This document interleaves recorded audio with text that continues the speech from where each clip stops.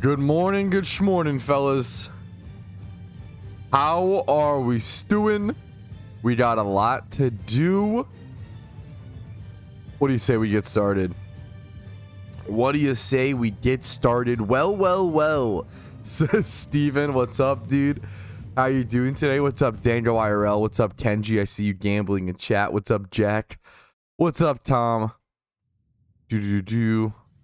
What's up, Carrie Janny? How you doing, dude? I see you. What's up, fellas? Yo, Pure Tattoo. What's up?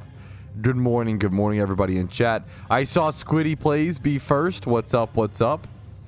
How you doing? Good morning, Godly. Good morning, Hoshizu. Good morning, Serrera. Good morning, Shadow. Good morning, dude.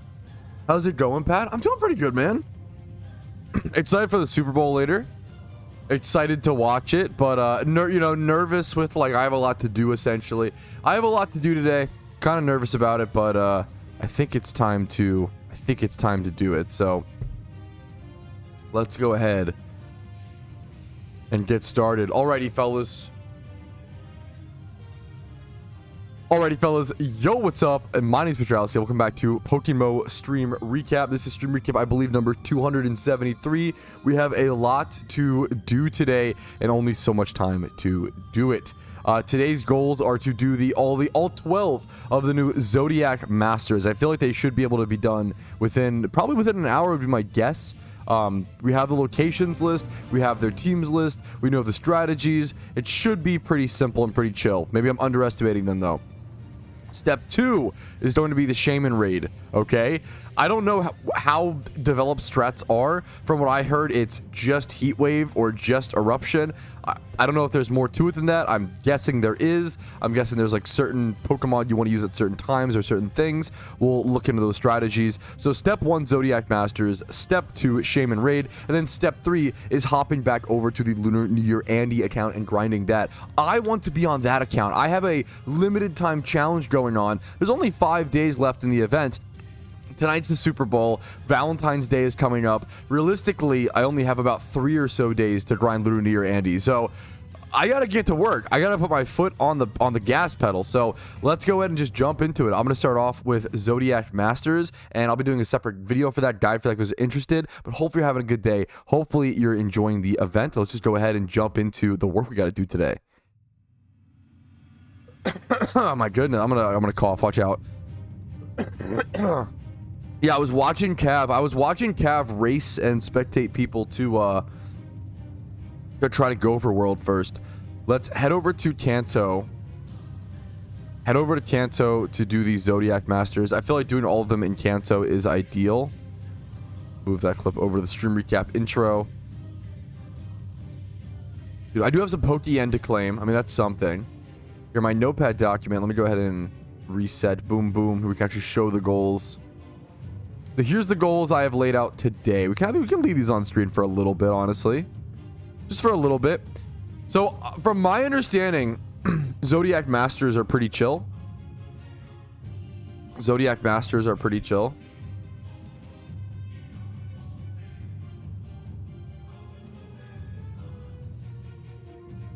Okay, one sec. I'm getting fucking okay. Let's go over. So if you're looking for Zodiac Master information, what I've been doing is going to my Discord, going over to the Lunar New Year event dropdown, and you can head over to Lunar Event Info 2025 and scroll all the way down, and near the bottom there's a Zodiac Masters location thing. So I'm gonna go ahead and get a screenshot of all of the Kanto Zodiac Master locations. I think I've got them. I think I got it, boys. And shout out to Xanarchy for compiling that. Where do you start them? Great question. You have to go in order. Don't touch your hair for 10 minutes. Bro, I fucking can't do it, dude. I have a problem, okay? Number 1, I need a haircut. Number 2, dude, I can't do it, man. That's always been a shmeemer of mine. I'll be so honest. Let me, I'm trying to drag this over. There we go.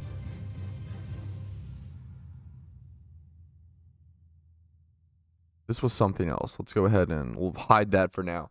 All right, here is the locations. We can have this be big. There's not really a reason not to. We're gonna get rid of the notepad document though, if that's gonna be up, you know. Okay, so we got our locations up on the top left. Now we just need our team, and I'm pretty sure it's gonna be like pretty easy, but I could be wrong. Zan is an underappreciated, underrated go. Anybody who does text guides, like that's, I'll just say it, dude.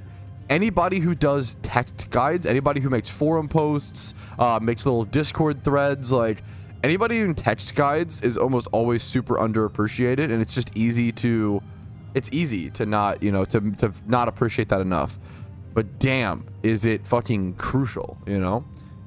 Damn, it's like the backbone of guides in the community, you know? If there was one event you wanted to remove from the event season, if there was one event you wanted to remove, which one would it be? I don't know, man. Like, the problem is, I do love them all. Such a boring answer. Oh my god. I don't know if there is one, dude. Maybe the Christmas event? Out of all of them, which, I mean, that one's fucking fantastic, but I really like the Halloween boss. I really like the pumpkin boss. I really like the Halloween swarms. I don't know, man. Saturday and Sunday stream. I mean, you could argue. Okay, I guess there's two answers to that question. Which one would I take away for the community, and which one would I take? Maybe selfishly, I would take away the Lunar New Year event, because obviously, like, you know, personally, I'm just an American. I don't have really ties to that event. I grew up celebrating Halloween and Christmas. Kind of a dumb answer, right? But I think there's too many people in the community that really care about the Lunar New Year event.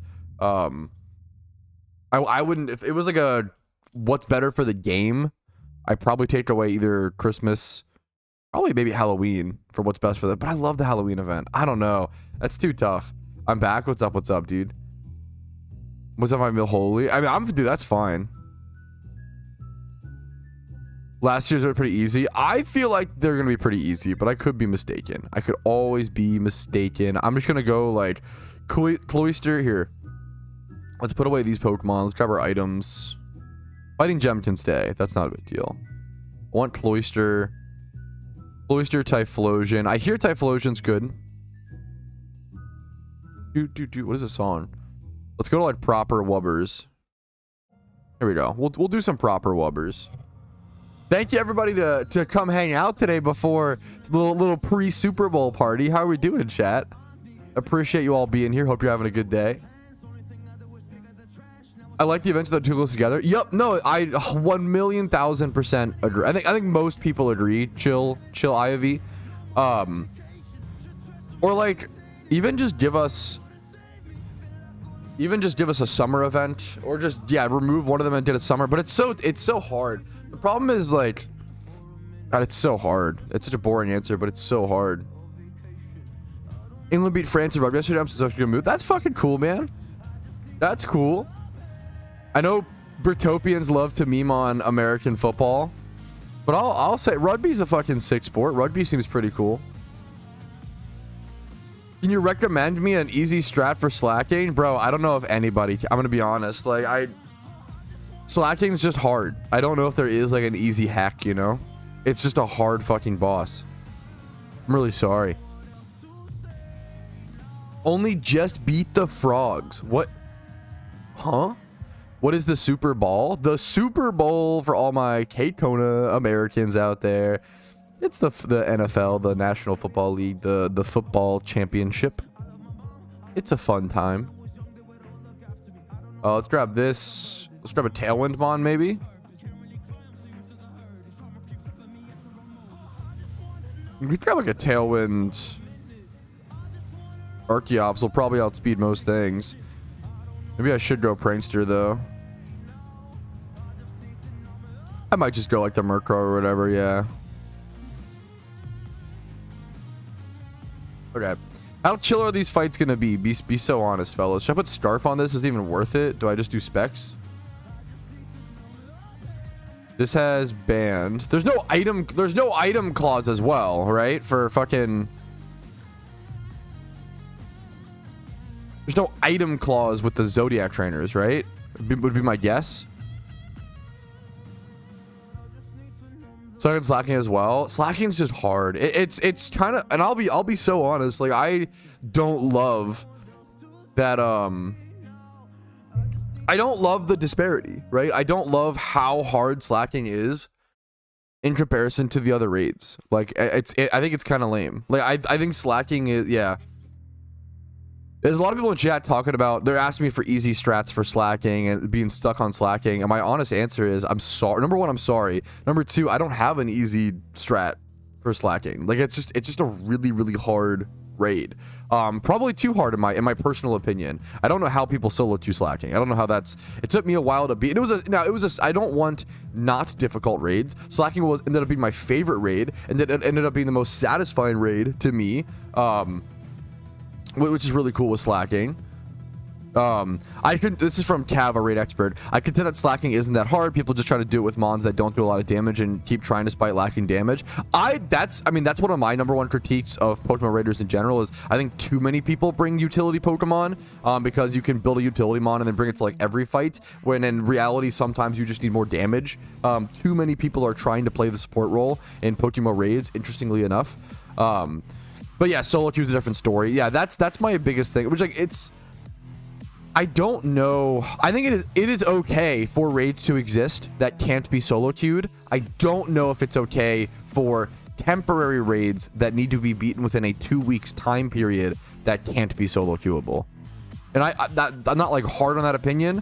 That's my general thoughts off the top of my head. I don't know within like a 15-day event if we should have raids that aren't solo queuable. That seems kind of intense. With permanent raids like Heatran, if you were like, oh man, like Heatran's too hard, I can't solo queue it, I'd be like, I'm sorry, bro, but that's a permanent legendary high tier raid. Probably shouldn't be able to solo queue it. You probably should have to go link up with people, coordinate, develop a strategy ahead of time, practice over and over and over again. You know, like that's one where like, okay, you know, that makes sense. But the bigger problem with the slacking raid, in my opinion, is just the disparity of difficulty, right?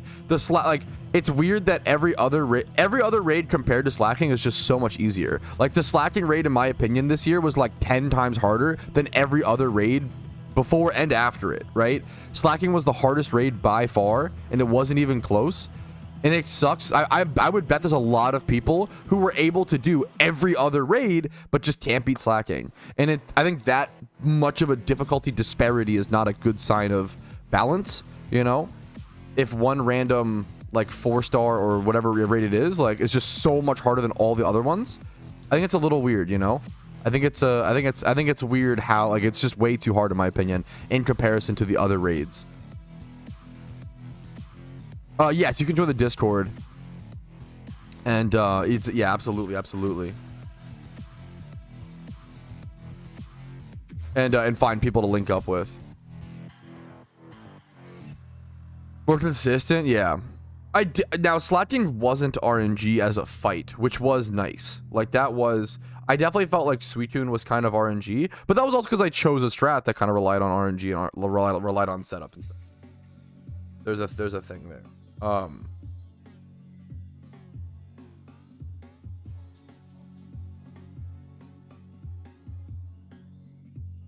Good morning. Yo, what's up, mid-high?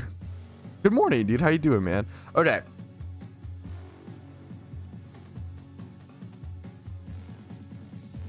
It's lagging quite fast by having mid-bonds. I mean, that's amazing, and I appreciate hearing. If a bunch of people were saying that, fair enough.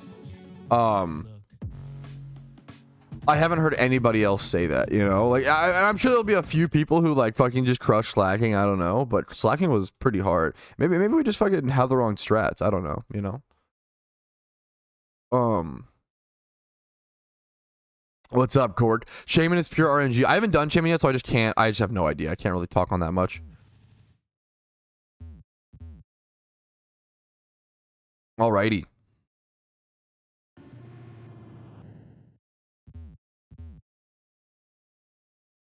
Alrighty.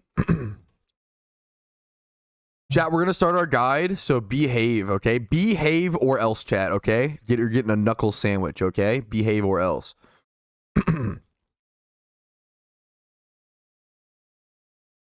Alrighty, yo, what's up? My name is Patrouski. Welcome to my Zodiac Masters Guide for PokeMMO. I'm going to be going through Kanto. You can do them in any region. If you go into my Discord and go under Lunar New Year info and then scroll down, there is a page that has this info that you can see on screen up here with all the different locations. There's one for each region if you don't have Kanto done, as well as we can also see all of these Zodiac Masters teams. I'm not going to be worried about this too much. I may glance over. So, for example, turn one, they go Lopunny and lead with like a teeter dance.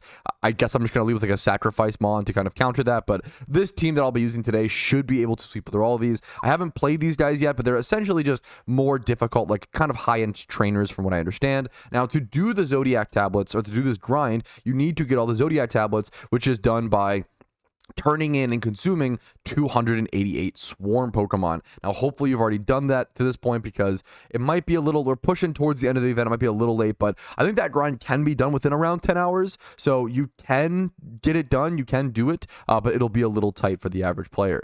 Now, the reward you get from actually doing all of this, doing all the swarm Pokemon, and then doing all the Swarmons, and then doing all of the, defeating all the Zodiac Masters, is you are awarded with the Zodiac Tang outfit, which is pretty cool, pretty unique. It has some pretty unique properties in PokeMMO. Like hanging sleeves are not something we see a whole lot on vanities, so it'll be a pretty cool outfit.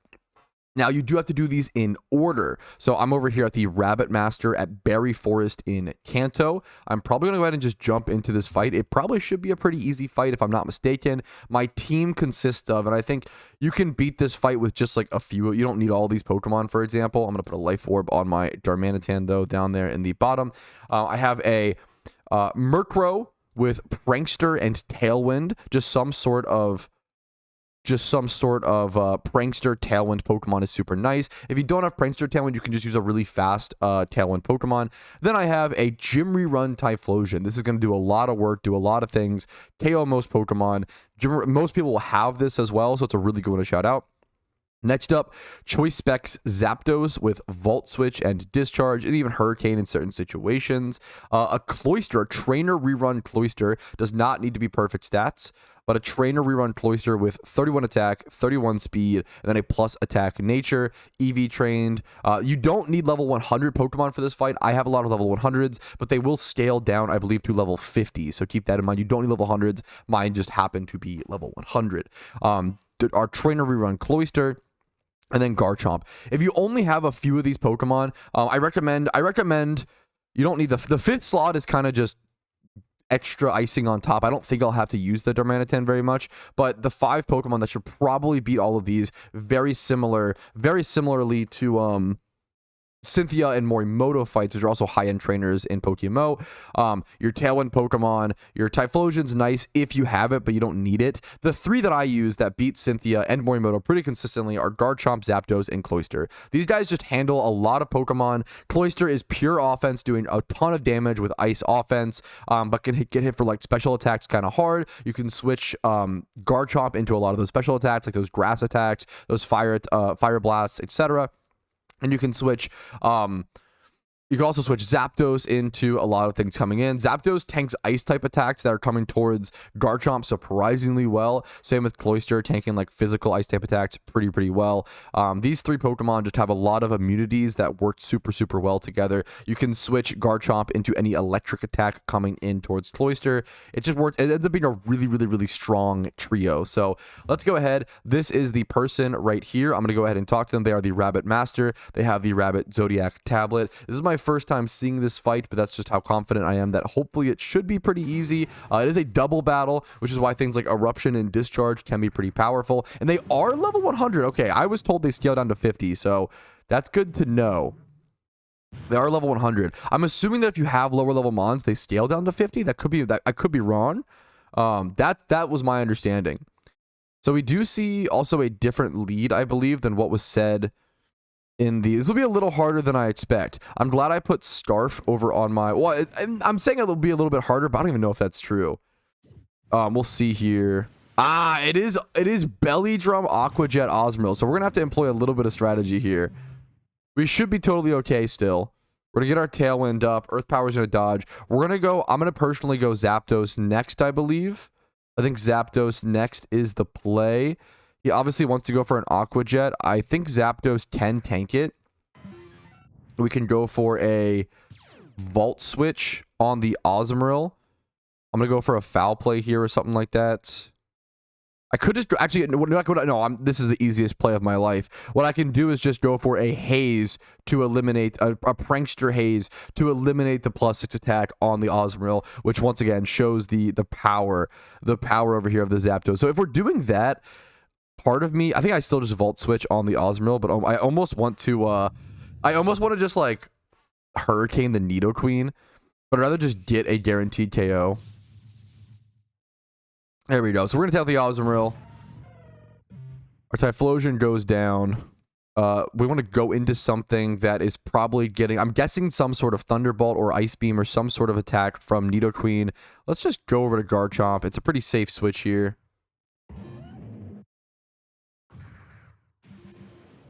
Thunderbolt takes out Murkrow. That's okay. It's kind of Murkrow's job to die here. Just get some utility off and go away. Kind of his job. I want to save Zapdos in the... Actually, I could bring in Zapdos here because I can discharge plus EQ combo in a double battle with my Chomp in Zapdos, which is nice. But I really need to take out this. I need to, number one, abuse my...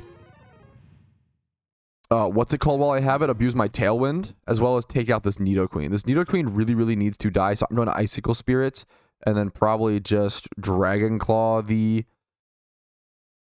Umbreon, which is not ideal. I could double up into the Nidoqueen just in case, but I think the Garchomp will outspeed, so I kind of don't want to do that. Helping Hand is actually good for me here.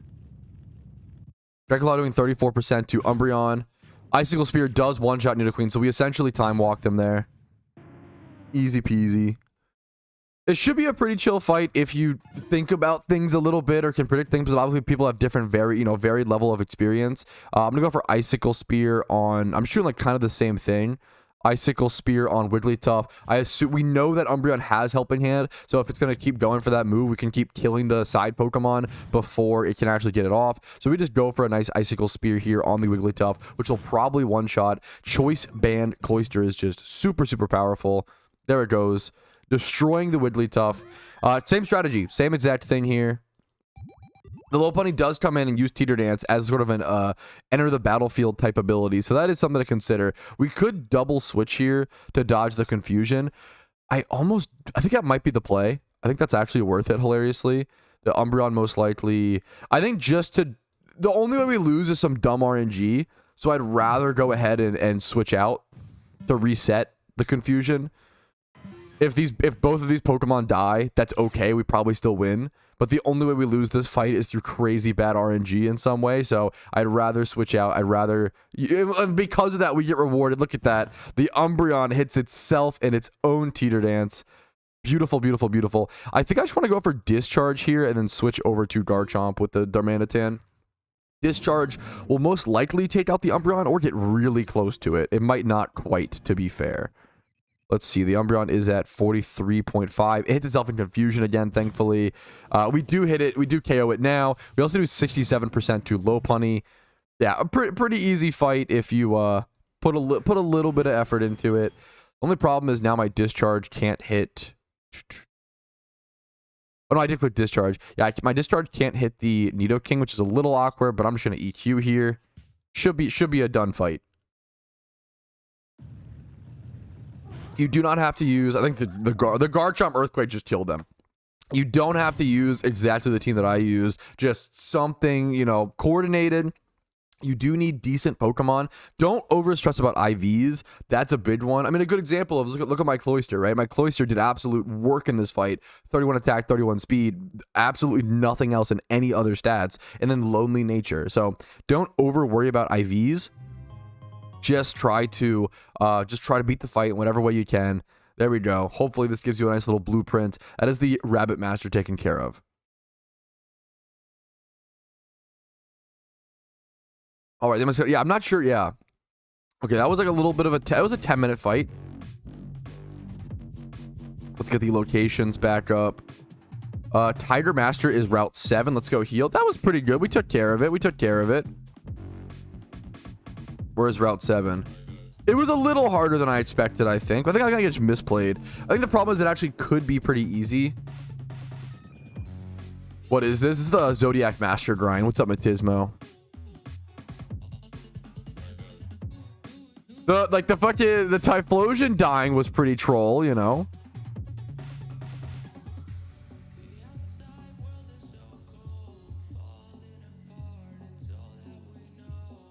This should be a pretty chill grind. If it's 10 minutes per fight is a fucking ton, though. That'll end up being like a 2-hour thing. So hopefully we can go faster than that. We should be able to.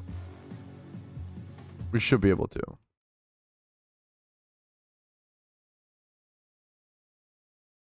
All right, next up, going in the same order, right? The next master is going to be the Tiger Master, which is right over to the east of Celadon. Super, super easy to get to. It's over at Route 7. You can just fly over to Celadon, make sure you heal your Pokemon, head down here, and jump into the fight with this guy. So we're going to jump into it. This is the Tiger Master. Let's see what Pokemon he's rocking. I have not looked at this fight yet. I don't know what he has. So I will just be adjusting on the fly per Ugly and Espeon. I kind of, at some point, I'm probably going to lose one of these fights, and that's okay as well. To just show you guys, like, it's okay, you know. If you lose a fight, don't overstress. Don't over worry about it. Just try again. Just keep going. They do fake out my Tailwind, so that's a little unfortunate, but I am Scarf on my Typhlosion, so I go ahead and I get a nice fat eruption off, doing 100% to Per Ugly and 75% to Espeon. There is no item clause, and I believe no species clause in these as well. So if you want to, something you can do, Magnet Rise. I still have to click Eruption here because I'm Starf, but that's okay. Is there any reason to? I don't know if you can like defog or lower the I'm trying to think if there's any reason to like lower if I need accuracy. I still need to get a Tailwind up, so we'll just go for that. We'll just do Tailwind into Eruption. My Eruption's going to do very, very, very little damage here, but that's okay. Honestly, more than I expected. 14.4% to the Espeon and 22% to the Electivire. We saw that the Electivire is levitating, so I can't just bring in the Garchomp here to EQ, which is very relevant. They actually choose to keep the Typhlosion around, which is honestly fine for me. I'm doing like a little bit of chip with it. I don't have Flamethrower on this Typhlosion, unfortunately, but it should be totally fine. Once again, I cannot go Garchomp here in EQ. With Tailwind up, we want to bring one of our slower threats, so I'll just go ahead and bring in Cloyster. They do have double electric type in the Cloyster, so my Cloyster is most likely going to die here pretty soon. What I'm going to do, I know that this won't kill it, but what I'm going to do is I'm going to Icicle Spear into... Actually, it might kill... It's going to be close. It's going to be really close. I'm just going to Icicle Spear into Luxray, even though there's a good chance that both my Pokemon die here because the chip damage from this is going to be so significant that I think it's worth it. Citrus Berry as well, so it keeps him alive. Gotcha, gotcha, gotcha. Wild Charge comes out, plus the Electivire will be taking a little bit of recoil. As long as these guys aren't... I don't know if they are Lightning Rod. I don't know if they're hidden ability or not. This guy might be motor drive, so I don't think I can just go... I can't just go... This is one of the tougher fights, honestly. One of the tougher fights so far that I've seen. I'm trying to think about what to go here. I could just go, like, Darmanitan and U-turn or something like that. I could do a lot of things. I can't really go into Zapdos here and Discharge. I probably just want to outspeed these guys. My Darmanitan's also under-leveled compared to these, and he's level 80, so something to consider. I might spend some XP candies on him here after this fight. I did do enough damage before to KO the Luxray from this HP, so I'll hit into that. I'll Declaw here. Once again, I cannot Earthquake here because they are both Magnet-Rised.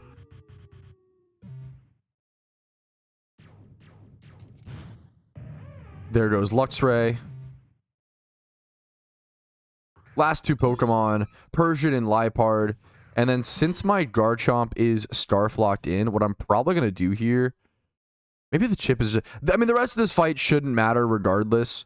I essentially just want to chip down both of them. Declaw did 96. I almost switched out my Garchomp there, and my Icicle Spear kills. I thought about switching out just to, like, reset my Chomp's Scarf move so I could go for Earthquake. I could, like, have, like, Earthquake plus Discharge Zapdos, but I kind of just knew, like, I could do that. It's kind of optimal, but you're going to beat the fight. Don't worry about being hyper optimal. Don't worry about doing the best thing possible. Just worry about beating the fight, and there we go. That is the second fight defeated.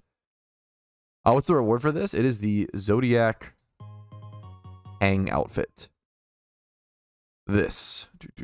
And 4 red envelopes per fight, which honestly like adds up to some decent Pokeyen. What's the raid stuff for Shaymin you used? I'll be doing that today, man. I haven't done the Shaymin raid yet. It's only been out for, I mean, how long has Shaymin raid been out for? Well, I guess it's been out for like a day or so. 1 day. I only have 2 tablets. We're just gonna hope I can get the rest. Dude, it's gonna be tight. Good luck to you, yeah. I'll be so honest. Good luck to you, man. Good luck to you, man. Let me go ahead and put some XP candies into my Darmanitan. I think it's worth it. 47 is what it would cost. That's way too. Here, let's do like rare candies are probably cheaper at like a certain point. Like probably here, rare candies are probably just cheaper. Let's do one more actually, because I kind of fucked that, but that's okay. Rare candy. I feel like rare candies are so cheap now compared to. There we go. So we'll max level that compared to XP candies, man. Like 2 XP candies equals the price of like 1 rare candy night right now, which is kind of fucking crazy.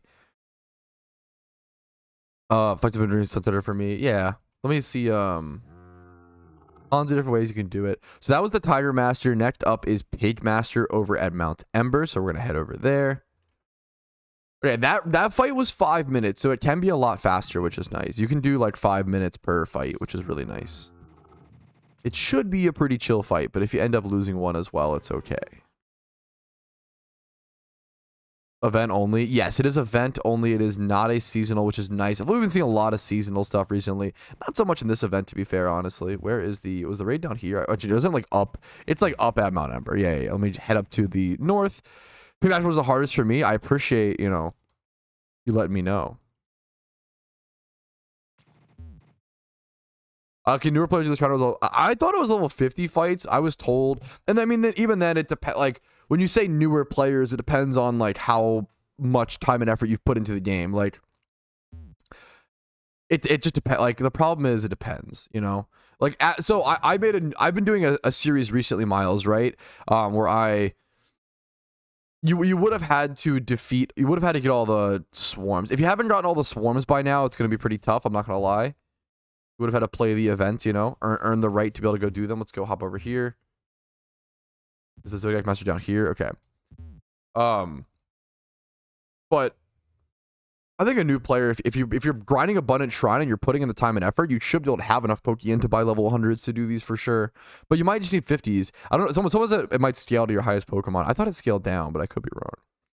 You can do it in a day. You can do, if you do enough, obviously, you can do swarms. I think 10 hours is like the average. But obviously most players aren't going to play 10 hours a day, and they're not going to play efficiently. They're not going to catch all the swarms. So maybe like 10 to 15. You can do all swarms, finish the swarm grind in a day if you take it very seriously. It can be done. It can be done, which is important. It's good to know like what's possible. What you may be able to achieve is different, but it's good to know what's possible, because then it'll help players shoot for that and stuff. Yo, what's up, Juice? How you doing, dude? Okay. Next up is the Pig Master up at Mount Ember, which is on Island 1 in Kanto. Here is the fight. I'm just going to go ahead and jump into it. Consume the Pig Zodiac Tablet to enter the fight. Someone in chat said this was the hardest fight for them out of all of the Masters, so I'm excited to see what this fight looks like.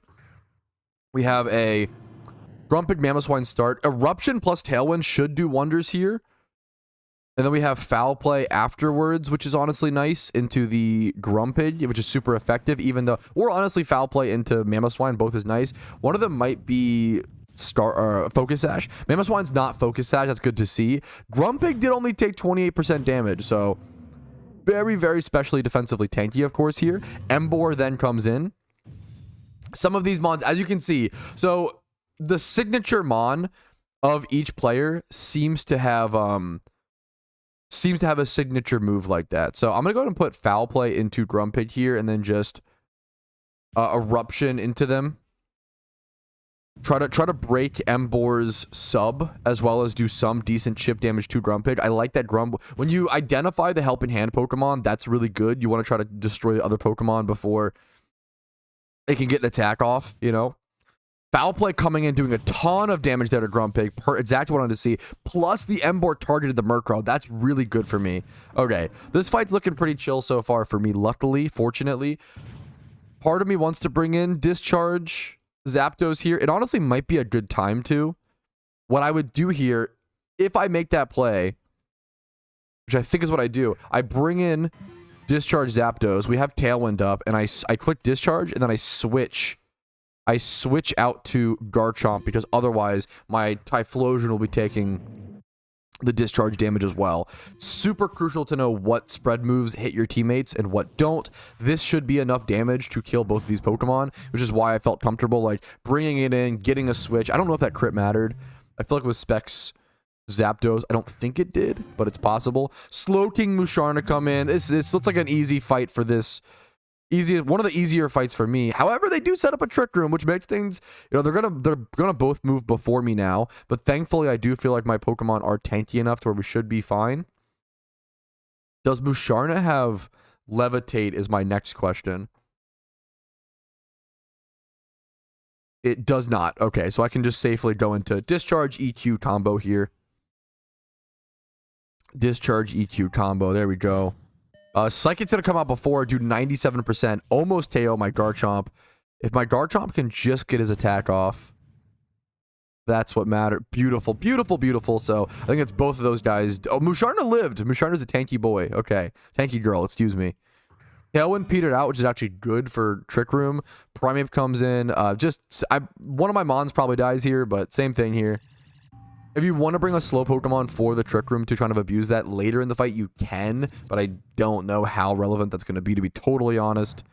It seems like you can just kind of tank it out. So here comes the Discharge, which probably kills both Pokemon, especially the Primeape after the close combat defense drop. There we go. Pigmaster, one of the easiest for me, done in 3.5 minutes. Hell yeah, dude. Okay. Awesome to see, awesome to see. 4 red envelopes plus we're done that. Okay, next up is Force Master. Okay, we're getting faster. This is really good. I actually like need to do things fast if possible. Like speed is important today. The worst time for me. Yeah, no, I can see it. Sorry, I'm not trying to be like, that fight was very easy for me, so therefore it should be easy for everybody. Like, no. My team just seemed to be my team seemed to be well positioned and things just seem to work out. I'm sure for a lot of people that's the most difficult fight as well, you know. If the Slowking comes in sooner, like leads that fight, that's way harder. Which make a lot more sense as well to like set Trick Room for the fight.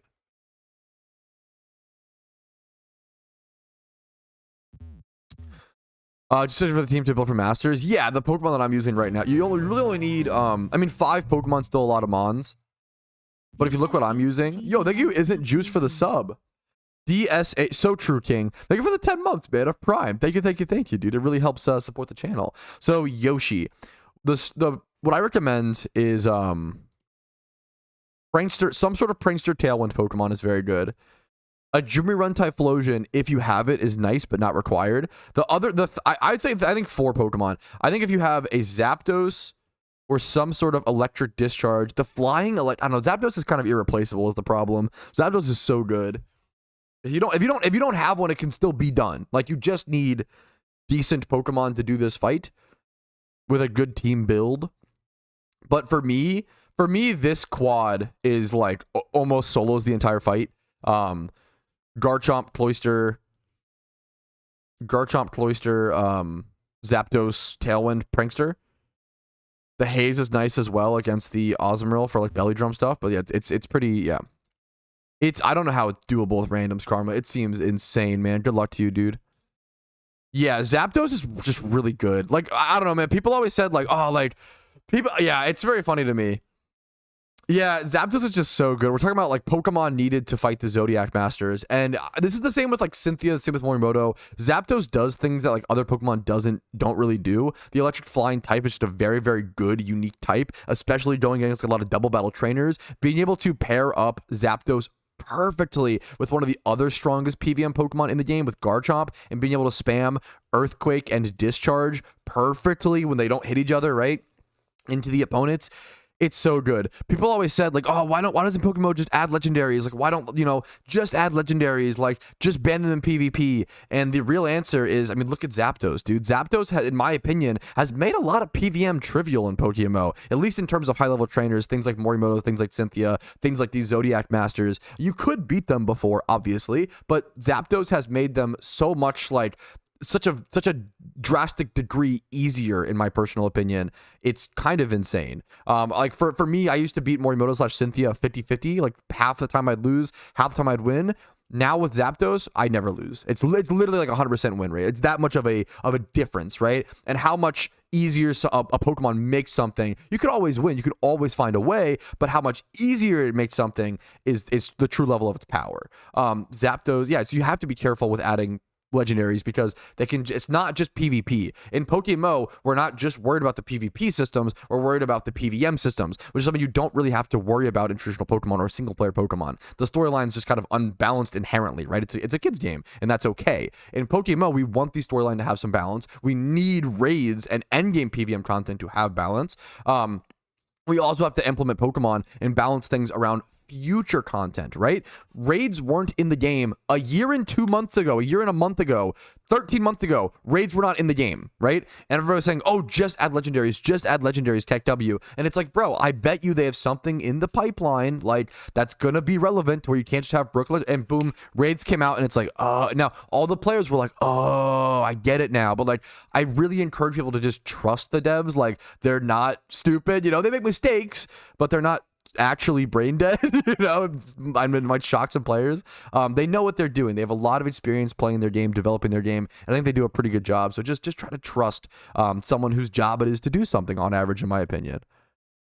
You don't have to blindly trust, but just, you know. And there's, yeah, no, absolutely. Oh, thank you, Juice. That was a while ago now, Juice, but like, hey man, I'll take, I think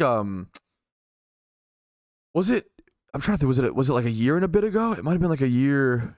I had my 1 year anniversary recently. Maybe like it might have been like 13 months ago, KEKW, something like that. Or maybe, I'm not sure, something like that, Juice. But you know what? I don't know. But no, dude, you're fine. Fucking bro, time flies. Time flies. Fucking I totally get it, man. Especially like also the older I get, dude. Oh my, like February's, we're halfway through. Jeez Louise, dude.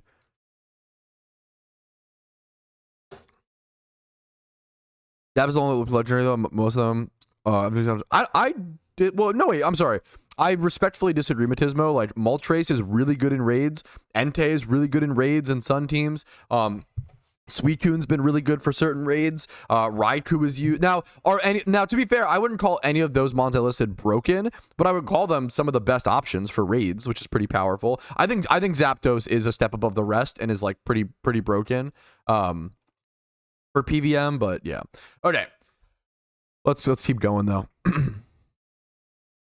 All right, next up is the Horse Master on Route 16 to the left of Celadon City over in Kanto, and I accidentally just flew to it. Ignore that. KEKW. Oh, dens. Yeah, no, these raids are only here until the end of the event. I can't play till like March. Yeah, I'm sorry, bro. That's definitely a you know, I'm sorry, you're gonna miss out. I'm so sorry. That's you know, that's rough. That's how it goes with limited times things. It makes them special that some people can't do it, but that also, you know, kind of sucks, right? I'm sorry, man. Okay, let's go ahead and jump into it. All right, let's jump into this fight, see what Pokemon she is rocking, see what strategy you should employ, and see what things to watch out for. So we see a Kingdra Rapidash lead. Murkrow, well, obviously it's gonna be switching up to be a little bit different for everybody, of course. Ooh, the Rapidash gets a free Will-O-Wisp off. So leading with a fire type Pokemon might not be a bad idea. However, they do set up rain for this fight. So also, okay. Having your own weather setter on your team, that is one thing I kind of did neglect. Having your own weather setter for this team might be pretty relevant. Like my Typhlosion is pitiful. This might be my first loss because this is a really bad lead for me. Flash Fire Rapidash being the opposing Pokemon, plus Kingdra taking 9% damage, double resist in rain. Now, my strat here would be to go over to Zapdos, I believe. I'm trying to think if I want to chip anything down first, or just head straight over to like, I either go Garchomp or Zapdos, and I'm trying to think which one. I think I might just go Garchomp, honestly. The Kingdra used Muddy Water. I don't know if it's locked into that or if it'll throw off like a Draco Meteor or some Dragon Attack. I think I would rather go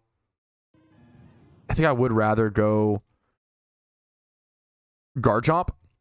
It's like an EQ and it won't hit the Murkrow. Get a little foul play damage off. We do one-shot the Rapidash. Hurricane comes out, killing my targeting the Murkrow, which is honestly might be a little lucky. We'll take that all day.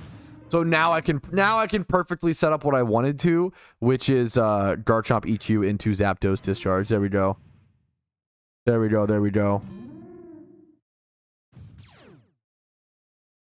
Let's go ahead and go just for Discharge into EQ. This should be the fight. I'm gonna bet that this is the fight done with. I'm gonna bet that this is literally all I needed to win, which is kind of crazy. But I think that's literally gonna be it, boys. Very, very, very, very, very chill fight. The Sawsbuck does live, but it gets full parried from the Discharge, which is always nice to see. I'm just gonna click the same moves. Discharge EQ. Some of these fights are going to be more difficult depending on your team composition. Some are going to be harder. The AI chose to double Helping Hand, so I guess they realized the fight's over as well, and they just wanted to speed it up, which, you know what, I respect. I respect an opponent FFing at 15. They realize that they've been bested. You know what? It's getting pretty sunny out, fellas. We can do it reasonably. All right, let's keep going. Should be a pretty easy fight. Discharge EQ. Zebstrika comes in. That'll get absolutely obliterated by Garchomp EQ. Discharge plus EQ Stantler it should be enough to take out Stantler. They do go for a T-Wave is another specific mechanic. A T-Wave coming out. There is an Intimidate, at least one Intimidate off, yeah, on the Garchomp. So our EQ damage is lessened a little bit, but Discharge is enough to finish off Stantler. Zebstrika does live at a little bit of HP, but it should be an easy fight. We should be done from here, obviously. Just going to take me one more turn to go ahead and get it taken care of. Zebstrika could have some sort of this balance. I was expecting some sort of like hidden ability Ice or like Ice. I don't think it gets Ice Beam, but possibly hidden ability Ice to take that, which might honestly kill my Garchomp after the special attack boost. There we go. We get a nice relevant crit, of course. There's the Horse Master taken care of. Easy peasy, fellas. We go on. We continue. 4 red envelopes. Honestly, these will add up as well. All right. Have you watched Zoids? No. Don't know what that is. What's up, dude? Let me things are going smooth, fellas. These fights are chill. This is kind of what I expected. I expected these fights to be chill, to be pretty chill. I was a little worried. A lot of people seem to be having problems with them, which, you know, people are gonna have different problems to different fights. Where is the water path? Is the next question. Is it like up? Yeah, here. Okay, water path. Interesting. Dog Master water path. Oh, it's gonna be like up. It's gonna be like up northeast. I know. Okay. How much I hold Cherish Balls? You either sell them now for decent profit or be willing to hold for 2 years, okay? Now, you very well might make profit, what's it called? Before, like, the 2 year mark or whatever, but I cannot encourage people enough. If you aren't patient enough to hold an investment for 2 years in PokeMMO, I wouldn't even invest. Or invest in specifically a short-term item, something like, Riches Charms. Riches Charms are a pretty fucking safe short-term investment. If you buy Riches Charms 75% right now and you sell them in 3 to 6 months, you have to have at least 3 to 6. If you don't have 3 to 6 months of patience, boys, like I think a lot of people just think of investing as like flipping. That's not how it works at all. Like, investing is not flipping. They are very different things. You have to have the patience. Cool as fuck sunglasses. It is just legit so sunny outside where I'm like getting a crazy glare. So, but I appreciate it. I wouldn't normally be wearing sunglasses inside unless I look so cool. Okay, true. I want the Shadow Cape. I think selling it but no holding makes it go up. Well, not necessarily. I don't want people to, you know, vanities are risky, you know. If you ever buy, like, vanities are risky. Sealed product and stuff will almost always go up. Vanities don't necessarily go up, you know. Vanities are the single stocks of the world, and then sealed products are the ETFs, the index funds, for all the cringy finance bros out there who get that reference. Ooh, shiny Goldeen. Or Golem. I don't know why I read it as Goldeen. Okay, bro. Okay, I think we're ready for the next fight. This is... okay. All right, next up is the Dog Master over at the Water Path in Kanto, which is just northeast of Island 6. You can find the Dog Master right here. Let's go ahead and jump into the fight, just like we have with all the previous ones. Expecting a mostly chill fight. Still doing the same lead, Murkrow with Tailwind plus Eruption Typhlosion, even if it doesn't work all the time against all the fights. It's a pretty powerful lead when it works, and when it doesn't, it's honestly a totally fine sacrifice to a decent extent. They go for a Howl, but honestly, I don't think this should matter. Dodging the Intimidate, once again, with these leads, they double Intimidated. Thankfully, my Pokemon is a special attacking Pokemon, so I totally ignore that. I think I might kill here. I might need Specs to kill here. Yeah. Arguably, I should be on Choice Specs Typhlosion. I might switch over to that, honestly.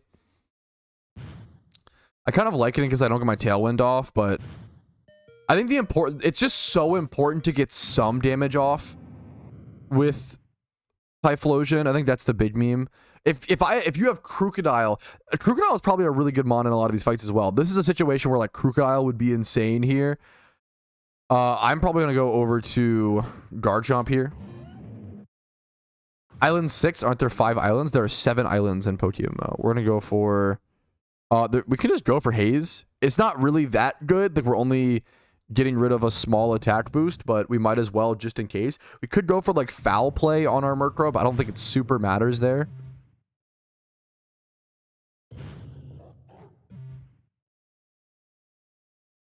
There we go. Lucario. Okay, this will be a really easy fight. Once again, Lucario and Mightyena coming in here. This is a point where I can go. The Intimidate's a little rough, to be fair. But I would just go. Actually, what I can do is I can Haze again to get rid of our attack drops, which is relevant here on the Garchomp being -1 attack. So we're going to go ahead and go for that play. It gets rid of all stat boosts, positive or negative. We go ahead and go for the Haze. Lucario is Sash, which makes a lot of sense. Or it's Citrus Berry plus Sash. Wait, what? Is it double itemed? Oh, the Mightyena is Citrus Berry, excuse me. Mightyena is Citrus Berry, Lucario is Sash. They focus the Murkrow, which I will take all day. Thank you so much, honestly. We can put Foul Play here into Mightyena. Don't think I'll need it. That's fine. We'll take the... Dude, the Murkrow is putting in work here. Also, our Murkrow is not sashed. Or, it actually just naturally lived at 1 HP from a Lucario close combat, which is pretty funny. Take a little bit of crunch damage. Don't mind if I do. No worries, no worries. Our opponent has very few Pokemon left. I will go ahead and bring in my Discharge EQ combo now. But how's the Master Grind going? It's like it's easier than I expected, honestly. It's very, very chill. Now, you need to have decent enough Pokemon created to make it chill, which is fair. But, like, I feel like you could grind, like, once again, similar to my new character challenge right now, where I made 1 million Pokeyen in 1 day, grinding Abundant Shrine on a new character from scratch during the event. You could grind 1 million Pokeyen within, not even 1 day, it was 6 hours. Like, 6 hours of grinding Abundant Shrine. As a new player, I made 1 million Pokeyen. Like, you can do it. You could spend that 6 hours grinding 1 million Pokeyen and get enough high level and good Pokemon to take on all the Zodiac Masters in a heartbeat. And then you would get a vanity that's worth 2 mil. So you double up your money. Even that's if you spend 1 million Pokeyen building a full team for this, which I don't think you should. So I should have to. Arcanine does obliterate my Garchomp, which I respect. We'll just go into whatever here. It shouldn't matter. We're just trying to kill our opponent. We could just Ice Shard here so we get off some damage. Discharge would kill our Cloyster, so we want to make sure we get an attack off first. We're just going to take out the Arcanine. Do enough damage. There we go. That is the dog master defeat. We still have a fair few of them left, so it takes a fair bit of time. But you can beat them all in about 5 minutes a fight, or less. Okay. Let's go to the next one, which is Route 10. The only thing is just fucking having to fight them. They take like 4 minutes a fight. It's really not that bad.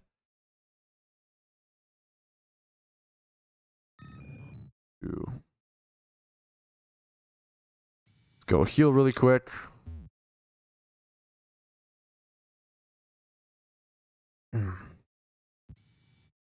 Yeah, dude, I'm sure there's so many strategies you could just demolish with. Yeah, Rain Team.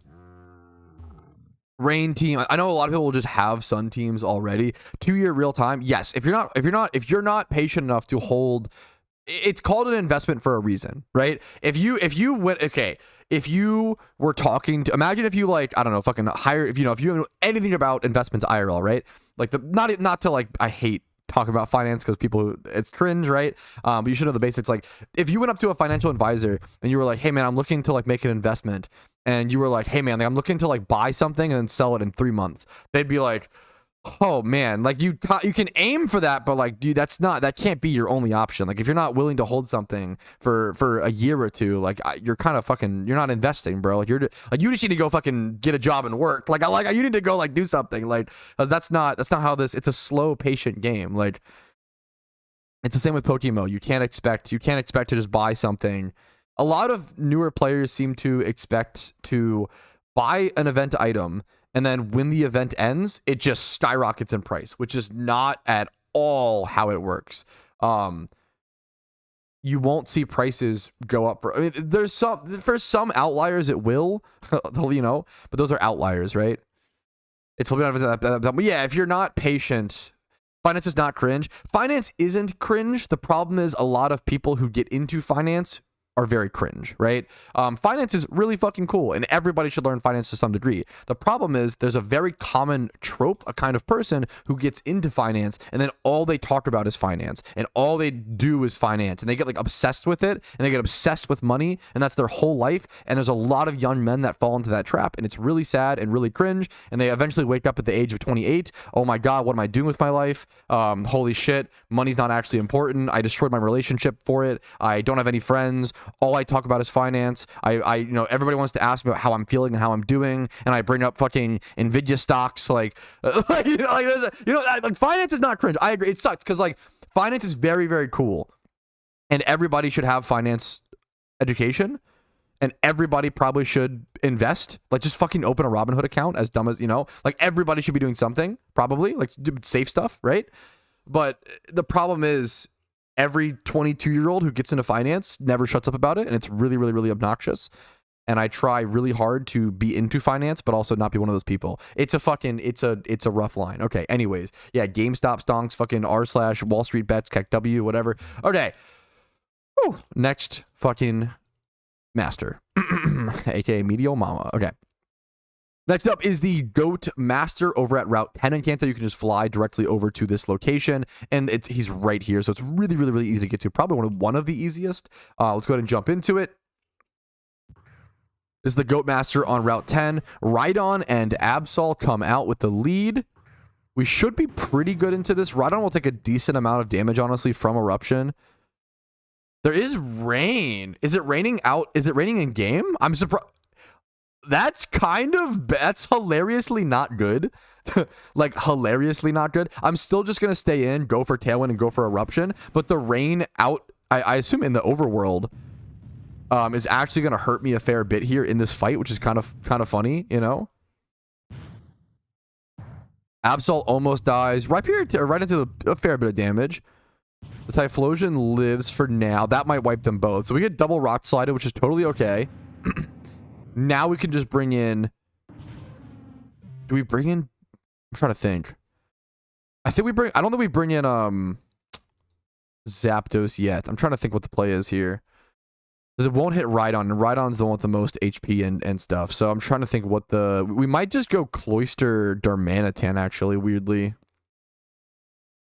trying to think. Cloyster Darmanitan. I don't have a great special... This is a weird situation. I don't have a special attacker on my team that can hit Rhydon very well. Very defensive wall Pokemon. I think I go... This is actually one of my tougher fights for my team. So what I'm going to do personally... I'm also a little worried the Absol is Sucker Punch. I could Ice Shard to avoid that, I think, but I don't know if it's super worth it. I think I'm just going to go into Rhyperior and go Icicle Spear into Rhydon, and then I might even double up into Flare Blitz here, just to make sure this Rhydon dies. I'm even only doing 25% with, you know, Sheer Force, Life Orb. That might kill, though, I think. Okay, so we do take out... That's what I wanted to make sure we took out that guy. That's okay. Now that he's gone, we should be good for most of the rest of the fight. If these guys take some HP damage, that is totally okay. He has a Rhydon and a Rhyperior? Okay, this is my nightmare. This is a little bit my nightmare. I am Life Orb, not what's it called. I could U-turn into Absol here, which I think is something I might do. I could U-turn Absol, kill the Absol, go into Garchomp, and tank the inevitable Rock Slide that is coming my way, / possible Earthquake. If it's Earthquake, obviously we could go Zapdos, but it's a risk if it's a Rock Slide. Icicle Spear thankfully one-shots the Rhyperior. We get a crit. That, I think, was a relevant crit for sure. I think that crit was relevant. I could be wrong. Hit 5 times. I think that crit was actually relevant to do enough damage there. So thankfully we get a lucky crit there. That's one of the tougher fights for me, for sure. That was legit tough. And then in this situation, I think I want to... Am I locked in? I'm locked in, aren't I? There's a chance my Cloyster lives my Garchomp's EQ. So just in case, I'm going to EQ and go for Icicle Spear. But yes, that's what I thought. I was like, there's a chance this actually lives this. So just in case, I'll throw that up. The Ampharos did tank my Earthquake way better than expected. So the Cloyster lives, tanks the attack. Perfect.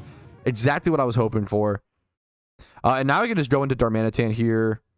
And, well, actually, do I? Because no, I actually don't. This is a little tough. This is going to be a little tough.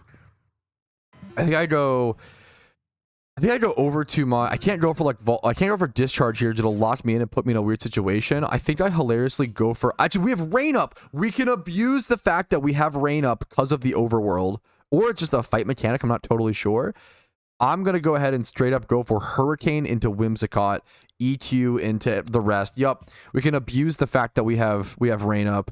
Bro's planning it out like his life depends on it. It's a pretty chill fight, but I think it's cool to show off the you know, it's cool to show off the different strategies you could employ, just the thought process of these fights. It's kind of similar to PvP in a way, where there's a fair bit of strategy to factor in and different options and yada yada yada, right? The Garchomp actually lives that, which is awesome. Sticky Barb is funny. This should be the end of this fight. So a little bit more difficult. A 5-minute fight instead of a 3-minute fight. Oh, very, very hard. Very, very difficult. There we go. That is the Goat Master defeated. We have 1, 2, 3, 4, 5, 6 left. So we are halfway done, fellas. We are halfway done. Nice fight. GG's. What did I miss in chat? It seemed like a harmless game. This Pokemon MMO has a corruption system on Discord. It literally had a betting system to get money in the game. I'm sorry. I don't mean to sound, you know, unempathetic. If you get 1,000 people, you're eventually going to find someone you disagree with, right? You're saying, I can't play knowing there are several dishonest people. Like, I'm sorry, dude. You're going to have a really tough time.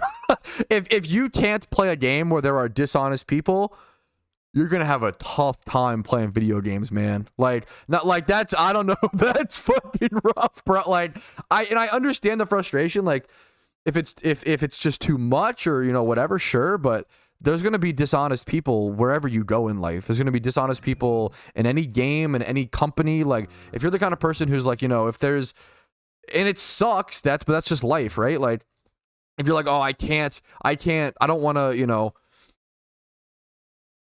shop at I don't know, because like fucking, I don't know, man. Like, you're going to be in a tough situation, because if you get 1,000 people together, odds are one of them is going to have a pretty bad trait that kind of goes overboard, or is going to be not the best, right? If you get 1,000 people, one of them's going to be dishonest, right? If you get enough people, there's always going to be problems. Like, that's just life, right? Which is tough. I don't mean to, you know, be unempathetic. Amulet coins are way down. Do they readjust? They were just spiked recently. What's the... Okay, amulet coins are readjusting a bit. This makes sense.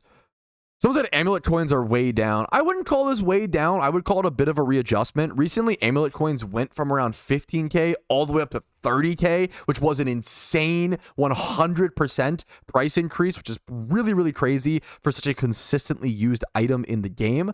I'm guessing the reason amulet coins have gone down is because currently a lot of riches charms are coming into the game via the Lunar event. So it makes sense. You're getting a better alternative for a cheaper price for a lot of, depending on your run, of course.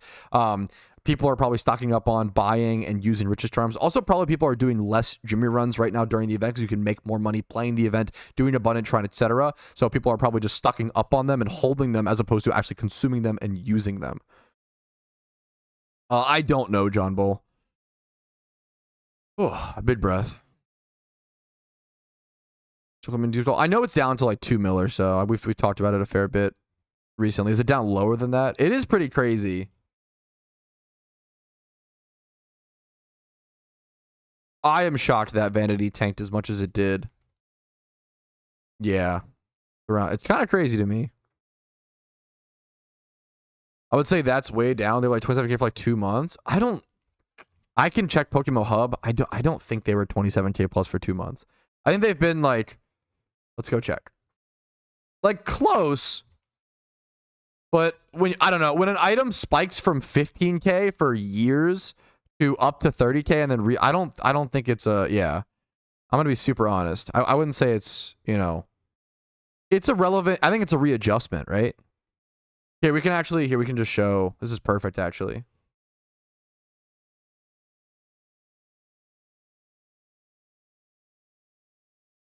Maybe it's just semantics, you know, maybe I'm like, oh, you know, they aren't way, I would call it a readjustment more than way down, but maybe, no, I think I want to stand by that point. I try to be pretty charitable, but I think I agree. I wouldn't call this way down. I would just call it an adjustment. Let me like, there you go. Fit to screen. Okay. How old is this? This is 8. This is like 6 months, I think. I think this is a 6-month chart. 3 months. Okay. To further expand on my amulet coin position, where I don't think it's like I wouldn't personally, it's just semantics, maybe you can feel free to disagree. I wouldn't call amulet coins way down. I would call it a readjustment in price, and this is the reason. So for a long time, this is a 3-month chart, right? So 3 months back they were around 20K, and this is like pretty consistent. Amulet coins are anywhere from like 15 to 20K generally. They've been like 25K, like 15 to 25K in the past, but over recent years they've been 15 to 25K, right? So you can see them here slowly rise up like pretty consistently. Once there was an wild item change, right? And they kind of became more scarce. They kind of became more used. There we go. They kind of like just gradually went up, which is a pretty fair, right, correct change. But when they drop like this, I would call this a correction rather than amulet coins are way down, right? If amulet coins were 20K and they went down to 15K, then I would call them way down. But I think something's price is in correlation to what its normal price is. Amulet coins are not normally 30K, right? They were 30K for about a month or two, right? So when you say like, oh, if something goes from 20K to 30K within 1 month and then it spikes back down to 23K, I wouldn't personally, so maybe it's semantics, I wouldn't personally call that amulet coins are way down. I would say that's a readjustment, right?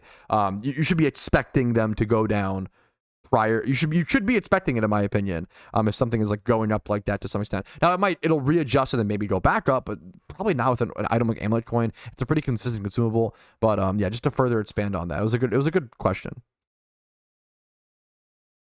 And maybe that's just semantics. That's just my personal opinions. I'm not trying to say someone. If you want to use the phrase they spiked down, I think it's fine. I mean, I would, yeah. Maybe I'm being nerd emoji and being like, actually, I wouldn't personally, you know. I wouldn't personally use that term. I mean, yeah, but yeah. I appreciate this. No, it's fair. If you were like, you know what, like I think that if your counter was like, I think that's kind of fucking semantics, Patrouski. I think the average player like feels like they spiked down. I'd be like, fucking fair, bro. I'm not, you know, I think that's fair. I'm not trying to. It's like a market, yeah, I would call it an adjustment or a market correction personally, but what's that on your face? Yo mama left them on me after she fucking sat on. Okay, I'm just kidding. Anyways. What's next? Snake Master, aka what yo mama calls me. True. Mount Moon, we go. No music is weird today. We're doing no music for this video. I don't know why. I just decided to. Arbitrarily. Thanks to everybody coming in during Super Bowl day to come hang out, bro.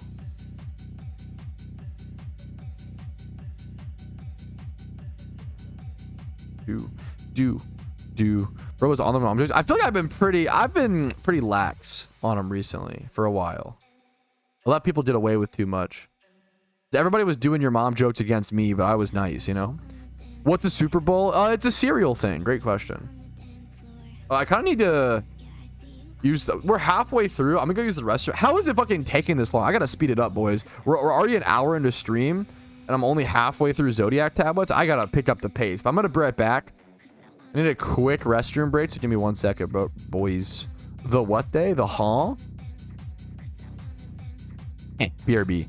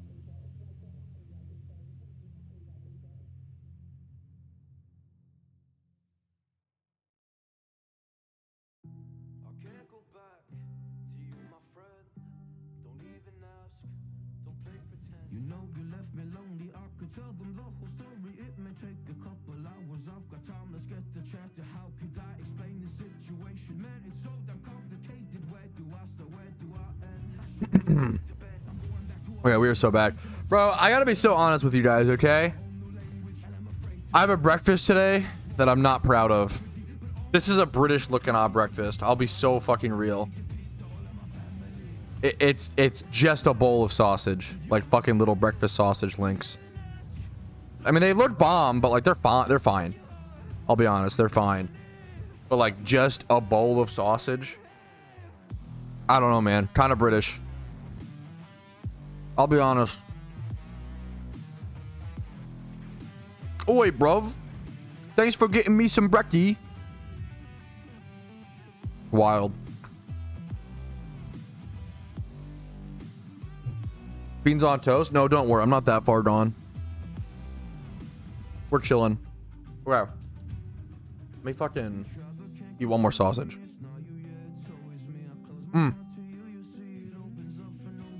Okay.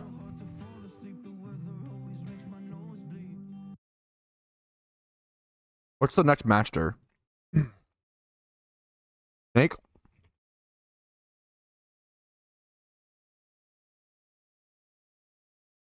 Okay.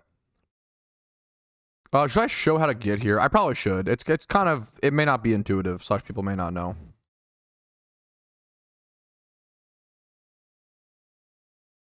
All right. All right, next up is the Snake Master, which is kind of deep into Mount Moon, so I do want to show you how to get there. You want to fly over to Route 4 in Kanto, head inside Mount Moon, head over here to the first ladder right here. Go ahead and go down that. Make sure you have max repels popped or you're trolling. Head down here, head to the left. Boom, bam, and then you're right here. So it's kind of easy, but if you don't know where it's at, it'd be frustrating to find. So there you go. It's the same as all the raid den locations, obviously, if you haven't picked that up as well. Let's just go ahead and jump into this fight. This is the Snake Master. He's got Superior and Steelix lead. I'm going to go ahead and make the assumption that it's contrary Superior, because if I don't, it could bite me in the butt and become really, really scary. It does get to set up a Reflect as its sort of pre-battle mechanic. A lot of these fights and mons have pre-battle mechanics, as we've seen. This is a really, really good fight for Tailwind Eruption. We one-shot the Superior. Proc the Steelix is sturdy. Looking pretty good here. And we get super lucky, and our Typhlosion dodges the Rock Slide. Wow, okay. I mean, that's just the icing on the cake. Also, the Melodics mechanic is to summon instead of Light Screen. This is the perfect situation. Oh, I almost misclicked. Just once again, think about your fights. Just take every turn step by step. I can actually defog. I can actually go ahead and defog now, get rid of both screens now that they've taken the time to set them up, and just totally delete that benefit from them. It does give Melodic a competitive proc. However, it's using Helping Hand, so we should be okay here. Once again, abusing Helping Hand users is one of my favorite things to do in Pokemon. This should finish off the Steelix. Only do 25% to Melodic. Obviously, a pretty tanky Pokemon. And a water type, so it makes sense. I kind of want to be able to bring in my Zapdos plus Garchomp combo here, but I'm just not quite there yet. I'll probably just go for a Foul Play into...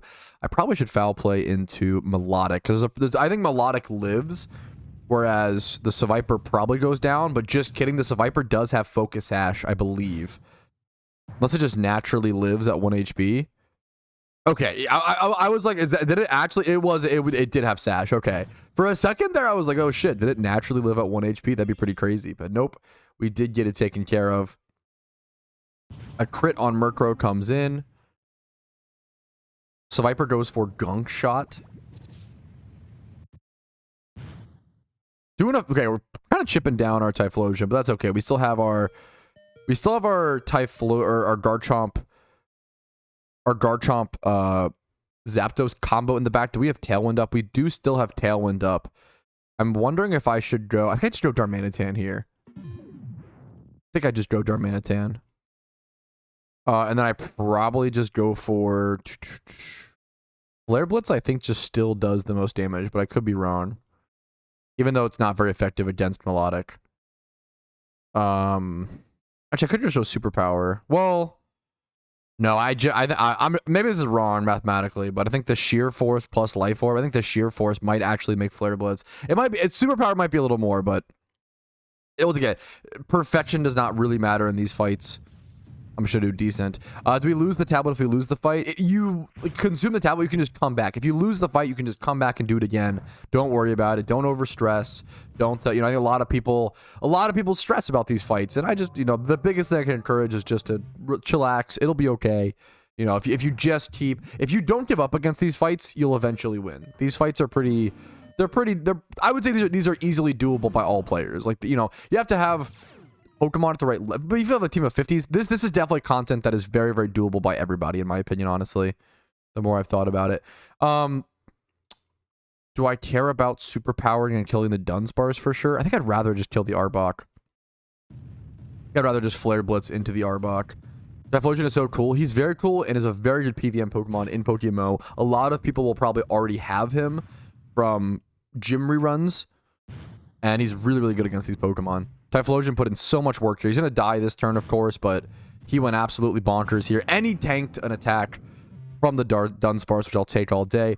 Next up, we're going to go into our Cloyster and just go Flare Blitz into Icicle Spear. Finish out the Dunsparce. That'll be this fight taken care of. That is the Snake Master defeated. Next up is the Monkey Master over in Viridian Forest. This fight was done in under 5 minutes. Make sure to bring either have an escape rope or a dig ocarina to get out of this cave by the time you're done the fight. That's also important to keep in mind. Next up is Viridian Forest. I'm gonna try to jet over to it. I think I'm taking too long. Let me just jet over to it, boys. Let me eat a sausage in the meantime.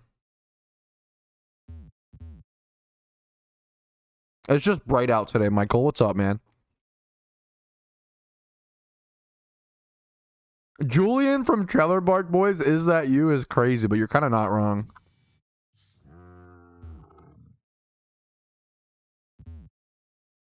What you chatting about? Beans on toast, mate? Okay, I can't, bro. I respect it, okay, but well, actually, no, I don't respect beans on toast. I'm sorry. I don't even know why I said that. I shouldn't lie to chat. My apologies. You mustn't tell lies. What's the fucking...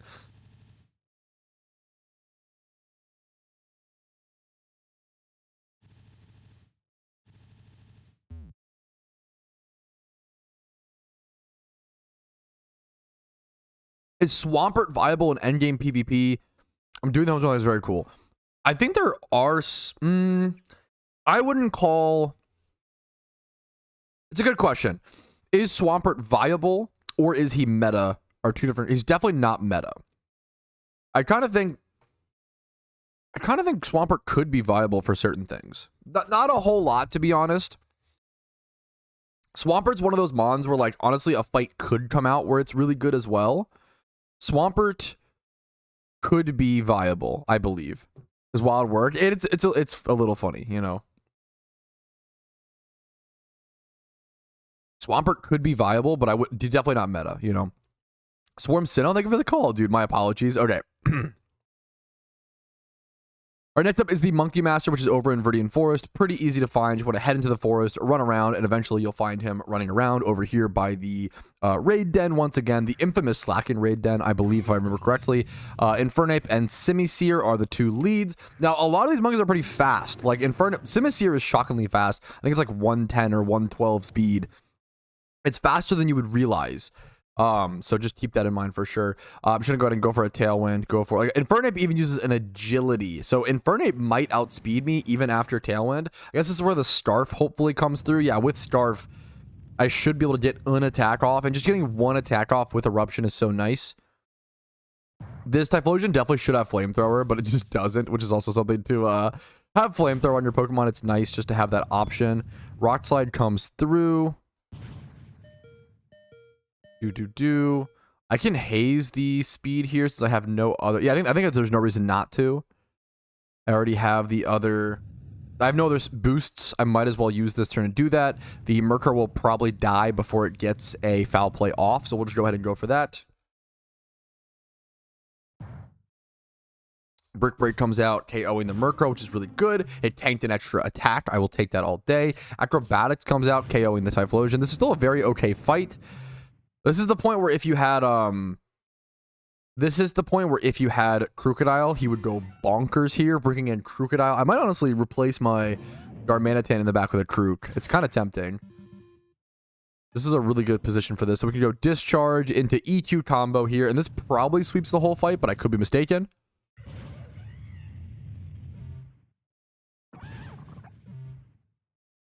Someone said, do you think Blaziken could be meta? Blaziken just is meta in a lot of raids. It's a really good... Fire and Fighting are probably the two strongest types in raids, and Blaziken hits both of those typings. So Blaziken just is meta. It just is meta for a lot of raids in PokeMMO. It's not the best choice in a lot of options, but it's a really good kind of versatile choice. You do have to fix the speed on it, though, by going for a Tailwind. Same thing here, I think. Just Discharge EQ. Slacking is in this raid, which is kind of crazy. Curious to see how much damage we do. We almost KO both of them, but not quite, I believe. We do get a para on the Slacking, which might be hyper relevant. If it gets para'd and then it has to Truant the next turn, that would be so good. An HP Ice comes out from the Simisage. This fight's going to be a little close. I'm going to be so honest. My Slacking PTSD is triggering. And Slacking kills my Zapdos. This is going to be a tough fight, boys. And my Tailwind peters out. Okay. This is going to be an interesting fight. Now, Simisage has the special attack boost, but not... Am I banded? Oh, I really want to click Ice Shard on this to take out the Sage, but I don't think I can. I don't know if I'm faster than the Sage. Am I plus speed on any... Oh, I think the... This is going to be awkward. I'm going to be so honest. This is going to be awkward. I think my only bet here is to go for Icicle Spear here, Flare Blitz. Flare Blitz? I think I have to Flare Blitz here to get all the damage I need. Thankfully, we outspeed. I was a little worried about that, man. That's so huge. Was a little worried about that. Thankfully, we do outspeed. Take out that guy. Take out this. Our Darmanitan's going to start taking chip. Then comes in Simipour and Ambipom. Ambipom's definitely going to fake me out here. Can you use items? You can use some items in this raid. This is a situation where it might be worth to go ahead and throw up a revive with one of your Pokemon's turns. The question is which one, because the Ambipom most likely goes for a fake out, but which Pokemon will it fake out is the question. Maybe Darmanitan would be my guess, but you're also risking missing out on damage. This is gonna be a close fight. This is gonna be super close. I'm gonna go for Icicle Spear into...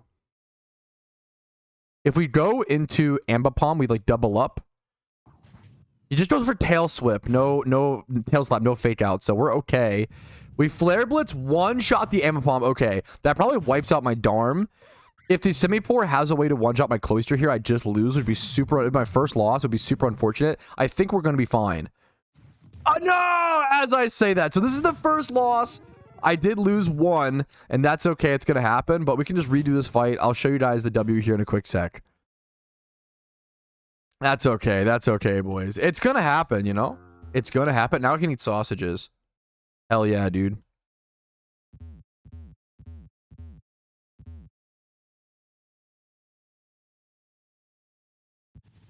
I don't think I'd change anything.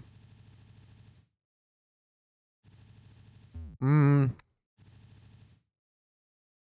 lead was double fire. I could, go like Water Spout, maybe.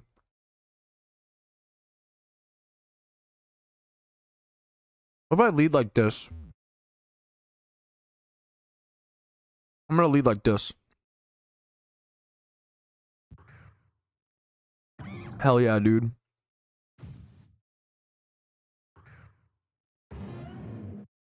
Will Gym Run Team not work? That's kind of what I'm using, man. It's fine. I mean, this is a better team, but Gym Run Team will basically work. Most things will work. If you have like, if you think about the fight a little bit, most teams are gonna work. You do just have to think about the fight a little. This is a really suboptimal lead for me. I can KO the Simisear, but the Slacking's gonna be a little annoying. Maybe he'll hit the Murkrow. Oh, fucking yes, dude. We're better.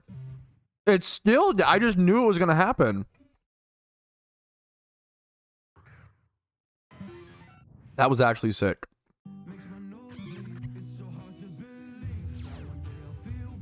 Okay.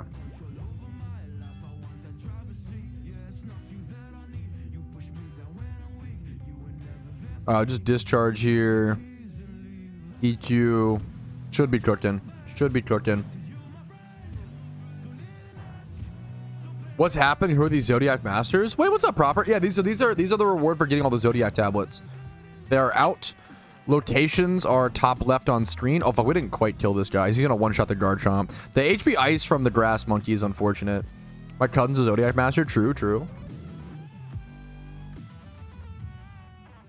Do I go Typhlosion now? No, there's still fucking what's it called? Fire types coming in. Actually, now I'm fucking the problem is Rutro. Now I'm like discharge stuck with no ground type. No other backup ground type. It's fine. I guess I just like click facade here.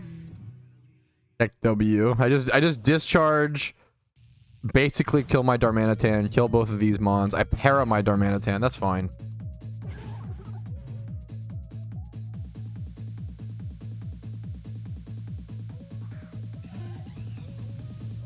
The better. I need to oh, I could make the list smaller. We can do that if people want. If this is easier.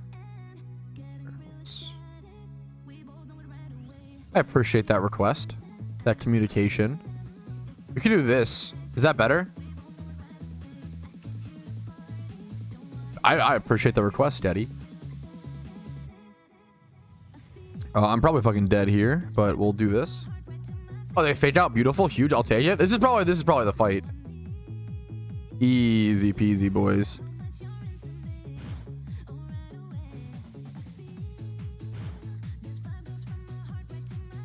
I don't know, is it too late? You can, it depends on how many hours you put in per day, Pikachu, but you can do the swarm grind within 10 hours, but you have to like, that's assuming peak efficiency, but like someone with 10 IQ, aka like me, you can do the swarm grind within like 15 hours, you know? This is the Master Zodiac grind.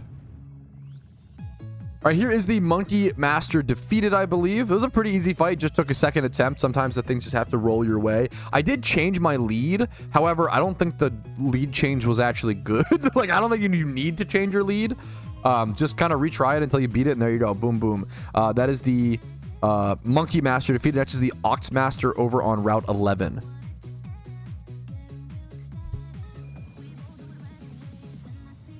Two hours a day. Yeah, you could, dude, for sure.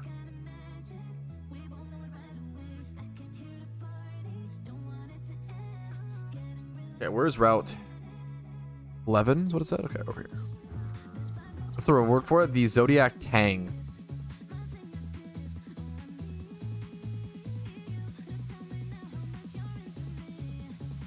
This is the reward. I'm recording the video guide now as well. If you want to watch the full video guide, it'll be up ASAP.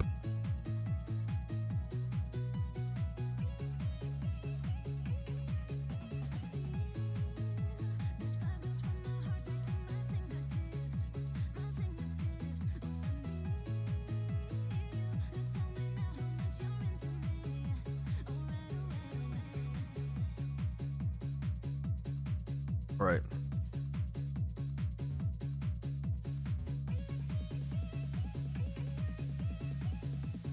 Right, next up is the Ox Zodiac Master, which is over to the east of Vermilion in Kanto, which is right over by the Tauros raid, of course. We're going to go ahead and fight her. See what this fight looks like. Yup, consume the Ox Zodiac tablet. Once again, you do consume the tablet to earn the ability to fight them, but if you lose, you can just go refight them. Don't worry about it. Don't over stress, you know. Yeah, you get a 2 mil vanity from completing this. Why sunglasses? It's very bright outside right now, and I had sun glaring on my face. Hippo plus Miltank are the two leads. It says Ox Master. This is looking more like a cow fight, if you ask me. I'll say the lore inconsistency. Let's go ahead and go for. I've read this by my lead as well. Let's go for Tailwind here, and I guess we can just EQ. It's totally fine. It's not going to do too much damage to Hippo by any means, unfortunately. But they, once again, sometimes the AI just double helping hands. So, sure, like, you know, you get some W's there, I guess. We'll take it, I guess. Sure, why not? Very, very strange. I'm going to foul play into the Hippo and just continue my Earthquake spam. Helping Hand comes out again. I guess if you just get this lead, they just double Helping Hand, which is really funny. This might be a pretty good fight for going Tailwind lead into Cloyster Icicle Spear as well. Foul play comes out, doing really good chip, 28%. 28% to the Hippo. Really slow fight due to the way this is playing out, but really easy. I'll take the double Helping Hand lead any day of the week. Give me an easy KO for 2 Pokemon. We are going to take out the... I thought we were going to take out the Miltank there, but not quite. This is a situation where Crocodile would come in and sweep up amazingly. Once again, we're almost done here. Can I reset Tailwind? Not quite. I almost wanted to take advantage of like setting up a second Tailwind here. Very funny fight. It's very funny. They're just giving each other high fives constantly. There's the first 2 leads taken care of. Finally, took a second, but very, very easy. It seems like the weathers for these fights are permanent. I could have been Hippo setting it up, to be fair, with Sandstream. Tauros and Bouffalant come in next. They do get off Intimidates. I'm going to go ahead and go for a Haze then, which will also lower the defense drop. I've really enjoyed having the Haze. It's been super, super helpful. Probably just Haze into EQ, getting rid of the attack drops and the defense drops. EQ coming in and doing 50% damage, which is enough. I'm keeping an eye out for more ground types. I kind of want to bring in Zapdos next. They double target Murkrow, which I'm very, very happy with. I think I am going to go ahead and bring in Zapdos next. Do I need to, though? I don't think I need to, honestly. 55.2 to Tauros and Bouffalant. I'm doing 40. I'm actually just going to go... Yeah, I'm just going to go Typhlosion. The reason I'm not bringing in Zapdos right now is because I don't know if they're going to bring in ground types after this. To be fair... Oh, I did kind of fuck up, to be fair. But I'm going to kill my Typhlosion here. This is kind of a mistake, but that's okay. If my Typhlosion lives, but it does not. This was actually a misplay by me, but once again, these guides are meant to show, you can make mistakes. You don't have to play perfectly, and you can win these fights. It's a big, big part of these. Now I'll go ahead and bring in the Zapdos. Okay, no ground type, to be fair. Bastiodon is, I think, Steel Rock. So I can actually go ahead and discharge that, and it'll do a fair amount of damage. Because it's very, very weak to special attacks. Yeah. Earthquake, honestly, hitting Bastion down to 1 HP, I am kind of shocked by. I know it's like super effective, maybe even 4 times, but it's very, very physically defensive. But I guess that's why I wish Bastion was better in PvP. Very cool Pokemon, but there we go. There's the backup ground type I was worried about for discharge. However, it's also a Camerupt, which will get absolutely destroyed by my Earthquake, so we're just going to spam through it. Another under 5-minute fight, or it should be in one more turn. After he throws off some sort of attack, he might be able to KO my Garchomp, but even if he does, it's okay. He doesn't even quite do it. Perfect, perfect, perfect. I'm going to Control Z here. If you really want to speed things up, you can hold Control A or Control Z just like that, which will spam through your moves as quickly as possible. And there we go. You can also plug in a controller and just hold A if you play with controller. There is the Ox Master defeated. We have 3 more left. Sorry to ignore chat so much today, guys. Definitely just all in on the Zodiac Masters today. Rooster Master is next in Savault Canyon. I'm also taking too long on these. I'm kind of being too slow. He's only reading YouTube chat. That's not true. Just not reading chat at all, Tech W. True, true, true. I do not solve the factor code. What's the requirement for Zodiac Masters? All 12 of the Zodiac tablets. What's the difference between an oxen and cow? I feel like they're just different animals. I feel like that's like, what's the difference between like an ox or what's the difference? That's like asking like what's the difference like a cow and like a bison, I feel like they're just different, like, I don't know the exact differences, but I'm pretty sure an ox is like they have horns. Number one, cows don't have horns. Bulls have horns. I think ox and bulls are also different. Difference between ox and bulls. An ox is usually a castrated male cow, where a bull is an intact male cow. I didn't know that, to be fair. Wait, is that true?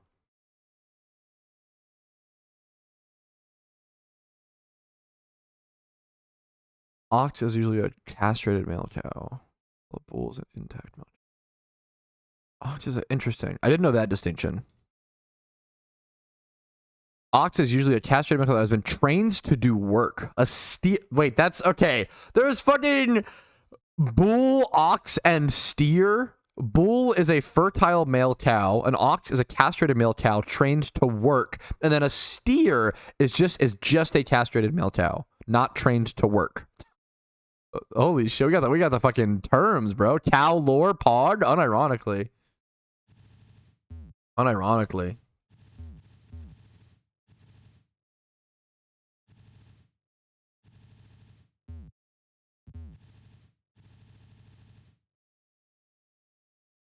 I think the sun is gone, so we can take off. Is the sun glare? I think it's gone. Okay. All right, next up is the Rooster Master over in Savault Canyon. There's really only one way you can go in Savault Canyon, so it's pretty hard to get lost, / pretty easy to find. Let's just go ahead and jump into it. This is the Rooster fight. Blaziken and Polion leads. I did mean to switch back to my Typhlosion as my second Pokemon in the lead, but got kind of lucky here because Garchomp actually hits both of these Pokemon extremely well. So we're going to go for Tailwind into Earthquake. I mean, this combo honestly works fine because Garchomp, EQ dodges the Murkrow. We're going to one-shot both of the opposing Pokemon. Pretty hard to lose from that position. If you can get one attack off like that, one Earthquake, one Eruption that just one-shots the opposing Pokemon on the first turn, it's pretty hard to lose. Staraptor is going to be a little complicated because I can't actually hit it, obviously, here. There is Rain Set as well. I also probably can't kill Scrafty. It's a pretty tanky Pokemon. I am going to go for Haze here once again, like we've done before, to go ahead and get rid of... Honestly, what I could have done is just switch out my Garchomp. It wouldn't have been a bad play here, since I know I'm not doing that much damage. But I'm hoping they just target the Murkrow, which they seem to do. They love to hit this Murkrow. They do Super Fang my Garchomp. I might go for that play here where I foul play into... Maybe I foul play into... I do foul play into Scrafty, maybe. I don't know if it matters. Foul play into Staraptor. I'm going to make a switch. Because I kind of want to keep my Garchomp HP a little up. So I can have a combo with my Zapdos. Have somebody to bring in. I think I would rather either just sack switch over to Darm or Typhlosion or something like that. I think of who does less in this fight. I honestly could pretty safely not even sack switch, but like switch over to Cloyster here.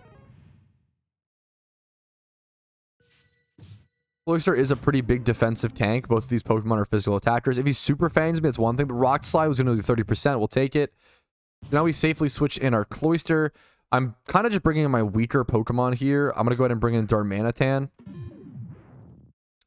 I can go Super Power into Scrafty here, Icicle Spear into Staraptor. This should take out both of these Pokemon. Using my two weaker mons in this fight, if I can bring out the Garchomp Zapdos combo, this fight should be over. I feel like they'll absolutely obliterate this fight. There's those two mons taken care of. I might even be able to just take this fight out without even needing to use my strong combo at all. I kind of just want to control Z here, honestly. I don't know if it matters. They do get up a Tailwind plus Rocks. That's a little awkward. I'm going to control Z here. They're going to outspeed me, of course. Yeah, I think that makes it a little more awkward, but it doesn't really change how I play this. That's okay. Yeah, they kind of earned that with a good Tailwind plus Rock setup there. We do Icicle Spear, taking out the Archeops. It's just Braviary left, which allows me to just go over to... I think Zapdos. I could go to other Pokemon and try to stall out the Tailwind, but we should be fine. I'm just going to click Discharge here. Actually, I could just click Thunder. Let me just, since I'm not locked in, it's only one mon left. Yeah, I should always just click Thunder here. There's Rain up. They go for the Cloister, take out the Cloister, and now I can go for a nice big Thunder, 100% accuracy, which should easily take out the Bravery, especially after the defense drops. Boom, bam. That's that fight over. That's the Rooster fight done in under 4 minutes. 2 left. We have Rat Master and the Dragon Master. Whew. Almost done, chat. 6. Oh, what the fuck? Oh, and from that fight, we do get 6 lucky red envelopes. I did not realize that reward was on the table. Those are 40k a piece or so at the moment. That's 240k. That is way more Pokeyen earned. I've only seen red envelopes received so far. They're actually 46k at the moment. Wow, that is 276,000 Pokeyen, not including the vanity from doing that. Okay, this grind got you way more Pokeyen than I expected. That's actually incredible. Next up is the Victory Road spot over in Kanto, which is kind of annoying to get to. That's really fucking good. Damn, bro. We're gonna use a secret cow level. I'm so down. Like in fucking, is it Fallout 1 or Fallout 2 that has that? Yeah, it's so good. With Mafia, like I don't purposefully, I mean sometimes I'll go for the sunglasses look with like a funny Hawaii shirt button up, but it's pretty rare. Okay. All right, over for Kanto Victory Road, you want to pop a max repel, head inside of Victory Road. You do need strength, I believe, to get to the location. Yeah, you have to strength this boulder. Luckily, I have a strength ocarina. If you have that, it's going to make it a lot easier, but you could also just use a different Pokemon or slot it in on one of your Pokemon that doesn't have an important move. You want to head over here, if I recall correctly. Going based off of memory, and then head over here, I believe, and it should be right around, yep, right here. So it's a little annoying to get to. You need strength, but it's not too shabby. This is the Rat Master, I believe. Let's go ahead and jump into it. Only 2 more left, fellas. You must do this in every region. No, you only have to do this in one region. That would be a lot longer of a grind if you had to go do this in every region. All the other region locations are in the Discord if you're interested. I could show those at the end of the video, though, if people are interested as well. Let's go ahead and go for, this is a really easy fight, it looks like, with this setup. Tailwind into Earthquake, obliterating these 2 little field mice. See you later, mates. Absolutely obliterated. Raichu does seem to have Focus Sash, so it will live for a sec. If it has HP Ice, it could take out the Garchomp, but nope. Just going for a Discharge. I will take that all day. Sandslash comes in next, which is a little, could be problematic. Goes for an SD. I'm going to go ahead and go for the Haze here. Could go for Foul Play. Part of me wants to go for Foul Play, but I don't know if I'll be... Actually, Sandslash is so slow. I'm going to go for the Foul Play. This is kind of greedy. Haze is probably safer. I'm going to go for EQ into Foul Play here. Sandslash is just such a weak Pokemon. That's this yeah, dude, Sandslash is such a... I wish this Pokemon was good. I think this is a really cool Pokemon. I wish it was good. No Moxie Krook. You could use Moxie Krook. I've talked about many times throughout the video. You could use Moxie Krook in place of Darmanitan would be my recommendation in the back. Anything we have to click here with our Murkrow, we're pretty much just good. Our Tailwind is still up. I'm going to try to click Foul Play on X-Schedule, but we're probably good. We literally just one-shot both. This is the easiest one so far for me. We do get a crit on X-Scale, which might have mattered, honestly. A pretty defensive Pokemon to some extent. Not the bulkiest Mon, but can tank some defensive attacks. Emolga is the last one left, though, so we can't actually Earthquake this. So we will need to bring in our Cloister after this to get this taken care of. This would have been a good thing to just control Z through as well. Our Cloister should be able to outspeed, take care of this thing. Foul Play does 58, or our Murkrow can just go hard, I guess, and take care of the Emolga. My bad for even considering that it couldn't be able to. We're going to go ahead and head over to... I'm going to go Cloister here personally, and then just switch on the Garchomp's turn. Icicle Spear, and then switch. So we don't outspeed our Cloister, EQ it, cause some sort of problem, you know. Yeah, actually, the Emolga causes some problems. One-shotting my Cloister in return. If we get 1v9'd by this Emolga, honestly, I deserve it. That's the most based Pokemon I've ever seen, so fair enough, dude. I'm going to head over to Zapdos here and just go for I kind of want to just click Volt Switch. I don't think this thing has it. I don't think it has like an absorbing move. We're going to go Volt Switch into... It does have an absorbing move? Okay, well... 9,000 hours played, by the way. Keck W. For Darman... If I actually kind of hope we get... If we get 1v9 by the Emaldra, that's just better content. I'll be so honest. That's actually so funny. That's actually so deserved. Okay, we'll head back over to Garchomp now. Yeah, throwing for content as per usual. We'll head back to the Garchomp. He randomly decides to go for acrobatics there. Okay, sure. This fight actually becoming complicated is so funny. I'm just gonna go for D-Claw here and then Eruption. There we go. We finally take down the absolute beast that is Emaldra. Almost 1v9'd. True and real. Actually needs to be nerfed. Too powerful for Pokemon.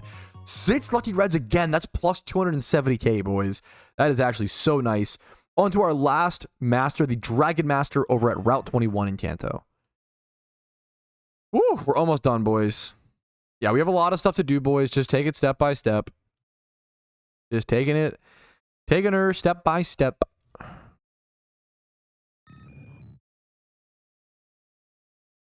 IVs, please. All details will be in the video guide that I'm recording right now if you want extra details. Is there an IVs on a specific Pokemon you want to see? I don't know if I'm not going to show all Pokemon's IVs again, but if there's a specific one you're interested in, I can show you. I mean, they're just fine. The IVs aren't amazing. Is the normal thing. Garchomp. The Garchomp is quite good, to be fair. It's 5 times 31. But even then, it's like not perfect. It's like randomly 23 HP, but like 30 special attack, which doesn't really matter. Just like 20 plus is all you need, really. You don't need to do all raids to do the master. That's a great question. You just have to what's it called? Do all these Zodiac tablets. All right. Alrighty, this is the final Zodiac Master, the Dragon Master. I think this one was, if I recall correctly, decently difficult last year. Hydreigon and Salamence come out. I'm going to be setting up Tailwind into Eruption just for some chip. Honestly, this is probably a fight where Typhlosion is the weakest. They set up their own Tailwind as well. Thankfully, I still should be able to outspeed. Also, the Intimidate doesn't really hurt me too much there. Go for Eruption here. Tailwind into our own Eruption. We should go first. Yeah, get off some chip damage. I'll be switching over to Cloyster here as soon as possible. Or maybe if both of my Mons die, I'll probably go Garchomp Zapdos. Salamence EQs and his teammate Hydreigon having Levitate, super good. We did a really lucky dodge on a Draco Meteor, but I don't even know if it's that lucky, honestly. We have -1 attack, but it's irrelevant here. I'm just going to go for Foul Play into the Salamence. It's physical, whereas the Hydreigon is probably a special attacker. Our Typhlosion's job is just to get chip here. Just do as much damage as possible. It's not doing too much. You could honestly just replace the Typhlosion with something else here. We might lose this fight. This is looking like a pretty difficult fight, but we'll have to see. The Murkrow is at 100% HP here, which is actually awkward. Like, really awkward. Trying to think of... We do a ton of damage with our Foul Play, though, to the Salamence. That's nice to see. Maybe I can just... Actually, what I want to do here... What I want to do here, personally, is go to Darmanitan and U-turn. This might be kind of troll, though. Or we still have one Tailwind up. So I'm just going to Foul Play into Salamence. Go for U-turn into Hydreigon. U-turn should just kill the Hydreigon. We need to switch in something that can tank the possible... Salamence went for D-Claw last turn. And then, what's it called? Earthquake before. I'm assuming it's going for Earthquake here. We're going to go into Zapdos. Other option for Zapdos, I'm going to be so honest, I kind of feel like Zapdos is irreplaceable, which is unfortunate. You can definitely do this fight with other strategies and with other Pokemon, but I don't think you can do the exact... Zapdos is just so good and does a very specific niche thing. The Garchomp coming in there is unfortunate, but we also do get Rain set up, which is pretty interesting. Our Tailwind has not petered out quite yet. I kind of want to switch out my Zapdos, but I'm trying to think what to. I'm going to go Foul Play into Garchomp. Do I really want to Discharge into this? Actually, I haven't selected a move. That's interesting. So I could go Hurricane into Garchomp or Hurricane into something. I kind of like that. because I haven't selected a move. I'm going to go Hurricane into Garchomp, which does OKO, showcasing the power of Zapdos. That's insane. Like, stab, special attack, flying, hitting for neutral specs, one-shotting one of the tankiest, powerfulest Pokemon. That's honestly crazy. That's pretty wild. Really surprised. Dragonite with its own Hurricane, KOing my Murkrow, which is honestly ideal situation for me. I can now switch over to my Tailwind does peter out there. I either want to go. I'm on Hurricane though, not what's it called? So I think I just go Cloyster here. Since I'm locked into Hurricane anyway, not even Discharge. I can do this. The Intimidate's a little annoying for my Cloyster. I'm gonna go Ice. I'm out of Tailwind. Man, I really want to Ice Sharp. I don't think it kills now. I don't think it kills now. I'm going to go Spear into Dragonite, Hurricane into Gyarados. Hurricane and Gyarados is 87% damage. Citrus Berry does heal him up a little bit, but it shouldn't matter. We do get a Confuse. The Icicle Spear does come out before the Dragonite attack, so pretty lucky there.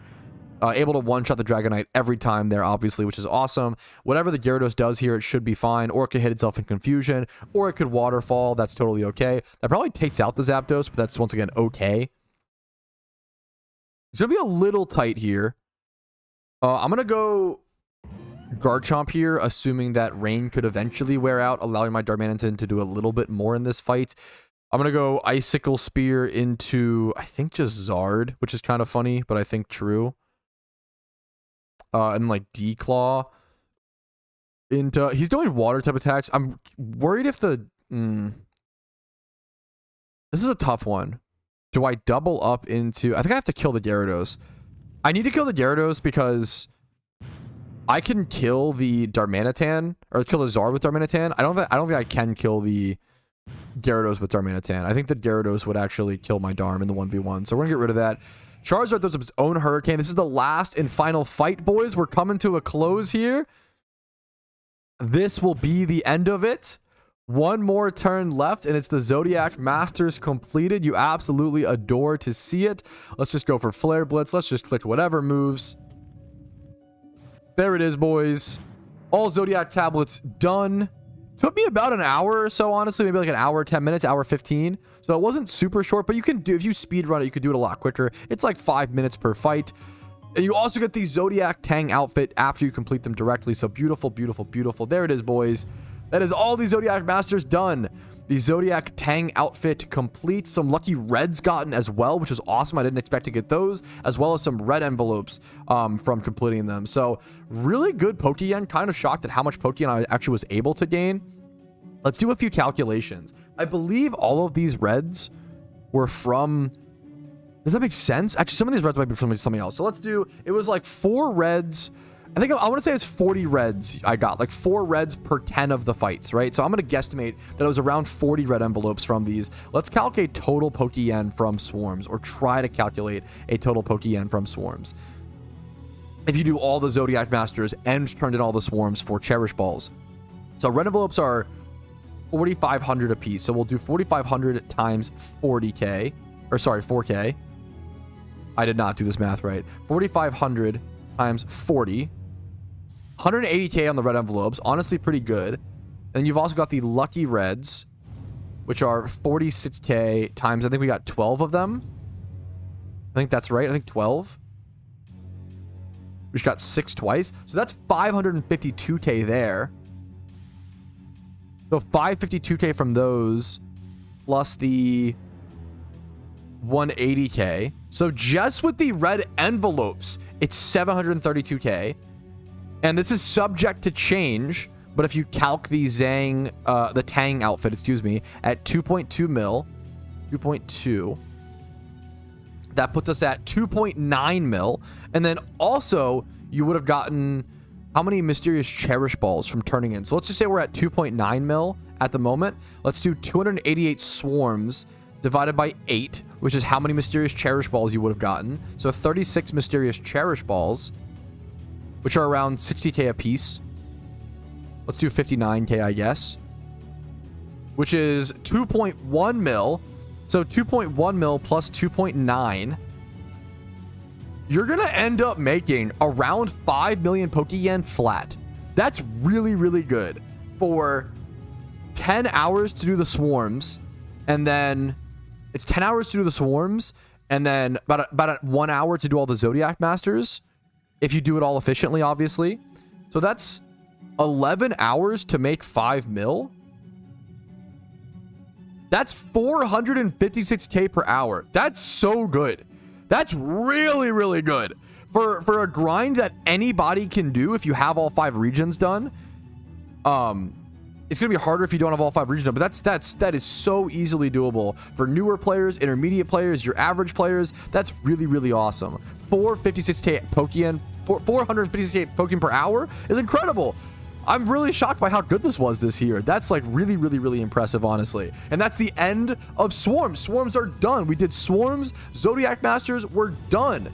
A big part of the event over. Hopefully you guys enjoyed. Hopefully it was helpful. Like the video if it was. Subscribe to the YouTube channel for daily Pokemon videos every single day. I do upload every single day. Follow the Twitch for streams like this live, usually Monday through Thursday, but whenever possible during events.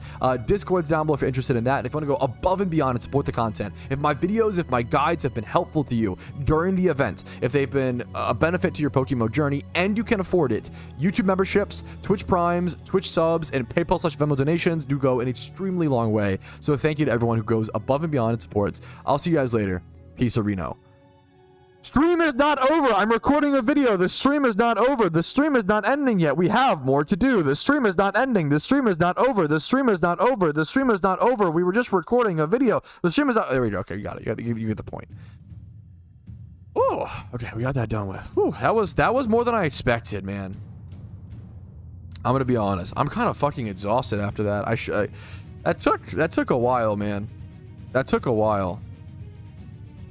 Goodbye. I don't know why goodbye is so funny. Goodbye, Mr. Streamer.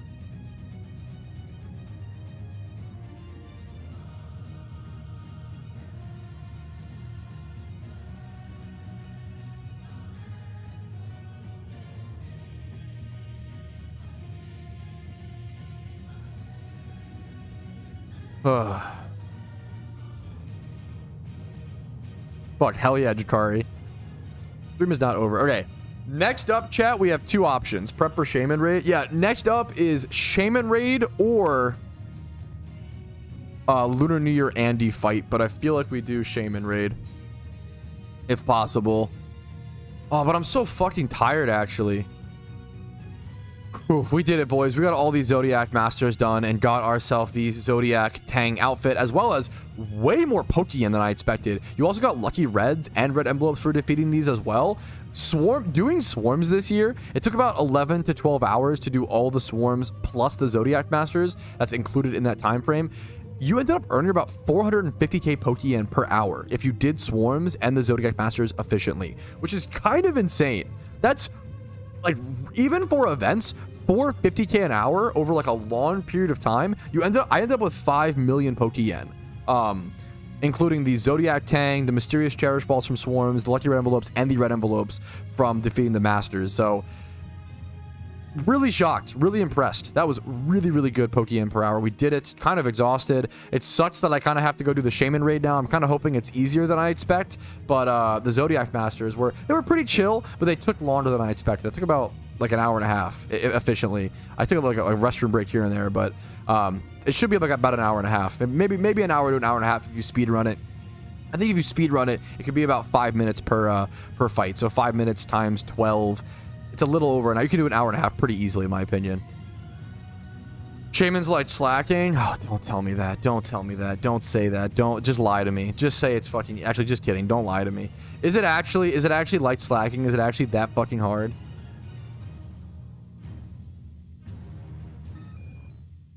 Shaymin was a pushover for me. Shaymin's easy.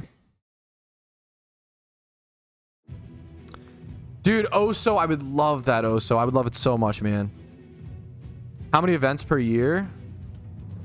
I think doing 1 more in the summer would be nice. It's just, the problem is 3 events per year would be fine. Would be good, actually. The problem is they're all together. The problem is they're all like back to back to back, and it's just exhausting, you know? Event season's always, yeah, amazing, but I'm honestly impressed, like, yeah. Shiny Wars 4 months. That's the other thing was Shiny Wars. Official Wars made this event season way more insane than it normally is. Slacking was so hard. My wife is home, and I need a quick breather, boys. I don't know why I'm so tired today. I think it's just the fucking last 7-8 months. They're all catching up to me, boys. Give me a quick break. I'm gonna do a quick stretch break. Go probably bother my wife a little bit. I'll see you guys in a few minutes. We'll come back. We'll prep for the Shaymin raid, and we'll get to cooking. Okay. So give me a little bit of a breather, boys. See you in a quick sec.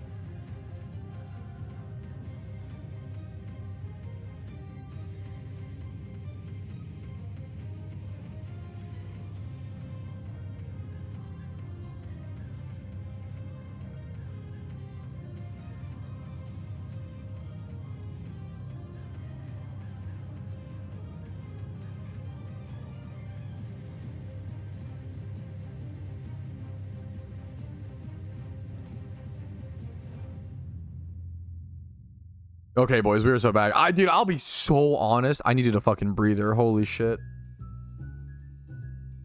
Oh, okay. I appreciate your guys' patience for those who stayed and those who didn't. Hey, hopefully you're fucking prepping for the Super Bowl, okay? I'm trying to fucking... I dug my football out of my garage. I'm trying to play catch today like a fucking man. Want to play catch? I don't know, dude. I love catch. I think I've had this discussion on stream before. People love catch. Catch is too... Why do we just grow up and we're like, oh, let's just like not go to our yard anymore and throw any type of ball around and play? Why? Who decided that, bro? Grow up. Play catch like a man, okay? Catch is fun. Catch is based. Okay, let me have Shaymin raid guide. Hit me with it, YouTube. Hit me with it. Give me the guide, King. What are we looking at? Is the 13th and, to our knowledge, final raid boss of the... To our knowledge, final. Lunar New Year event in the year of our Lord 2020-2025. 2020-2025, true. To 2 for the Shaymin raid, so you will need 2 OT Pokemon to enter the raid. Special thank you to Jedge once again for the majority of the strategy in this video. 2 OT and you'll see Pokemon. in the battle, a 3-person carry to get me through it. I was able to help in that I didn't have OT. Wait, what am I doing? His alts did, so... That's about all of my contribution to this. Is that noise? Had a very speedy kill, but I believe the first overall. Okay. There's like a truck backing up outside, and I was like, oh my god, that noise is insufferable. Is that from his video? But no, it's just from fucking... What's it called? So we're gonna do this. I need to turn his video not on Omega Pico quality. Omega Pico quality. We're gonna turn it up. We're gonna shut up. We're gonna listen. We're gonna watch.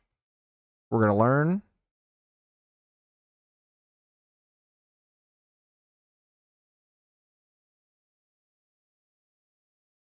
I'm gonna link the video.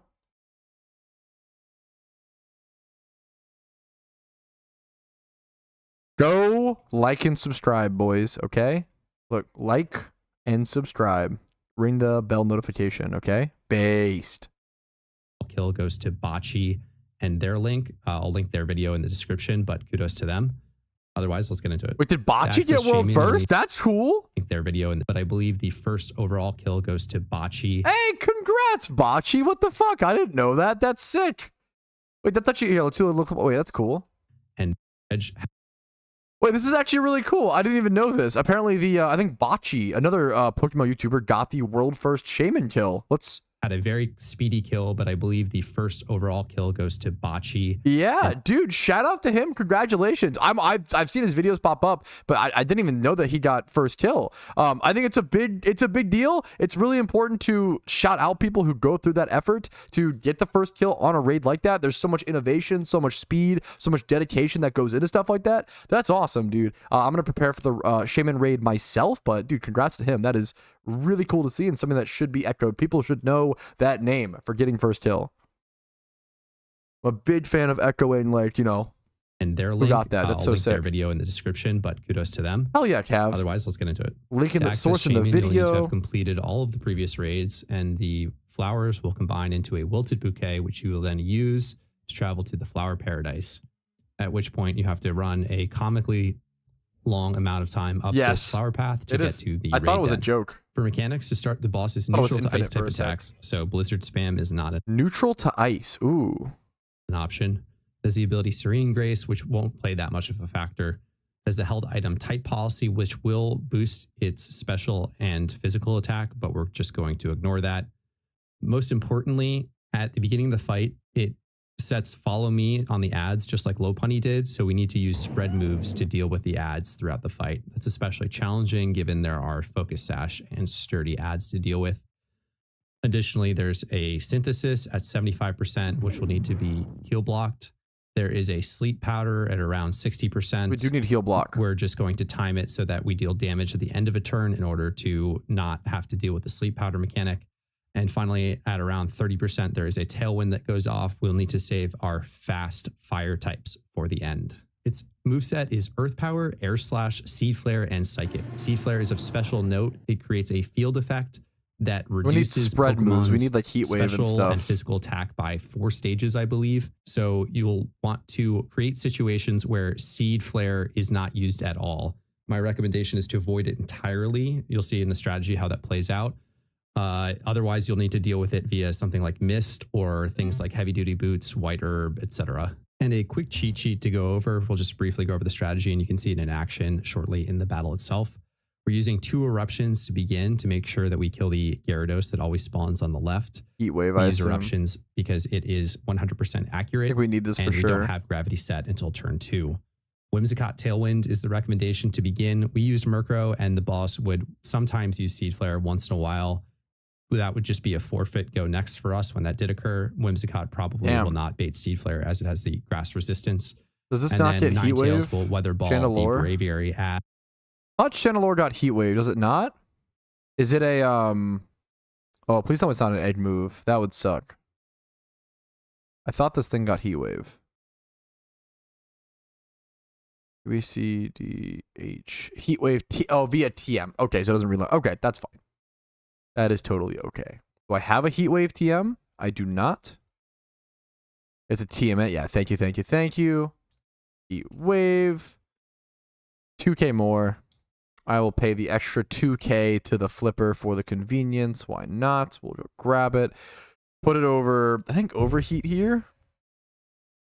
I guess. It's a little funny.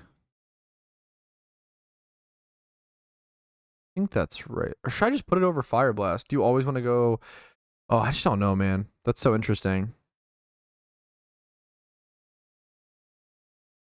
We'll just do it over that. I think that's good coverage of everything. Heat Wave there. Let's keep watching. It is a fixed ad, so you just Weather Ball it to take care of it for the remainder of the fight. There will be no further ads due to the fact that we're using all spread moves on the left side to take care of the single ad spawning there per turn. So turn 2, we are setting that gravity, so that enables us to begin using There is a gravity turn. Smeargle is used to heal block the synthesis that occurs shortly thereafter. It will go off on turn 3, I believe. What's up, Ferrari? How you doing, dude? That's what side drawing is on the right. Gotcha. Okay, well, we should. Okay, so I need to like. So this is like a pretty, like there is a fair bit of strategy to this, right? Usually against him for what are your thoughts on lore hunting for Stormy Kolava? If I'd be equally happy if I got either, I think it's a waste of time. No, I think that's like reasonable. I think that's reasonable. Once you start, I always like. I think there's a lot of newer players, Jakari, who are like, I really want a shiny Charizard. Like, I'm gonna go single encounter for it on this. I'm like, bro, I would really not recommend that, right? Like, that's brutal. That's a 2,000-hour hunt, right?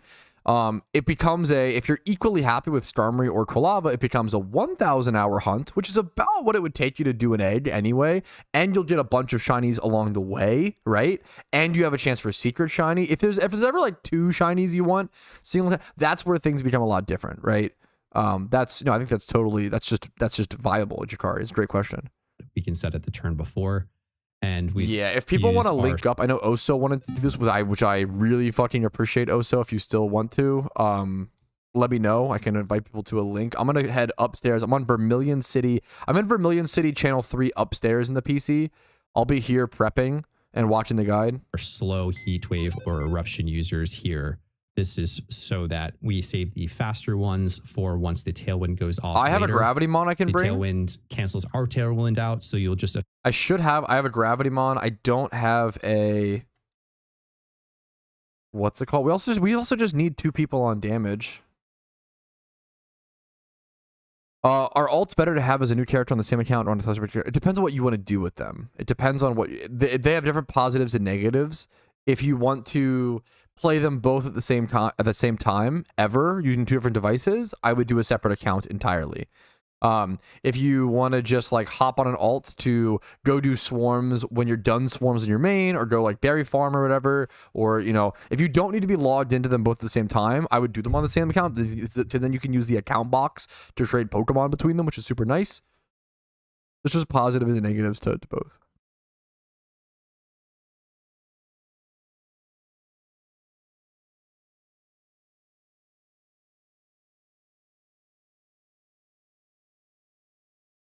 Ooh. I'm down for building a Smeargle, but could do other roles. Yeah, I mean, if you want to take the Smeargle role, I mean, that would be hyper fucking appreciated. That would be hyper. That's like, I feel like that's the hardest role to fill. So if you, dude, if you're working on that, I mean, I think that is literally the biggest benefit to the team. I feel like that's probably the hardest person to find, is someone who can fill that role. That's why I'm building it. Yeah, no. So thank you so much, man. Effectively need to naturally outspeed the boss. Here, I can do the, here, I got this. I can do Ninetales. I can be the, okay, so it seems like we can just assign slots. It seems like Oso is going to be slot 3, column 3, column. Oso will be column 3. I'll be column 4 and go Ninetales, Weather Ball, add. Can I get Weather Ball on this? Not an egg move, right? Okay, we're good. So we'll be, me and Oso, that makes it so much easier. If me and Oso are column 3 and 4, like the other 2 slots, we just need people to spam Eruption and Heat Wave the entire fight. That's the easiest fucking 2 slots to fill. That's so if me and Oso handle the complicated parts, that makes everything so much easier. I need Whimsicott Tailwind in the back. I think I have. It can just be a shitty low. I have a Cottony Prankster Tailwind. Does it need to be? Actually, it does need to be a certain level, doesn't it? So I don't have a Whimsicott built. Can I buy one? I would just spend money to buy one, dude. I'm fine with that. It needs to have hidden ability access. Let's go for. Doesn't really need stats, but I'd like it to have stats if possible. Lonely Nature. Is EV trained? No, it is not. Does it need to be EV trained? This one's level 100, but it's sassy. And that's fine, though, with Prankster. I might just grab this one really quick. 270k for a comp one. This one's 288k, though, but it's careful. But it's always going to be... I might grab that, actually. Yeah, I don't mind. I'll pay an expensive price for a good mon that I'll always use a utility mon. That's fine. Pat removes Sableye. Why? I'm column 4. I need a gravity Pokemon. What's the reason to remove Sableye? Do you use a different mon to gravity? Can I call him 1 or 2? Yes, please do, dude. Please.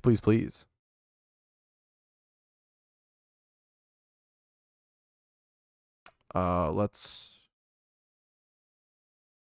have Heat Wave on this. Fast Fire. This Jirachi Gravity, so it baits Earth Power. Does it matter? Like, is it like that important? Is that the meme? The question is it actually that important? Sableye is fine. Thank you. Okay. That's the, I love you guys very much, but please don't backseat on raids unless it's like life or death. If it's like a small, like, if I have a, because it just makes, like, I wouldn't give that advice to an average player, right? If an average player has a Sableye, I'm not going to be like, no, replace that with Jirachi because, you know, as far as I'm aware, I don't have a Jirachi built, right? I mean, I can adjust my Jirachi like if really needed, but unless it's really needed, I'd rather just go Sableye. It's really important to not avoids seed flare. But like, what is it, like a chance? What are the? It's turn 2.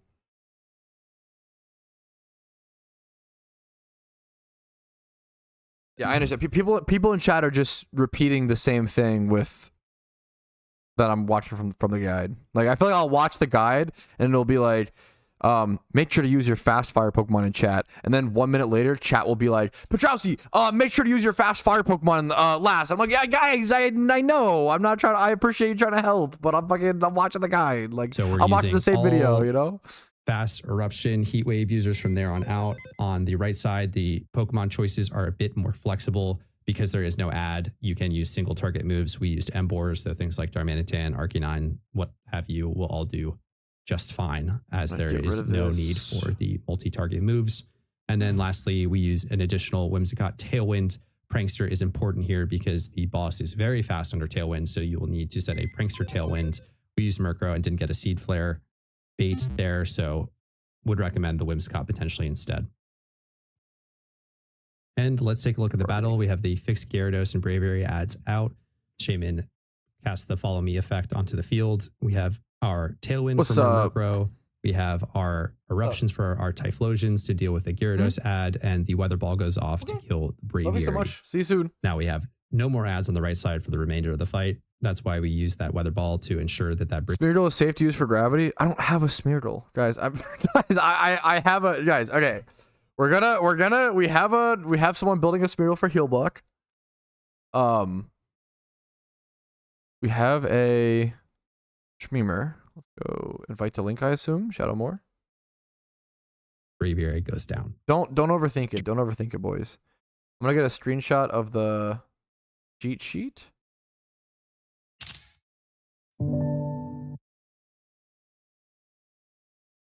It always baited Seed Flower. If it always baits Seed Flare, we can change or adjust or figure something out. But other people were saying that it doesn't always bait Seed Flower. It's just a chance. So we'll see.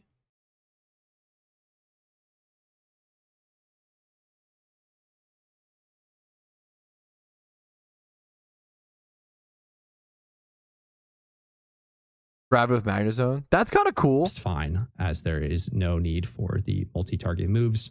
And then lastly, we use an additional Whimsicott Tailwind. Heal block Seed Flare? No. Yeah, we'll also be heal blocking on turn 2, which I assume will... Yeah, so does that even matter? That's the other... Yeah, and I appreciate... This is important here because the boss is very fast under Tailwind, so you will need to set a... Okay. So what I need is Ninetales with Weather Ball. So I need to get a Weather Ball TM. Go buy that really quick. Let me just focus on getting my team set. Do Weather Ball. Over Flamethrower, I guess. Use for gravity, yeah, true. Okay, so we're gonna Weather Ball Ninetales, Weather Ball the ad, gravity next turn. Can just go Rocky Helmet on this. I need 2 Patrouski OTs. The Sableye is Patrouski OT. The Moltres is Patrouski OT. That's something to factor in. Okay, huge. Typhlosion's also Patrouski OT. Just in case. We're going to PP max the Eruption. This really won't matter, but like, just in case. There's no way that matters, but we'll do it.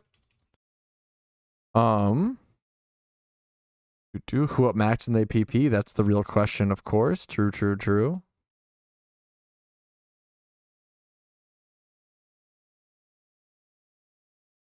Thank Jedge. True. Okay. A Prankster Tailwind. We used Murkrow and didn't get a Seed Flare. I did this shit first try with the wrong items. Will be fine. Yeah, I feel like people, and I understand the fun, but if you want to min-max, I feel like people will tell others, like, you must use the 99.9% correct items and movesets and Pokemon, or else you won't be able to beat it. That's just not true. Like, if someone's setting up with like a 90% correct team, just let them duke it out, you know? I feel like we get two min-max, you know? You do need 2 OT Pokemon, correct? Yep. Which I do have on this team. I'll use a few rare candies on my Sableye to get it to level 100. Full shiny team are throwing. It's true, dude. Heatran Raid is always available. It's a great question. Would recommend the Whimsicott potentially instead. Weather Ball, Gravity turn 2. And let's take a look at the battle. I'm just using this chart, sorry. Fire, Fast Fire. Let's see what my fastest Mons are. I can actually just check stats. So 297, 279. So Zard is actually faster. There. We have Tailwind there. What's my fastest fire type? 293. I think my fastest is the Zard. We'll leave Zard in the back. Heat Rock here. 293. 270. My slowest is Moltres technically. We'll put them there.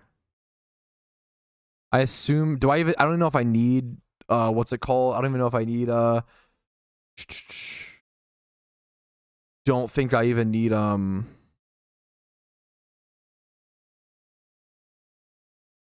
I saying? What's it called on Heat Wave? I don't think I need Heat Wave on Moltres. I should be fine with just Flamethrower to kill the ads on right side. Level 80 battle alert, save your candies. Oh, thank you. Hey, Tech W on my end. Thank you for those who hopefully could save a little bit, Cav. I appreciate it. I probably can also just Scarf the Zard in the back as well. There's not really a reason not to. Just in case it needs the speed. But, like, I don't even know. No, you're fine, Cav. Oh my god, don't worry about it. Fire Gem on Typhlosion. Like, I think this is fine. I don't know, like... I think this is fine. Bizarre pretty hard. Yeah, I feel like we're going to be good. I feel like we're going to be good is my guess. Make sure not to hit damage. Yeah. I mean, I could go Charcoal on it, like, just because, why not? What do we do on Whimsicott? Do we need anything on Whimsicott? What stats are your Ninetales? 31's Attack, Modest. Tubastini gifted me a bunch of raid Pokemon when raids were being released. This guy literally like carries so many of my raids. It's like, it's kind of crazy when you notice how many of my raid mons are from Tubastini. It's kind of crazy because that guy like predicted, I think the Zard is as well. That guy like predicted what would be good against raids like really, really well. It was like kind of crazy. Charm, etc. Yeah, it should be fine. I don't know what to put on Whimsicott. Does it matter what I put on Whimsicott? I'm out of Rocky Helmet. Tech W.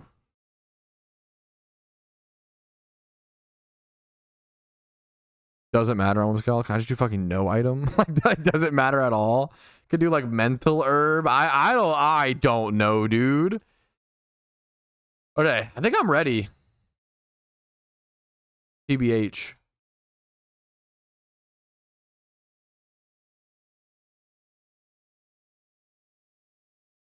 I think I'm ready. Rocky Helm. Yeah, I have Rocky Helm on Sable. I can't double up. Okay. This guy down here gaming.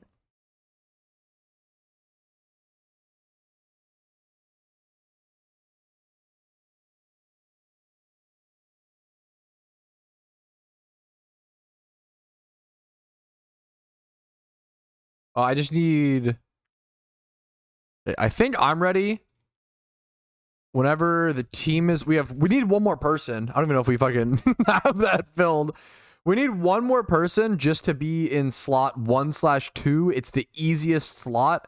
You just need 6 Eruption / Heatwave Pokemon. That's literally it. That is actually it. I can. I'm still, dude, it makes such a, here, yeah.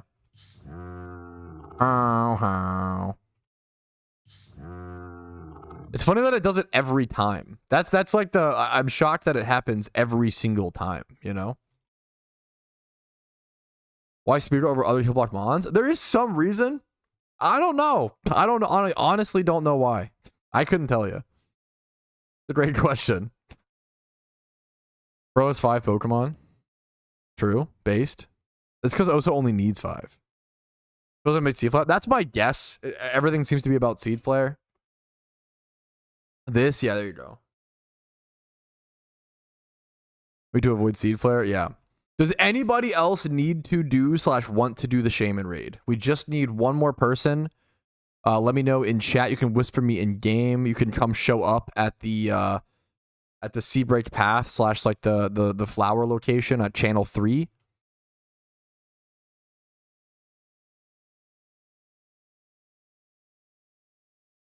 I think Darm works, right? Is there any reason why a physical attacker wouldn't be wanted? Yeah, Darm works. There you go. Hell yeah, hell yeah.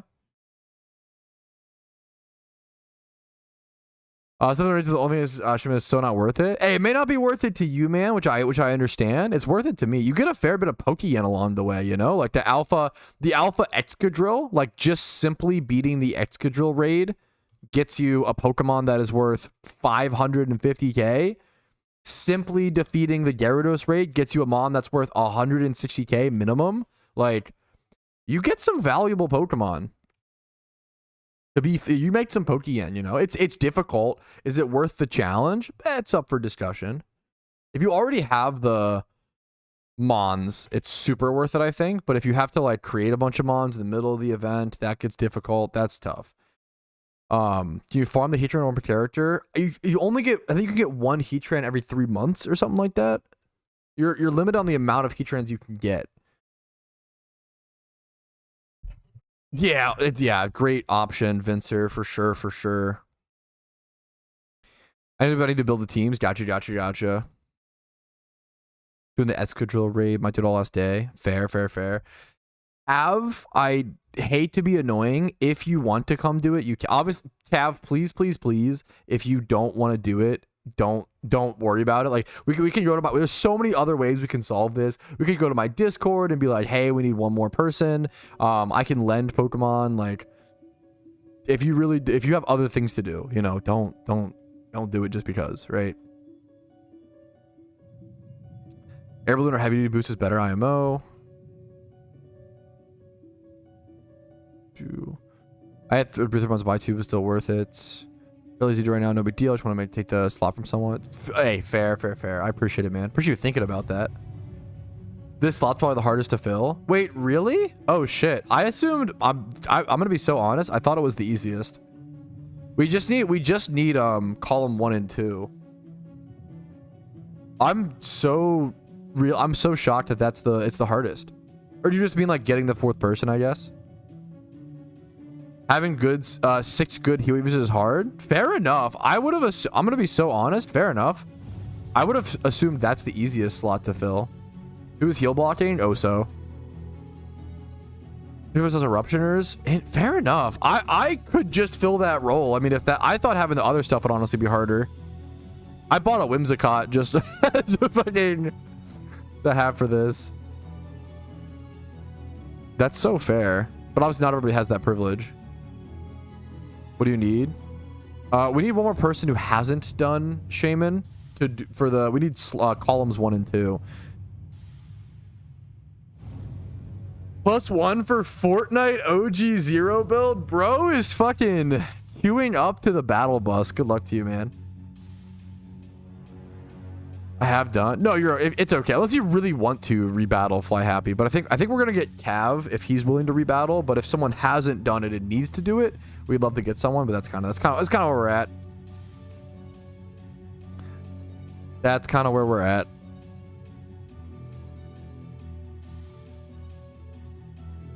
I'm gonna go grab okay, while we're waiting for the 4th person, if Cav, if you want to join, come hit me up at the location at channel 3. I'm gonna go grab a Mountain Dewy really quick. Give me 1 minute, okay? Do a countdown.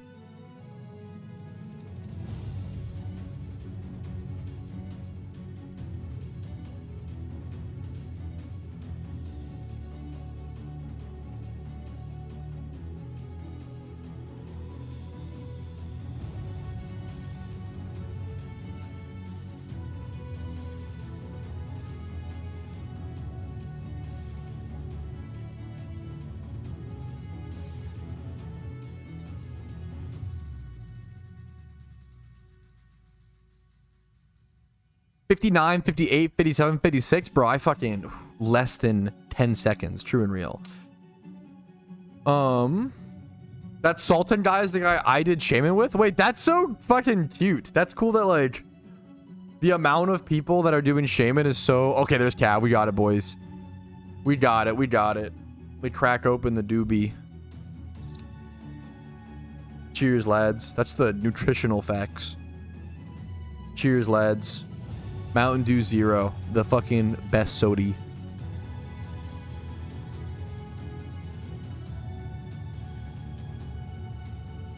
Okay.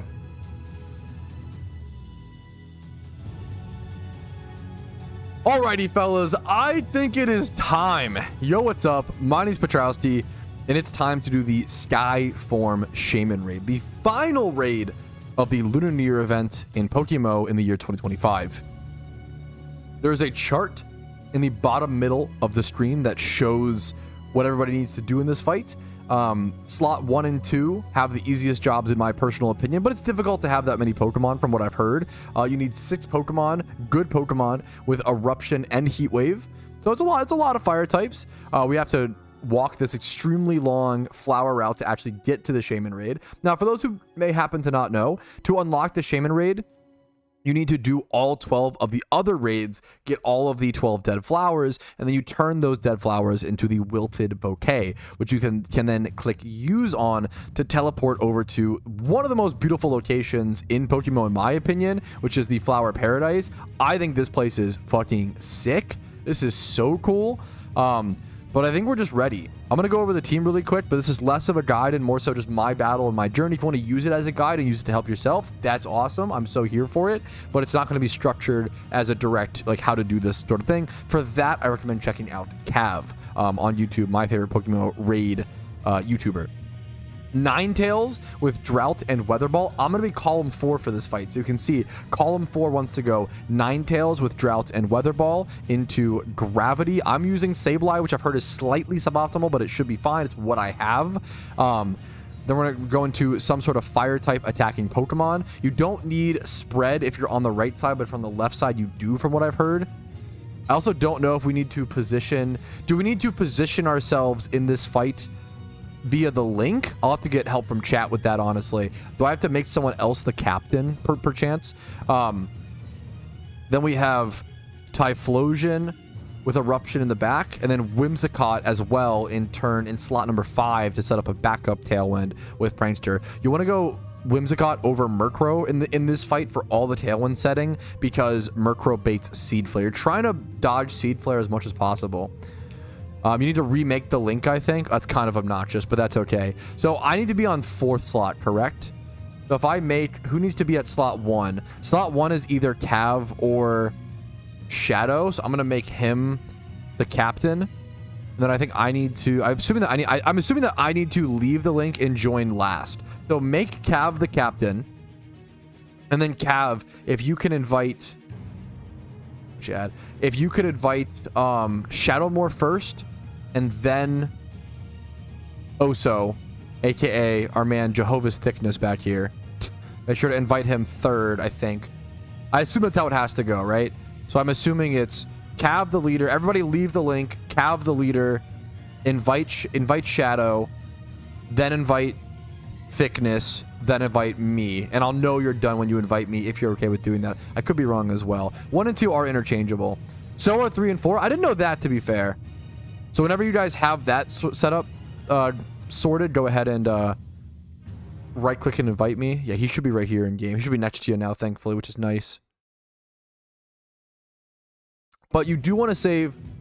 It seems like a pretty simple fight if you have the Pokemon prepared and if you all click the right things. You do need specifically a heal blocked Smeargle in column 3, as you might have noticed, because Smeargle does not bait, once again, Seed Flare. You're trying to bring in Pokemon that don't bait Seed Flare, because it can be difficult to deal with, and I think it heals it is the problem. Charizard is my last Pokemon in the back. You want to save your fastest fire types for the end of the fight, just in case. I think this is it. It should be a pretty easy fight to some extent. I hope so, because it should be a reward fight. You know, this shouldn't be some grand insane. You've been challenged the whole way. You've been, you know, having to overcome things the entire 12 raids. If this fight was ridiculously hard, that would be kind of frustrating. So let's go ahead and jump into it. See how this fight goes. Put Charcoal on your Ninetales. Yes, I can. Charcoal or Expert Belt. Yes, good call. If we need the extra damage, absolutely. I'm not sure how much, how relevant the extra sun is. Good call. Appreciate that, Cav.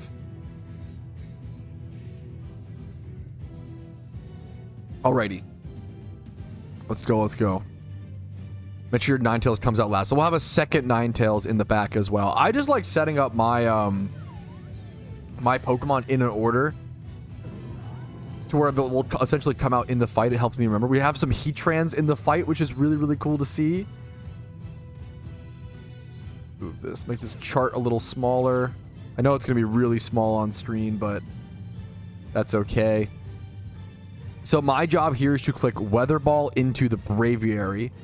I assume I'm assuming you kill the ad no matter what. Like, from what I've heard, the thing with this fight is, like, all of the ads are problems. Like, all of the ads are scary. And they all have focus sashes as well. So, to be fair, not all of them, Braviary. A lot of them have focus sashes, a lot of them have sturdy, and a lot of them are problems. So you kind of need to get rid of all of them with eruptions, heat waves, you know, alpha ninetails going into that slot, etc., etc. I'm assuming Shaymin just wipes us every turn. I don't know why or how, but we'll see. Yeah, we might run into a Sableye gravity. We might fail. If we lose this first run, that's okay. If we for some reason bait the Seed Flare, the thing is we should get a heal block off first. We should be okay, but we'll see. We should be okay, but we'll see. If for some reason we lose because of my Sableye, I can get a different gravity Pokemon, but since I have it, I'm going to try to use it. How many reports / forum posts were made over the alpha Suicune difficulty? What do you think? A lot. That's a good question.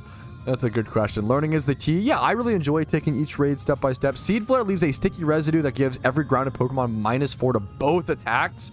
Oh, wow. That is pretty insane, to be fair. It's more drastic than I realized. That's pretty crazy. -4 to both attacks. Oh, so if my Sableye baits Seed Flare, it's typical streamer throwing for content. We gotta extend the content, true and real. But in all seriousness, if that happens, we'll probably have to readjust. I don't even know exactly why we needed gravity, but I'm excited to go for it. Just blasted through that. I think they're going well so far. I'm gonna go ahead and go for gravity. I'm just gonna click what I'm supposed to click. Heal block comes out. Hopefully no Seed Flare here.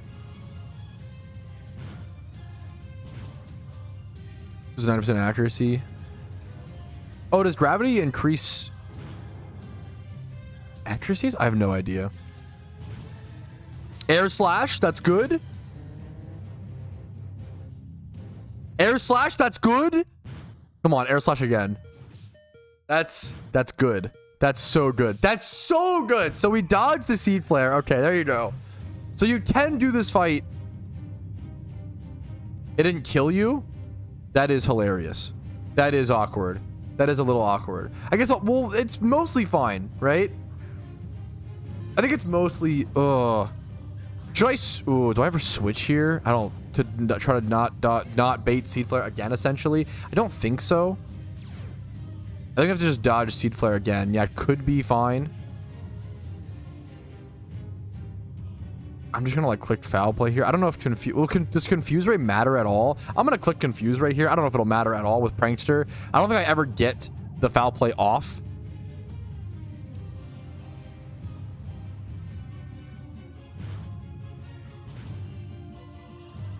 Synthesis. We heal blocked for that. Beautiful. That's good. That's perfect. Hoping to see an Air Slash on my Sableye. Lol, dummy, you can't heal. I love flaming the... chat flaming the NPC is very based Twitch chat behavior. It hurt. It's okay. Confuse rate coming in. We'll take it. Perfect. Perfect, perfect, perfect, perfect, perfect. We might have something to sleep on our turn. Wait, hopefully my confuse rate doesn't fuck something up. That would be funny. Should be fine, JK. Okay. If the confuse rate actually fucked something up, that would be really sad. Okay. We're okay. We got this. We got this. We got this. We got this. This is just a fast fire. So I just bring in fire type next.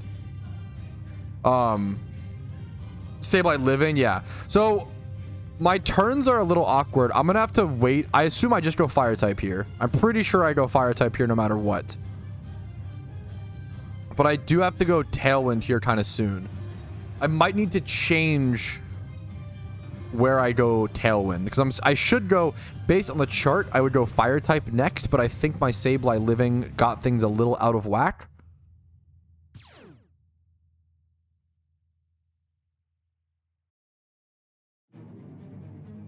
Want to go Moltres because it's slower? Yeah. Correct.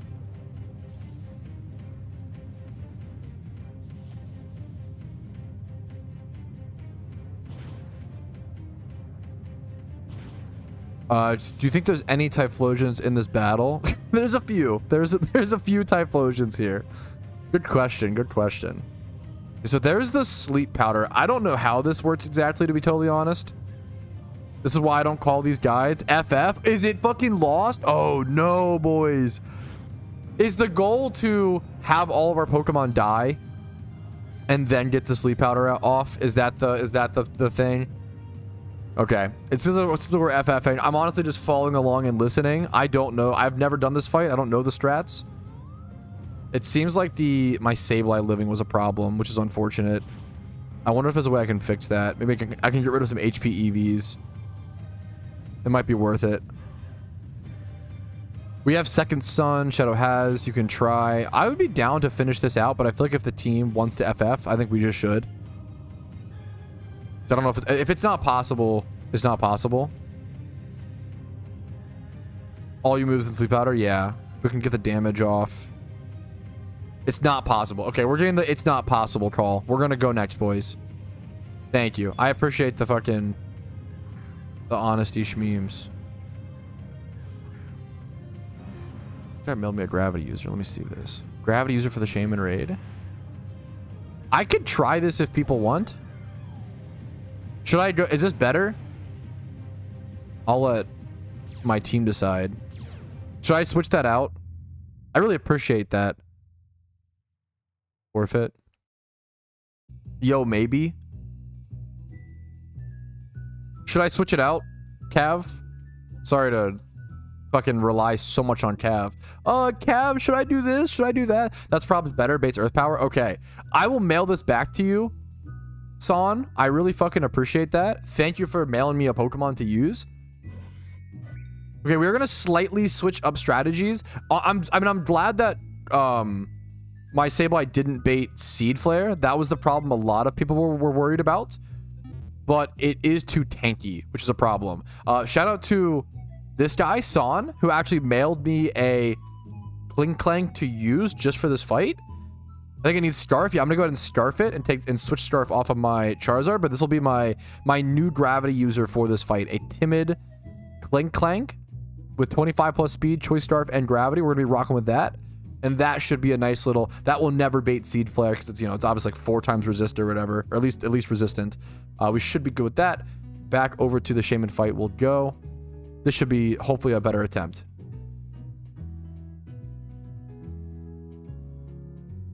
Now imagine doing this raid without 9,000 hours playtime, no gravity. It'd be hard, man. But that, I mean, that's the same, I don't know, without the 9,000 hours played is like, imagine if I like walked up to Patrick Mahomes today and I was like, now imagine how hard the Super Bowl would be for the average person, You're lucky that you've been playing football your whole life, right? It honestly disgusts me. You just like, it's like, bro, what do you mean? Like, you fucking put in the work. Are we that like, are we at a point where we're like, fucking, come on, man? Like, we're like flaming people for putting in effort? Like, we're a little cooked. Can we do Zard? Do. Do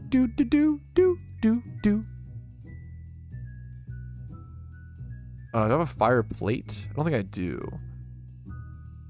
Expert belt.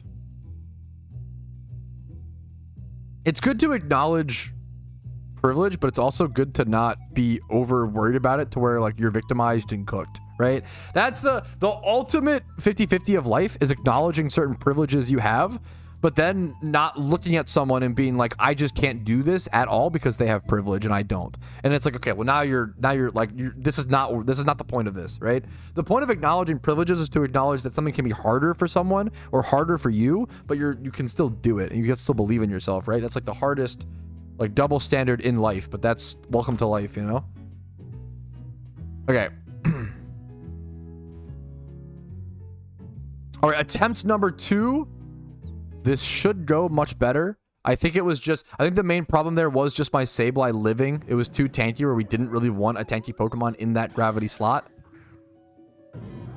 So same thing. We're going to go Ninetales, Weather Ball into the Braviary. Into turn 2, into Kling Clang gravity, and see how much better this looks.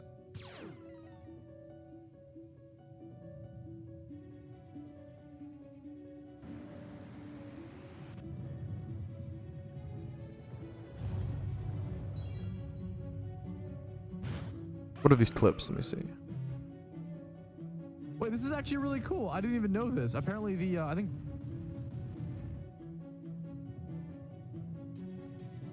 What's this? Ooh, we did it, boys. We got all these...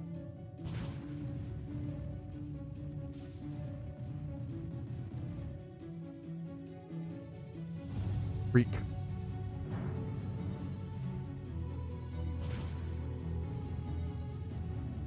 Freak. Okay.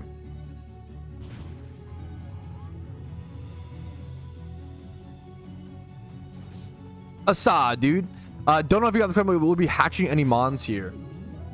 Assad, dude, I don't know if you got this question, but will you be hatching any Pokemon here? Getting the Flower Paradise hatch tag might seem thematic for some mons. I think it's maybe, I haven't decided. I think it's cool to be aware of. If anybody in chat, if anybody watching wants to get the Flower Paradise hatch location, I think it's kind of cool. It's a very like temporary, you know, thing. It's kind of unique and interesting. It's not really valuable. People always ask like, oh, like do hatch locations increase the value of Pokemon like to sell on the GTL? Not really, my personal opinion. Maybe to some, or like really old ones, or if you have like North Pole hatch location Pokemon, that's a hatch location that actually probably is worth some money, because that is a hyper old, no longer in the game Christmas event, right? That's a cool one. But things like Flower Paradise, I don't think there's any value there. But if you want to do it for fun, go for it. I could breed my shiny, I have a shiny Roselia that I could breed and give it this location, which would be pretty cool for a Roselia. So maybe something like that, but we'll have to see. My Pokeyen stack is pretty rough. Doing a shiny breed with only 4 mil is not something I love to do, but we're also coming to the end of event season, so it wouldn't be the worst thing in the world in my opinion.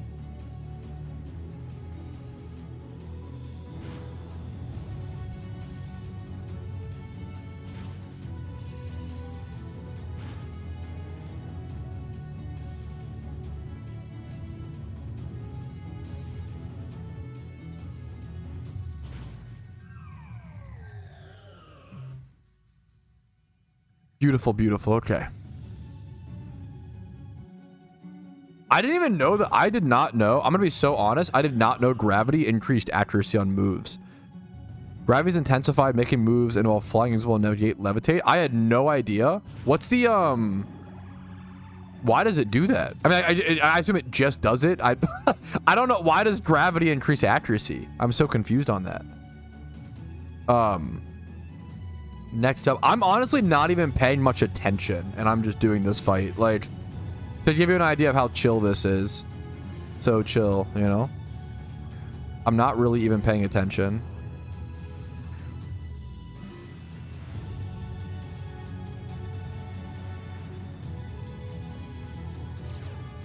Higher gravity equals slower movement equals easier to hit. Is that the lore reason?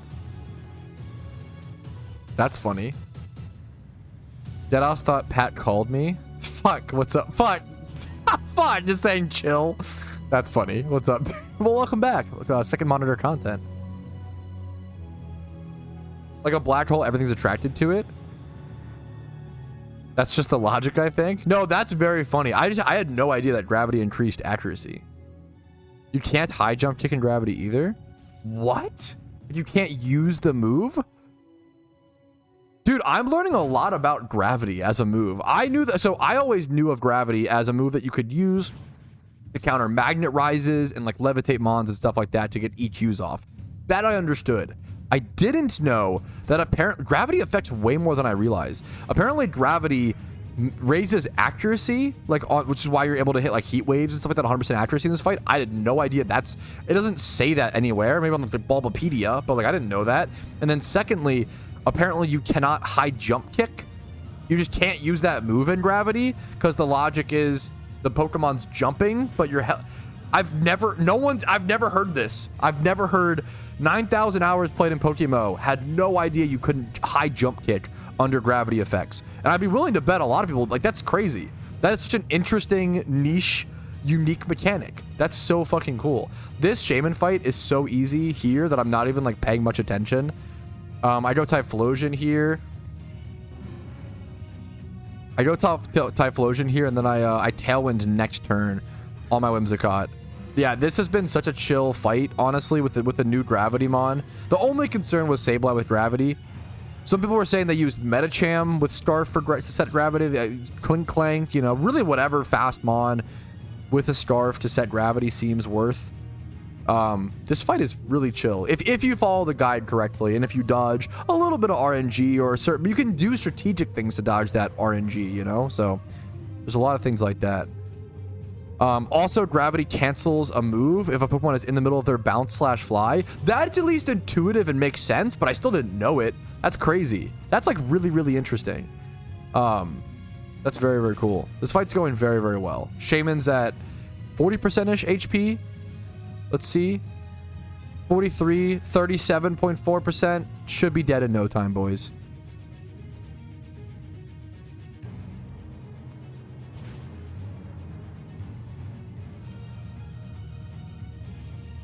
Dude, thank you, Cav, for helping, and thank you, Oso and Shadow, for gaming.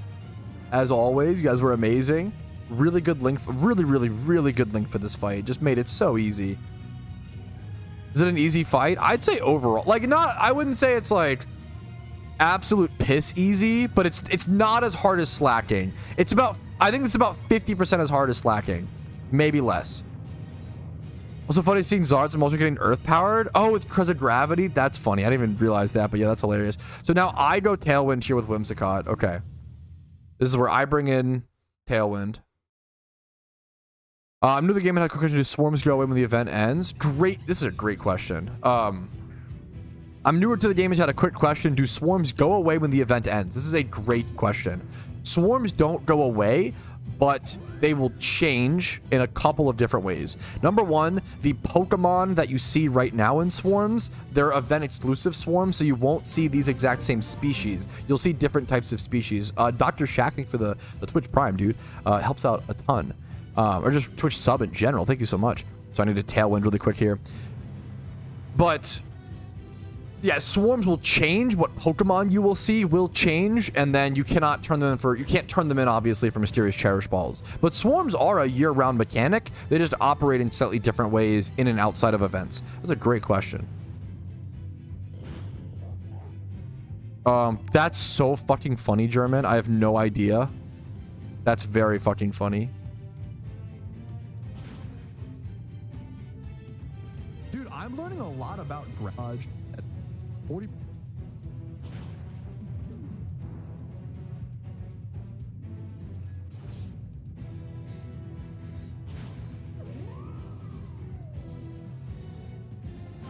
Okay. Yo, thanks for the sub. Yo, tier 2 sub. Okay, bro. Thank you, Thick-Fillet. The fucking generosity, my man. Bro wanted to fucking flex on us with the tier 2. I thought it was a good... I just thought it was a good question. I would bet you there's a lot of players who were... A lot of newer players like you who were wondering that exact same thing, but maybe didn't know how to ask it, or... Dude, that's... We appreciate stuff like that around here. We love a good question, Thick-Fillet. We didn't have Storm Turtles year round. I think it's... Would it be interesting to have swarm turn-ins year-round? Obviously for lesser rewards, but it would make swarms more interesting during the rest of the year. I'm so down for that, honestly. I feel like the only swarms I go to throughout the year, maybe if I'm feeling up to it, is like shiny check rare swarms like Umbreons or rares, you know? But like, yeah, maybe it'd be interesting to have a more... to be able to consume them year-round. Also, that would probably consume... A fair amount of players would probably consume 1 times 31 Pokemon with that, right? Which would at least help the economy a little bit, I would argue, in that situation. That's pretty sick. A good idea. Porygon swarms. Yeah, there's some stuff. Okay. Alrighty, fellas. This might be the last turn here. So I wanted to go ahead and show it. I feel like I didn't even show that much of this fight. Do I just... Is it dumb to click Blast Burn? Is Blast Burn trolling here? Is there any reason not to click Blast Burn here? Do I ever live? Should I just Fire Blast? I'm going to wait to see if chat responds really quick. Is it just Blast Burn? I feel like you can just Blast Burn. Yeah, I'm getting the Blast Burn confirmation. We might not have the damage. Ooh, it's going to be close. Overheat does 6%. I lost Eruption as a Blast Burn. Hopefully we don't get obliterated. Eruption doing 5.6. It's going to be close. 6 times. We need to do 24%. It's actually gonna be really close. We have to kind of do max here. Oh, I think we just barely lose, actually. I think we lose again. I think we lose again. Oh no, that's not the Ninetales fault. Like, Ninetales can only do so much damage. It's just a weaker Pokemon. That's fucking brutal. Do we ever live? Char live? The problem is if my Charizard lives, I'm fucking blast burned. So it's not even good. If I live, I die. Char will live, it's fine. I love the Copium. I love the Copium. I think we lost. 1.2%. 1.2% loss, boys. Damn. That was just, yeah, that was just damage rolls. Yeah, rest in peace. Good try, soldiers. Attempt number 3, here we come. Time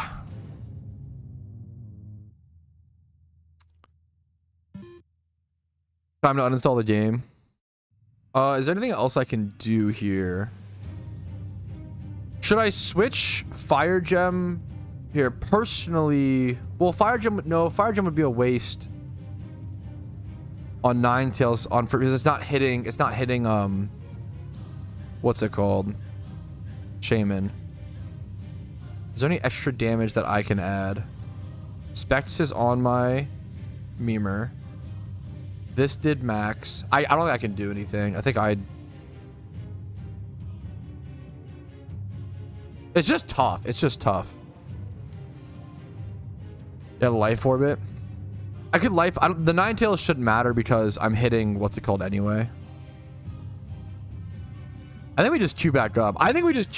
And yeah, I don't know. Like I don't know what. I don't think I have anything to change. I don't know if this is dumb. I don't know what to do. I think I'm... Or heat transmission, which for cheering for y'all. Air balloon heat trans take like 2 its minimum. I could put air balloon on something. Well, no, wouldn't gravity stop it? Let's go back to Moltres. Yeah. If anybody needs items, I should have extra things somewhere.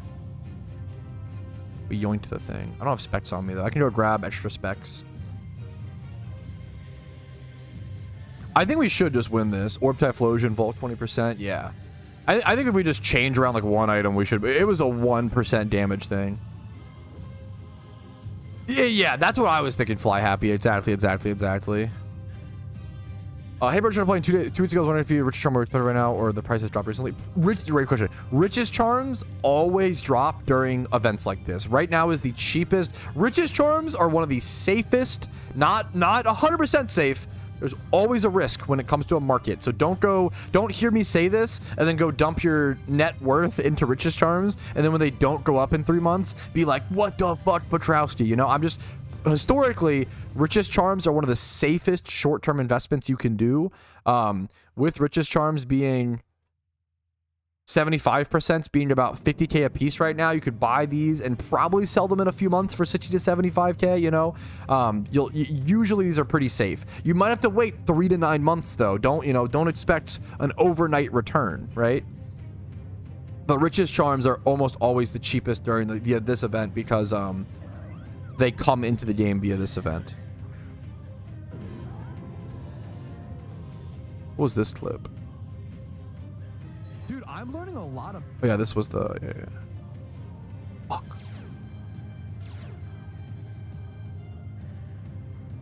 Okay, Weather Ball, Braviary. No, that's totally fair, Toe Jam. I don't think we need to make any major... I think it was just an item switch. I think we're fine. Yeah, it was a great question, Bash. Great question.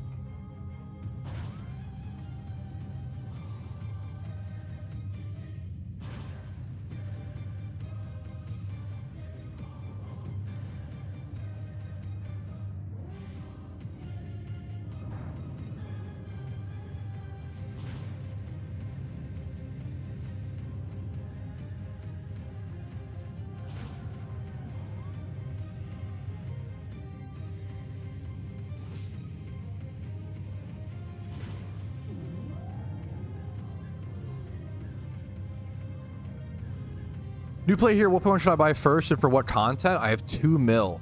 It's a great question. Oh, I muted my music. 1 sec.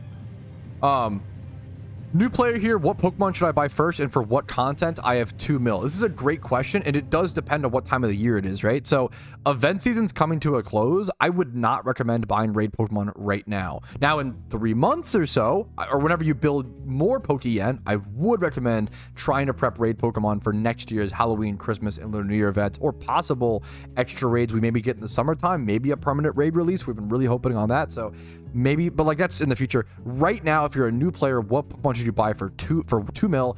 I actually want to make a new guide coming up about like how to spend your first 1 mil. I did a video on that a while back, and it's changed a little bit. Right now, I recommend number 1, a trainer rerun Cloyster. That's gonna run you about 200k. A gym rerun team which double Typhlosion, a cheap Torkoal, a cheap Whimsicott. It's not gonna cost you too much Pokeyen. Sorry, 1 second. I put my little gravity, and switch my music back up. That can cost you like between 400 to 600k, or even less than 100k if you breed them and EV train and XP train them yourself. So really, all the Pokemon like prices really depend on how you get them. If you buy them at level 100 or whatever, so you can spend 200k on a Cloyster or maybe less. Let's say 400k on a Jimmy Run team. That's 600k spent so far. So Cloyster Gym Run team was 600k spent. A Catching Breloom you really want. That'll cost you 200k at level 100 or so, out maybe like 300k outright. So that's 800k spent. Now we have 3 things. At 800k spent with 3 things, you still have, if you're at the 1 mil question's easier. 2 mil is a little tougher. I would start with 200k left in your budget. I would get Catching Smeargles, Soak Smeargles, Sweet Scent Pokemon. These are going to be super cheap, like less than 50k or so, and then EV train, XP train them.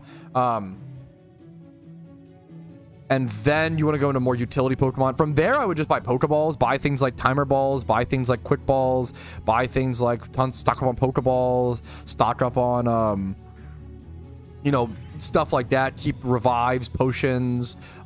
Don't neglect items. Buy things like Choice Band, Choice Specs, Choice Scarf are super important.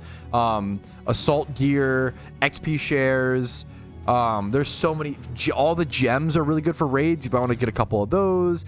All the plus 20% damage items, charcoal, mystic water, all the plates, like these are all relevant things for raids and even other PVM content. Double choice specs for Jimmy runs. There's a ton of, from there there's a ton of options there with items and stuff. There's so much that you need. Life orbs. What was the question? How to spend your first 2 mil or so in PokeMMO? You generally want to spend your first 2 mil investing into ways to make more Pokeyen in your account. And at a certain point, you do want to keep some cash on you. You want to keep an amount of Pokeyen so you can buy something if you really need. So you can breed for profits. You can buy event things, do event things. And honestly, keep in mind, maybe buy a vanity or 2. Don't also spend your money only efficiently, right? Maybe if you got 2 mil, man, you know, maybe blow 300 to 500k of it. Maybe not that much, but some of it on a vanity, you know? Go treat yourself, right? Don't gamble. That I wouldn't recommend. But let's say you want a red Oni mask, right? What's a vanity that you really, really like? A dope vanity, a cool vanity, a cute vanity, whatever it may be. Find something that fits your tastes. I feel like that's a really important thing to go for. Alternatively, buy a torch. Yeah, just actually spend 1.6 mil out of 2 mil on a torch. True. How you're live? Yeah, what's up, Josh? The stream schedule was updated in the Discord.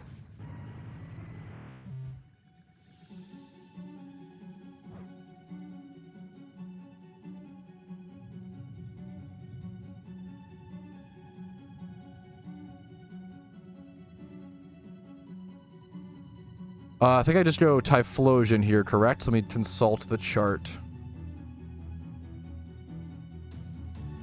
Pretty sure I go Typhlosion here. We're not dead, right? Am I distracted? We like FF or some shit? I don't think so. I was like, did I miss an FF call or something?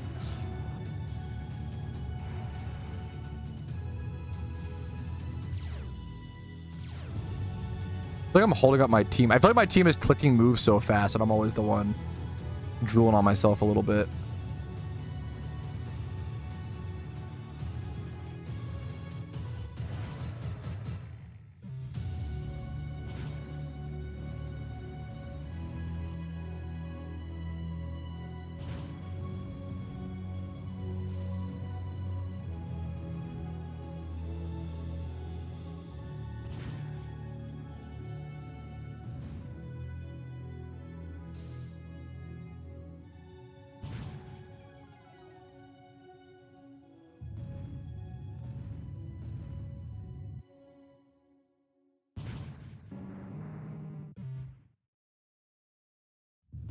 Not fast enough amount of in between. The Jirachis were like 5 times long. True.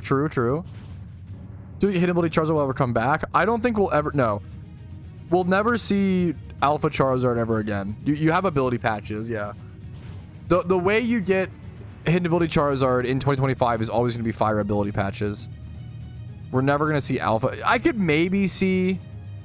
It's tough, Josh. What's up? Good luck to you. As soon as I saw the giant shell backpack, I lost it. The fucking Blastoise. Yeah, the turtle shell, dude. It's nice, man. Yeah, what should I... Hey, I'm a new player. What should I do with my first 2 million Pokeyen? Spend it on Cherish Balls. That's a total joke.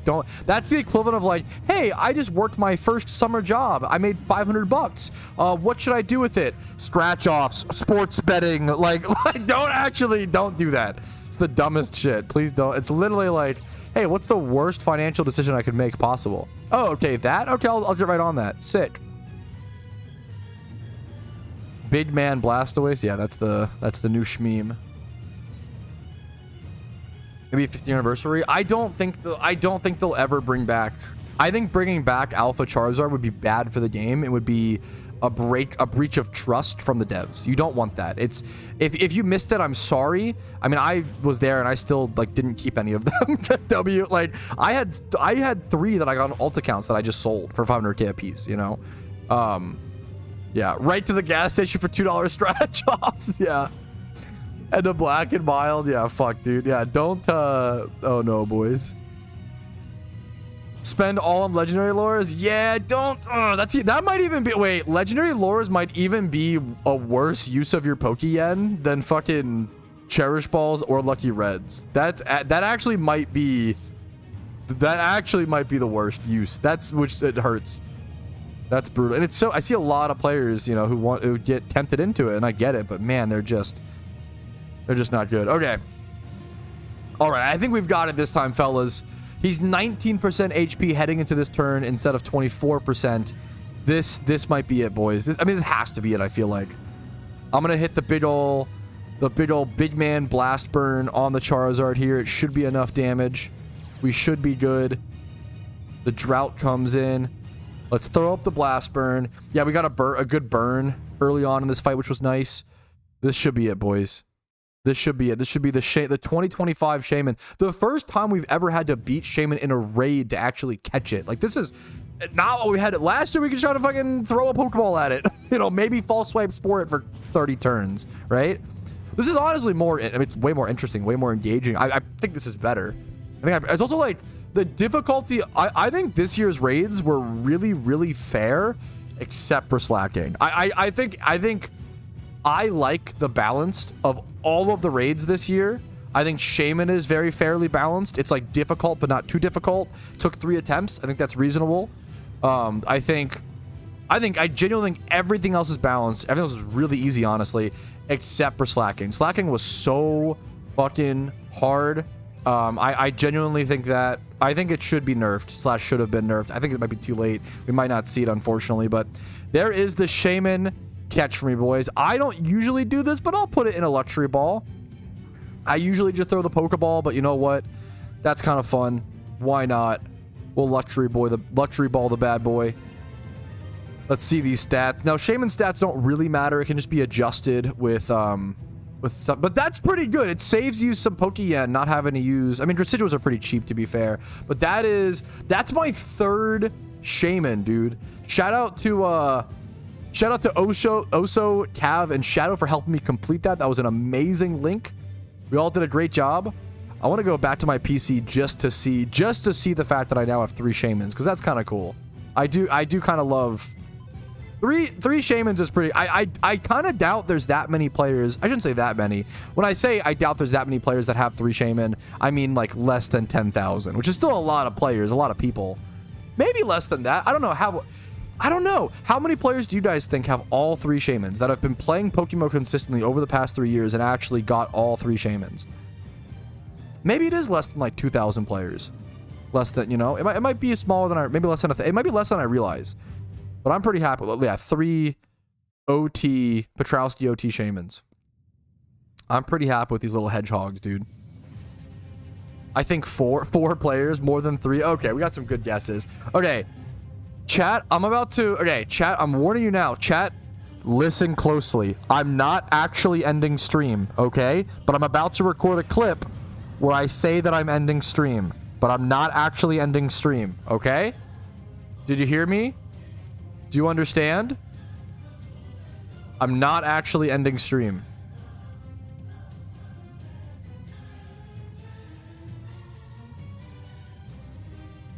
You guys literally love to spam. He's not ending stream when I'm ending. You should eat this up, okay? Alrighty, fellas, but that is it for me today. Hopefully you enjoyed the stream. Like it if you did, dislike it if not. Subscribe to the channel for daily PokeMMO videos. Follow the Twitch to see streams like this live when they happen and to see all the content as it flows out. Discord's links down below if you're interested in that. And if you want to go above and beyond and support the channel, YouTube memberships, Twitch Primes, Twitch subs, and PayPal/Venmo donations do go an extremely long way and allow me to do this in the first place. Hopefully the Eagles win the Super Bowl, and I will see you guys tomorrow. Peace-a-rito. Okay, stream is not ending. Stream is actually not ending. Don't be baited. We're not ending. We're not ending. We are not late ending, okay? We have more to do, chat. That was just for the stream recap, okay? Bro, we've recorded, not to fucking flex the hog. I'm flexing the hog a little bit. We've recorded 3 videos today. The Shaymin raid, the Zodiac Master's Guide, the stream recap, and now we're about to record a 4th all in one stream, which is going to be PokeMMO Lunar New Year. What do I call this? PokeMMO from scratch event edition, episode 3, day 3. Okay, so we're actually going to hop over on your mama's dangalang. Wait, I almost forgot. Let me send back the do I almost fucking actually almost scammed, almost reported, almost banned. I almost forgot to send back the Clink Clank, bro. Holy shit, that would have been bad. Oh my goodness. We actually almost scammed. Thank you so much. I don't even know if he needs it back, but obviously. Here, we'll even. There we go. Thank you, dude. Very mature message to send him. Okay. Now we hop over to the lay alt account, okay? Lunar New Year Andy, boys. And I've been doing some storyline, bro. A little bit of storyline off stream, okay? A little bit of storyline. Now, I have to go pee my brains out because I've been drinking a lot of Mountain Dews like an absolute gremlin. So I will be right back. Enjoy looking at the Lunar New Year Andy account.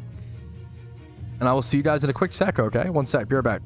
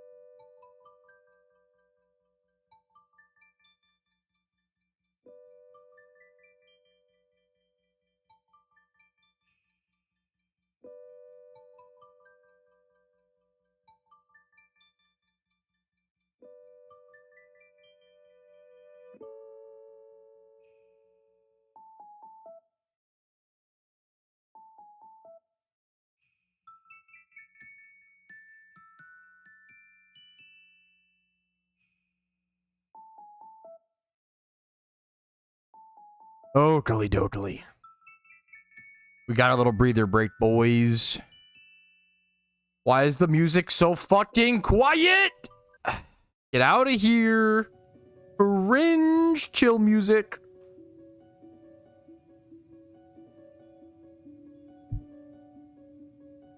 Okay, we're almost back. Once I make my fucking Hammerino on. Oh, that's not it. Okay, we are so back, boys. What's up? What's up? Let's fix this. We've got more to do, boys. There's even more to be done. Okay. Whew. Alrighty, boys. Alrighty, fellas. Yo, what's up? My name's Patrouski, and being a new player in PokeMMO is really hard, but it can be done, especially during event season. You can use this as an opportunity to propel your progress as a new player, like I've been doing in this challenge. Welcome back to episode 3 or day 3 of my Lunar New Year Andy challenge, where I create a new account from scratch, grind the event, and try to achieve all sorts of goals. I'm currently at 17 hours played on the account, with 7 gym badges and over 1 million Pokeyen already. That's the big thing. We have a few other goals that I need to work on for sure, which I'll bring up here in a quick second. But one of them has already been achieved. Making 1 million Pokeyen was one of the big goals on this account / challenge. We've already done that, but we have more to do. Okay, we have more to do. I still need to make a full raid team. I still want to finish at least one storyline. I said 1 to 2. I'll probably be sticking to 1, given how little time is left in the event. And then I also want to get like a few vanities and maybe some utility Pokemon for fun. So I'm going to go ahead and be doing a little bit of storyline progress today, but I'll probably get over to the Lunar New Year event, Abundant Shrine, and start grinding that as soon as possible. But for now, let's go ahead and start working towards our 8th gym badge. I need to handle I already got the 7th one over here in the city that I'm currently at, over in Dragon Spiral Tower, or Icarus City, excuse me. But I need to go through Dragon Spiral Tower now, complete this little part of the storyline, and then I can make my way over to Oplucid City and get the 8th gym there, the Dragon Gym. Woo! Alrighty, fellas. Good morning, Mr. Streamer. Good morning, guys. Wow, hello. It's so nice to see you guys for the first time. How are you doing today? What's up? What's up? Honestly, wow, with Mienfu's over here, it might be worth to try to catch one of these. I'm going to try to catch some of these if possible. I need to get a good catching Pokemon here soon. Level 46 is my current max obedience level. I could lead with like Gyarados. Let me go Gyarados actually here and try to like waterfall. I kind of want to try to catch a Mienfu here, because if I can get a good Mienfu. So yeah, I'm actually running into Mienfu here over at the Dragon Spiral Tower while making my way up it for the storyline. I'm going to try to catch one of these here, because Mienfu / Mienshao is one of the best raid Pokemon. It's some of the best fighting type DPS in the game. So if I can attack one of these without killing them, which I'm having a hard time doing, I would love to try to catch one. If I could get one with good stats, decent stats, 31 attack, it'll be a really good start to a breed. So it's probably worth to sit here for a little bit and try to catch a Mienfu.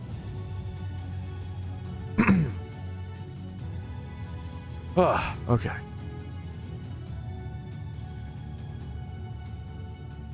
What just stopped me? Hello? Am I cooked? Sharon. Of course. Of course it's Sharon. Of course, of course, of course.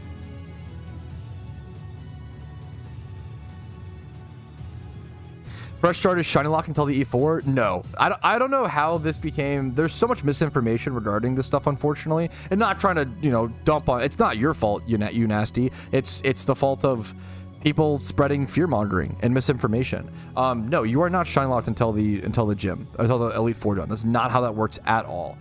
Tons of new players get shinies all the time.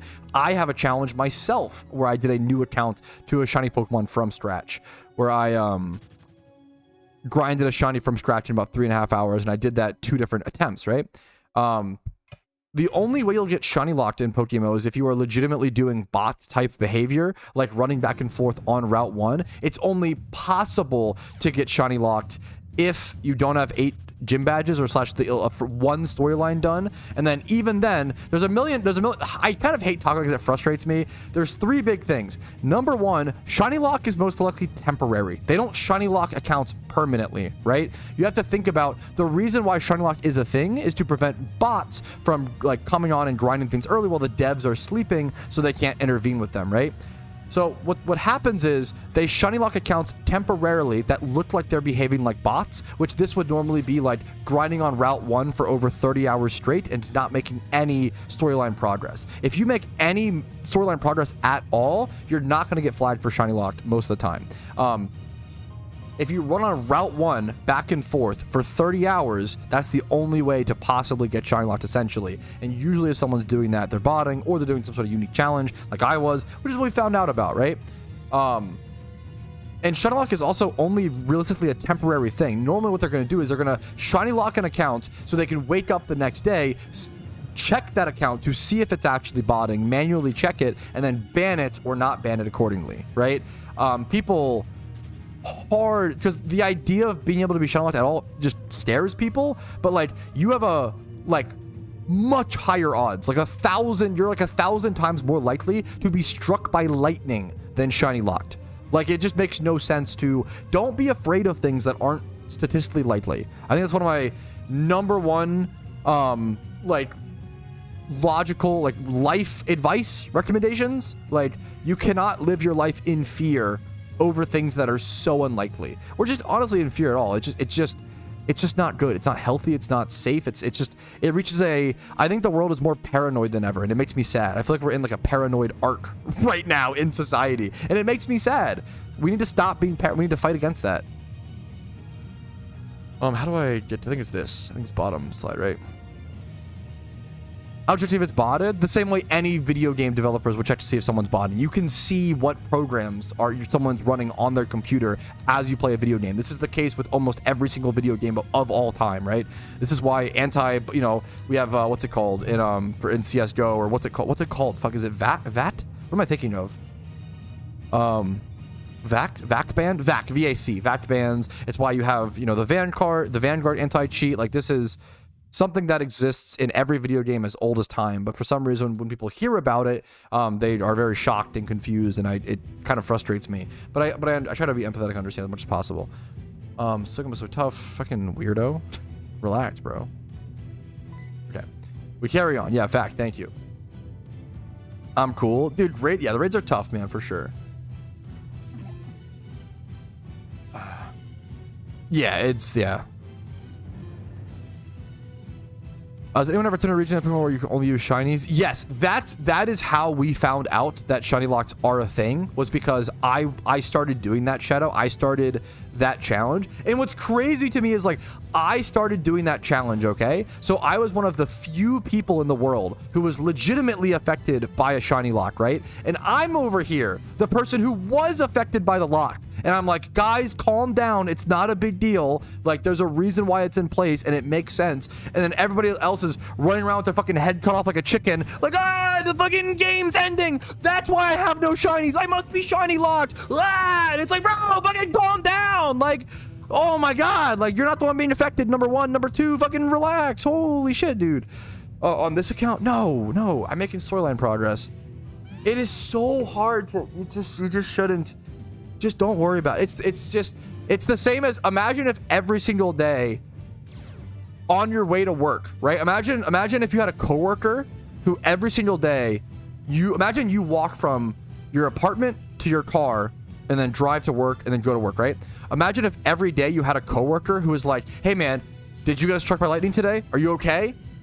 Like that's what this, it's paranoia. Stop. It's actually like, it's dangerous, mental, unhealthy, like paranoia. It's really, we gotta stop, dude. We have to give it, like, I'm a very emotional person. It's fucked when I'm the one who's like, bro, we gotta be more logical. Like, we have to ground ourselves.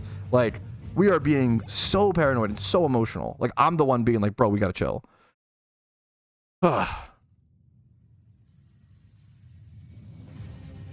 Okay. Anyways, it irritates me so much because it just is so illogical and it's very frustrating. But I should be more patient. I should be more understanding. Ugh. Survive all regional play. Like questions like this frustrate me because you literally just shouldn't worry about it. Like unless you are the only, once again, there's only one way.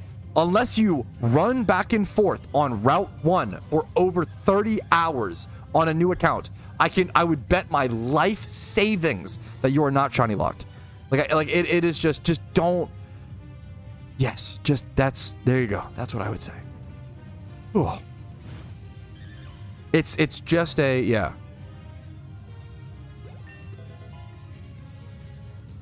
It's a very normal thing that would happen, and it happens in pretty much any MMO, but for some reason, yeah. Ground grind never stops, yeah. In PokeMMO, I don't think so, Elliot. I know in other Pokemon games, it's like possible. I don't think so in PokeMMO. I kind of wish so, it'd be funny. Okay. Give me your life savings. Okay, here you go. I mean, you're my wife. You pretty much have access to the life savings. I'll be honest.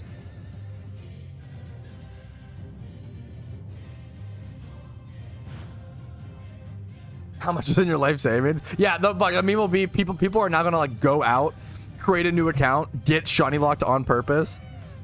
Oh, we're so fucked, boys. Yoink. Easy life savings. Yoink. It's kind of a good meme. How to get the encounter. If you Google how to get encounter counter for PokeMMO, my video should be the first thing that pops up.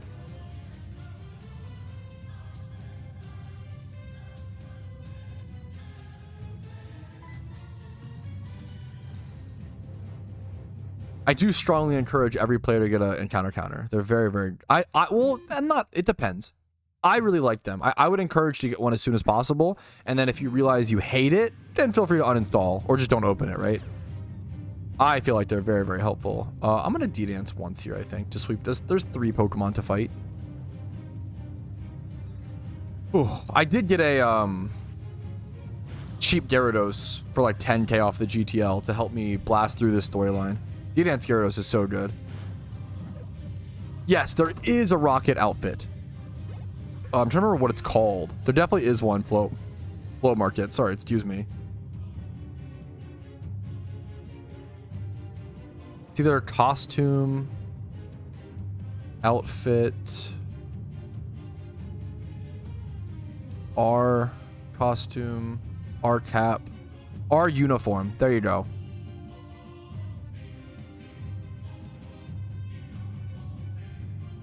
There is one, but there's none on the GTL. I'm pretty sure you can get the R uniform from the Celadon City Casino.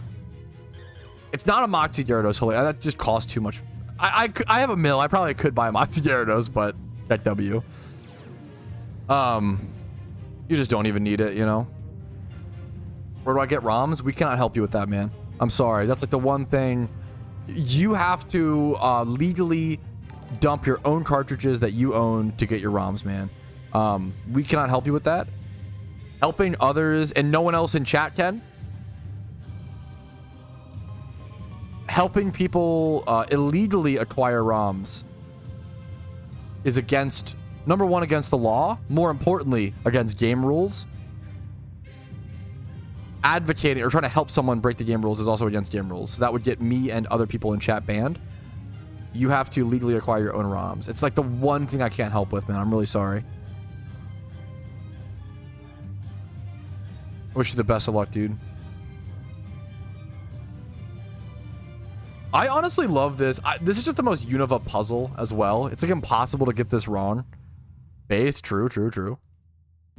Okay. To be fair, that's true. They are cheaper. That's true. To be fair, Toe Jam, they're cheaper than they usually are. Before the event, they were 50k. You know, so I'm thinking of those prices, Toe Jam. That's true. But honestly, I mean, this will just do, you know? Intimidate Gyarados just gets the job done. Burn, baby, burn. It seems like something's rampaging at the top of the tower. Yeah, it's me and your mom. True.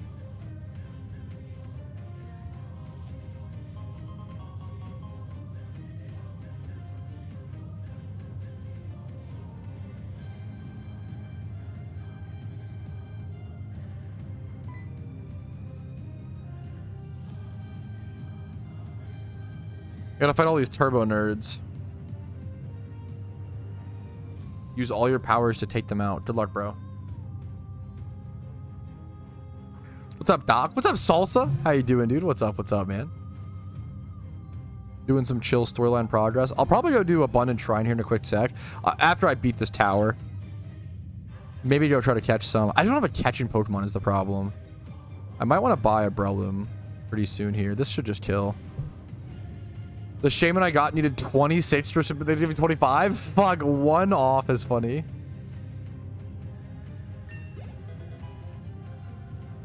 Yeah, it's crazy. Alpha Excadrills are kind of back up as well. Alpha Excadrills are like 500k still, which is... It's crazy, like... It's crazy. They're still worth so much, but coming to the game and stuff is pretty nuts, in my opinion. I'm gonna crunch here to save PP.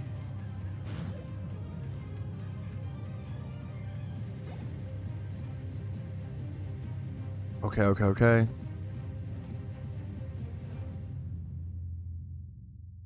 Lost to a kid, sheesh. Did Team Plasma invent the sheesh meme? That was one of the worst memes. I'll say it, and I'll say it. Nobody in chat is allowed to disagree, okay? This is my most dictator take, okay?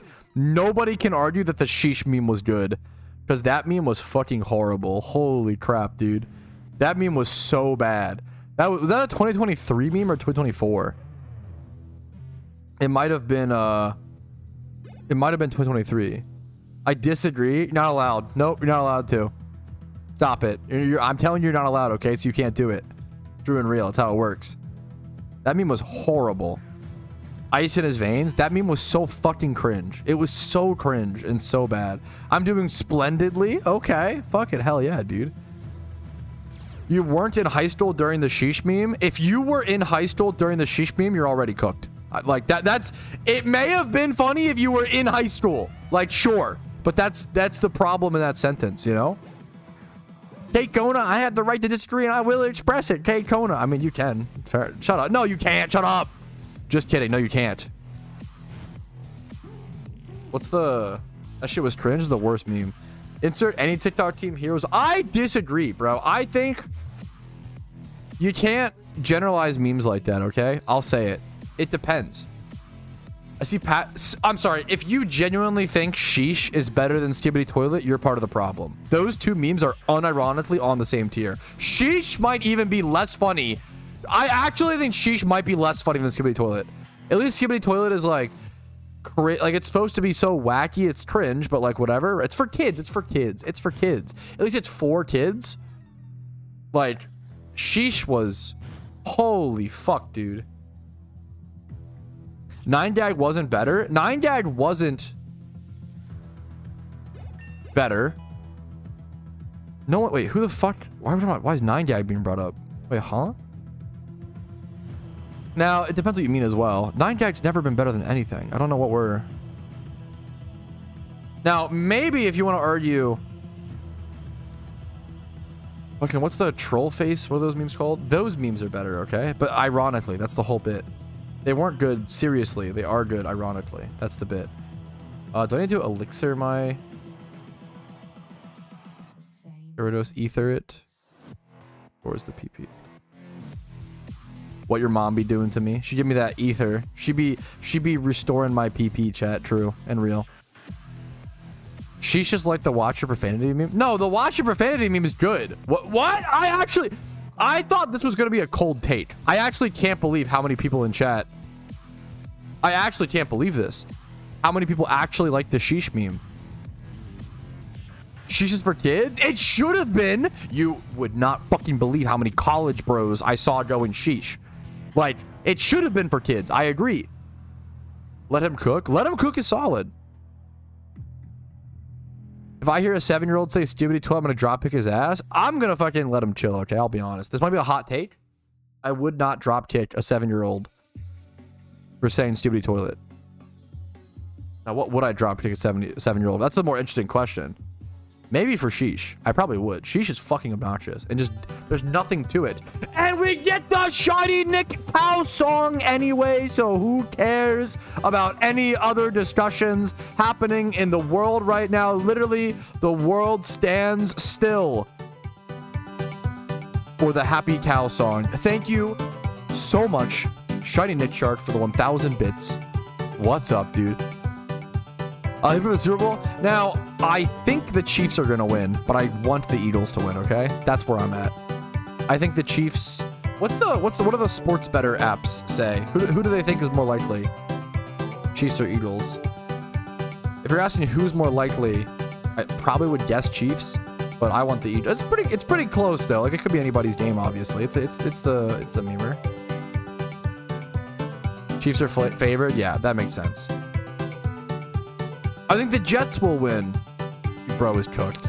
Bro might be the most cooked in chat, and that's just like, I'm just sorry, man. That's just sad.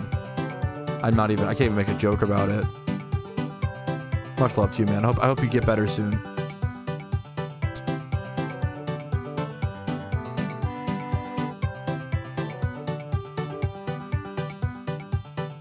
Let me see. Yeah, Chiefs are minus 120, Eagles plus 100. I'm rooting for the Eagles.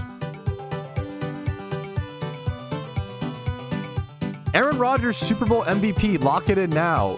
You're so fucking cooked. Holy shit. Boo! Boo! I know. I feel like I'm going to be... How many people at our Super Bowl party, Chris, are rooting for the Eagles? Is it like... I think most people just don't give a shit about anyone, to be fair, obviously.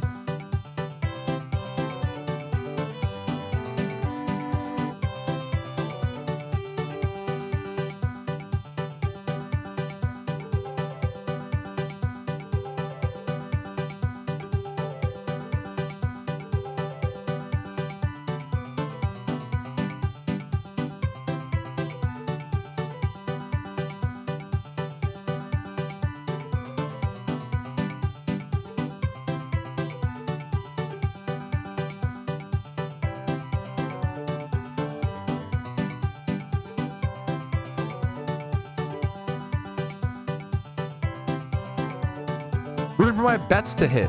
Good luck, dude. Most people rooting for a meteor. Is Tom Brady playing? Yo, with his fucking my mom in the chat? What the fuck? That goes so hard, dude. Do-do-do. Do-do-do. Just fucking crank it to the cow, bro. Well, okay, wait. I meant like dance. Shut up, chat. Shut up. Actually, shut up. I want song and cow. You got song and cow.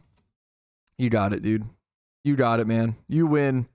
Bro got the song and cow.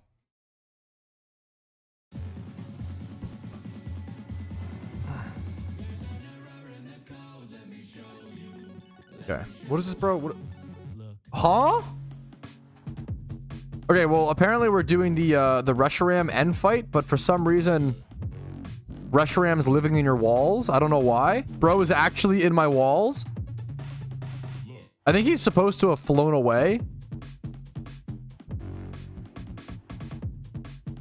He's just over here. Okay, I see. Okay, that's supposed... Yep.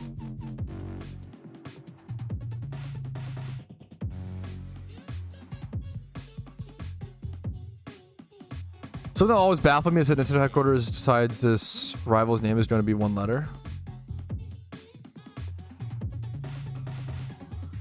This song unironically makes my day better. It's a fucking happy song, dude. It's a happy song.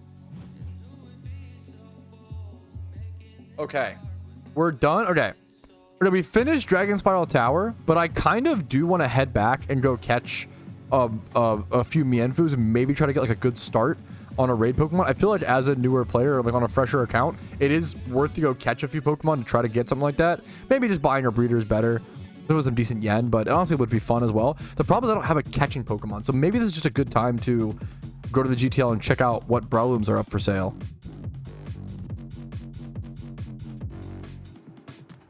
It's more complicated than that, Kevin. Kind of, Kevin, but it's more complicated. You need like a heal block at like a right time and stuff. I would check out Cav's guide on it.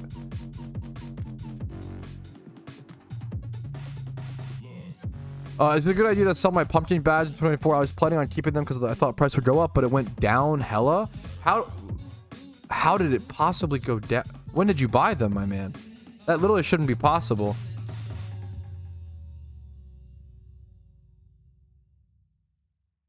Pumpkin goodie bag 2024. I'd have to check the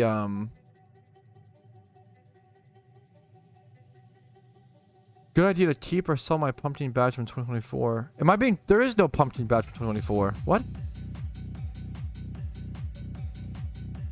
Am I being baited?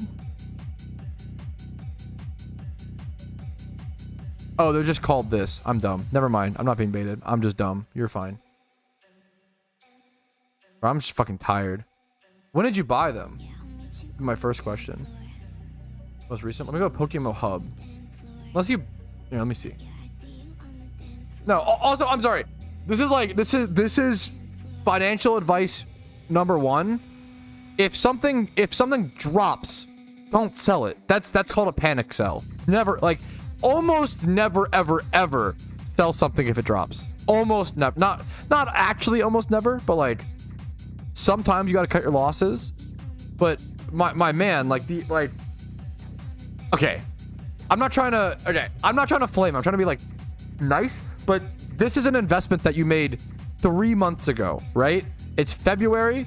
It's been 3 months, right? And you're already like, hey man, should I sell? That to me is a big red flag that you don't have the patience for investing, right? You shouldn't even be considering on whether or not to sell an investment until at least 6 months, maybe. And that's if you should only be considering to sell an investment if it's like gone super up, right? You should like, you shouldn't be, if you bought an investment 3 months ago, stop looking at the price. Don't, just let it sit, let it do its thing. Let it sit for 2 years. I always tell people you have to be willing to hold something for 2 years. I don't like, you just shouldn't make investments if you're not willing to hold something for if you're going to ask me 3 months after making an investment, should I sell it? You probably shouldn't have made the investment in the first place. What are we doing? Always panic. So yeah, like, this is just like unbelievable. Buy the dip. True. That's the risky fucking move. Let me, sorry. I'm also just tired. I'm being impatient. But it's frustrating because I make so many guides and I make so many videos that say all of the things that I'm saying, and then people don't listen to them, and then which is really frustrating. That's what's frustrating. It's like I have videos and guides covering all of this, and you don't have to watch every video or find everything, but like yeah, if you just watch like a event economics 101, like a basic, and maybe I need to remake the video. You know.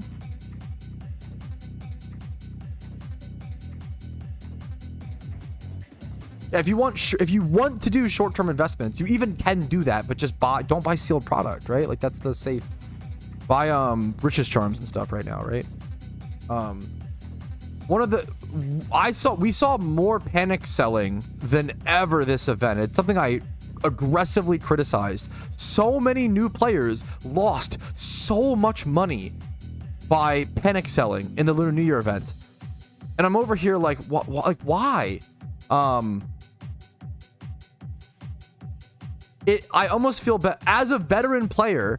It sounds really mean, but as a veteran player, I made so much money this Lunar New Year event on new players panic selling. It sucks. I'm over here like, bro, you complain about the rich getting richer, yet you're letting them get richer. Fucking stop, bro. Have some like basic financial education and patience. And I'm trying to give it to you. I'm trying to be like, fucking hold your investments. Don't panic sell. Hold. Diamond hands, bro. Have patience. Like, stop letting end game players like me get richer because you don't have any patience. Like, what are you doing? It's so frustrating. I want new players to build wealth and have fucking capital and fucking pop off. But you're like stabbing yourself in the stomach while I'm like trying to pull back the knife, like, bro, don't panic sell your goodie bags. And you're like, I don't know, bro, I need lucky reds. And I'm like, bro, holy fuck. Like, what are like, Jesus, dude. I know I'm fucking popping off for entertainment value, but it is fucking crazy. Oh, it's fucking okay. Holy shit. Woo. Okay. Like, you just fucking be patient. That was a crash out. You just, yeah. Investing is a patience man's game, you know? Patient man's game? Patience makes no sense. Patient man's game. I need my lucky reds. Like, yeah, like, bro, fucking relax. Pick an investment and stick to it. If you're, yeah. Ooh. All right. We done crashing out. We're chilling. We're chill. My bad. No, sorry, you're fine. Gren, you're fine. I don't want you to feel targeted. You just are one guy who asked a reasonable question. It's a little frustrating, but like you're totally fine. I'm crashing out over, like, the problem is it's over like a collection of like thousands of people who have asked similar questions, and I'm seeing them make mistakes, and it's like sad to me and hurtful. You're just like, you happen to be the last straw that fucking broke the camel or whatever. You're fine. You're fine. And also, financial mistakes are gonna happen, right? Like, I have made every financial mistake in the book. That's why I know how to avoid them and try to help people like not to do them or whatever, right? And maybe you're like me, like maybe maybe you're like me and you have to make the mistake yourself to learn. I fucking am terrible at listening to others' advice, you know? It's just an alt account, Irvine. I'm thinking me too. Me too. That song goes hard. Okay. Ooh, we have a Apom Swarm. I don't have a catching Pokemon though, which makes it so awkward.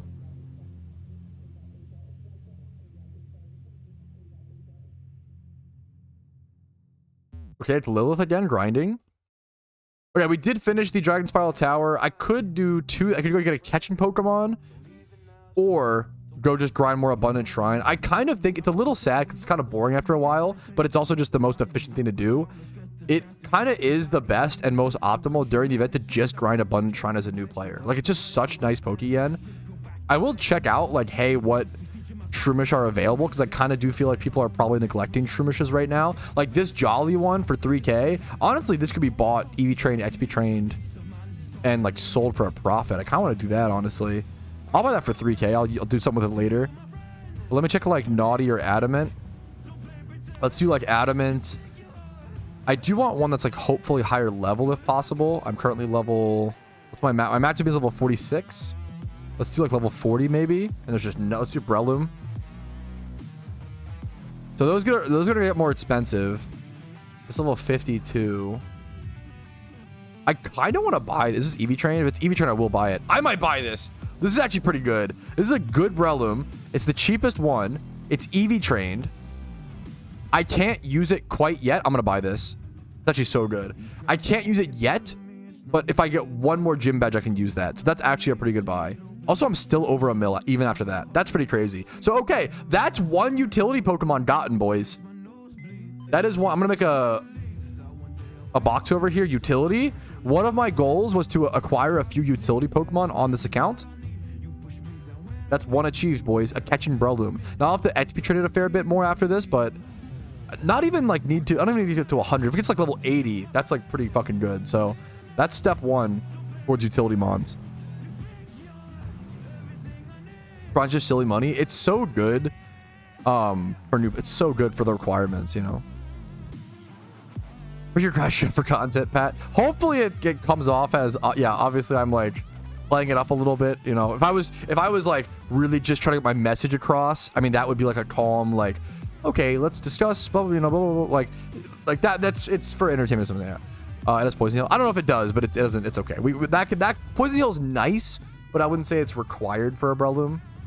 We can always ability pill it. We can fix that up later on. For a beginner utility Pokemon, that's gonna be great. You know the way it is. Okay. What's up, Novenger?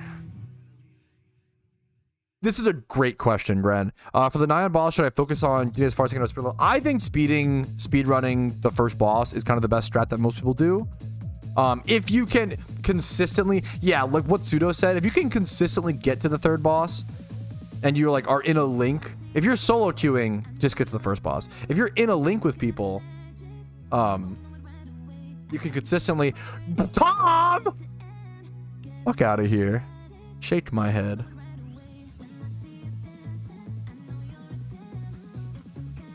It depends on how good you are at the event, for sure.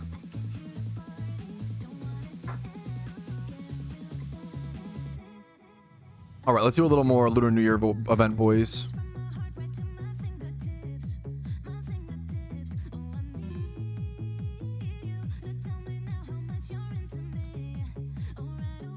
Oh, okay. Okay. Should I jump on Steelix here, maybe? No, I want to go. Let's go Melodic. Soulless is the meme.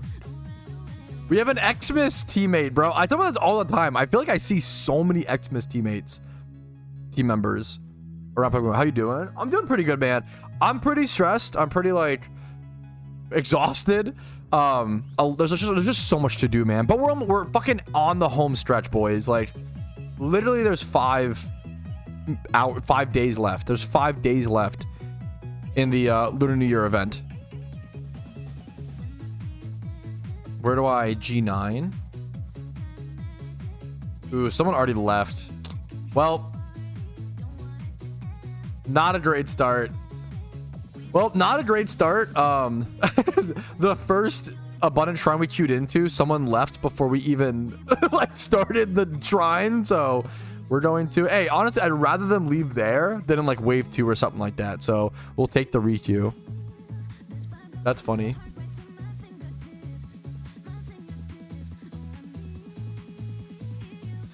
Is phase 3? Yes, phase 3. Thank you for, I appreciate that help. I get distracted. Phase 3 is better. If you can get to the third boss and beat it consistently, it's better to do that in a structured link than just what's it called? For sure.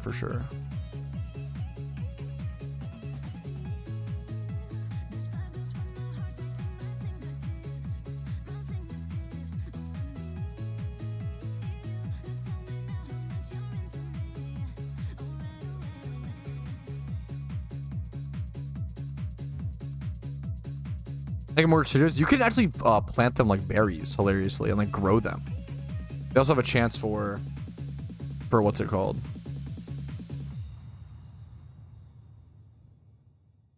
We need Mark plays to start.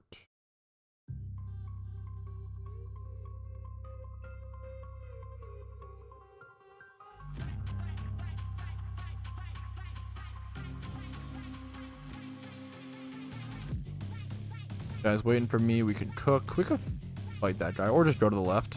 We could fight this guy. We can beat him pretty easily, so we can do it. Second stool is trying to watch from the shadows, dude. Fucking fair. Want to do my most watched channel, dude? That's a fucking huge honor, Novenger. I am honored to hear it, man. Much love to you, dude. You start with 4-6 as the year of the snake. I'm actually embarrassed how I've never noticed this, German Potato. Do you start with 4 snake Pokemon because Year of the Snake? Seviper, Melodic, Steelix, Arbok. Dude, I've done this event for like 10 hours and I've never even thought about that. You're actually 1000% right. That's so funny. Never even fucking noticed it, bro. Never even crossed my mind. This guy wants to fight this guy. Sure, we can do that. You just noticed? Shut up. Yes, I did. Maybe. Needs to Giga Drain the Piplup. Giga Drain.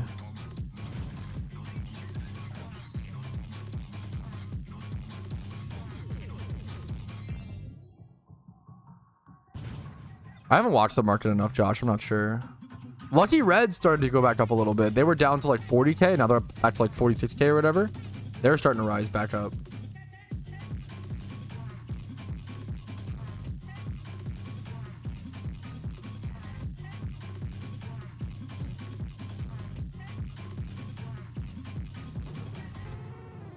Didn't need that much brain power. Yeah, this event's chill. I'm actually just gonna close my encounter counter. If I'm literally just grinding the abundant shrine, there's no reason to have the encounter counter up, and it's better to just have it gone so people don't think I don't bait people to think I got a shiny.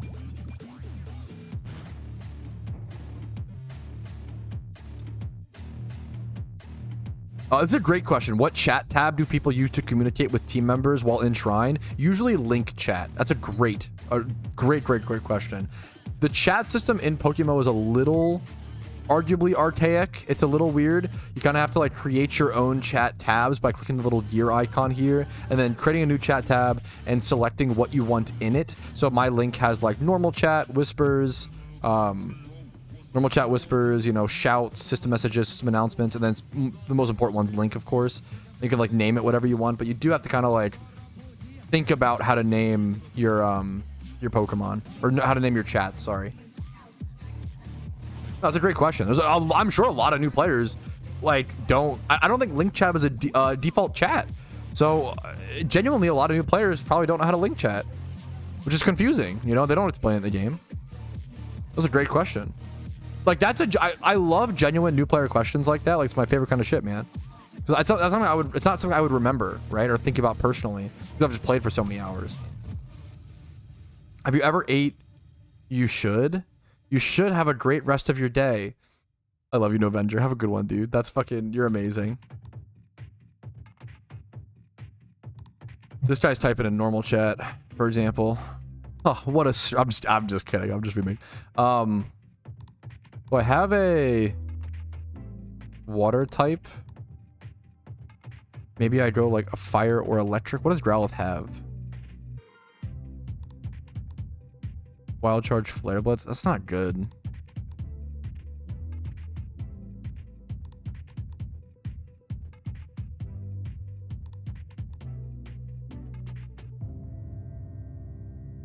I like Electrike.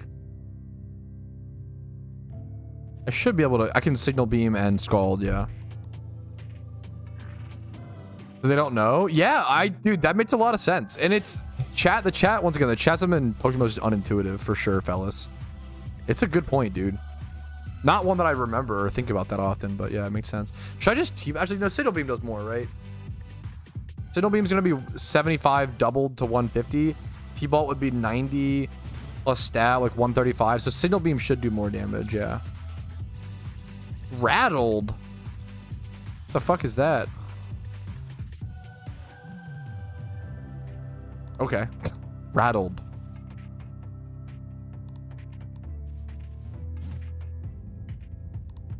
Dude, that's insane, Tom. Good for you, man. You've been really grinding swarms this event, Tom. It's been like really noticeable, man. Nice job.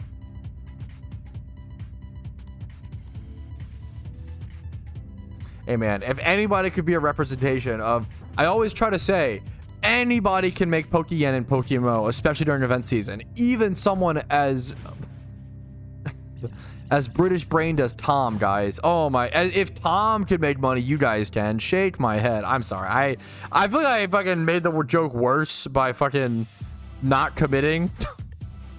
I'll be so honest. Oi, bro! Don't banter with me like that. Average Tom response. True. I need a Mankey. We don't have him yet. Oh, we have a Mankey! Yes, please. Yoink! Wait, someone used Evo Charm on something else? On Lucario. That's a reasonable Evo Charm.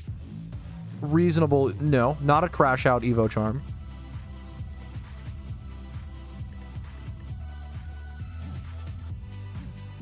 Actually, I probably shouldn't have led Mankey here. Oops. You made less money than Tom, sad cat. Fuck. Yeah, that's so good, Pseudo. Gonna open them all in char. Hey, fuck, have fun, dude. I respect it. Have fun, dude. Have fun. I kind of fucked up here, hilariously. Should I just protect? I kind of think that might be the best play. I'm just gonna protect.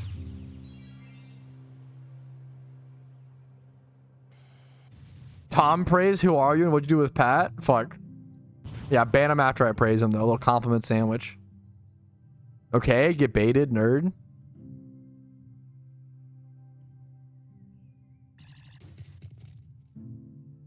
I love that Mankey is like this in my fucking raids or whatever, my dungeons. Yeah, just like in your mama's dungeon. True, chat. Good point. Glad you brought that up, chat. Good point. Good point. The Shieldons have sturdy, right? Which is like really, really obnoxious.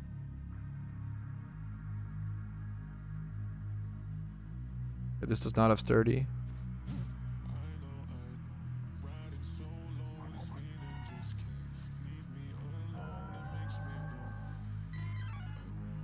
I have to try to start exporting videos.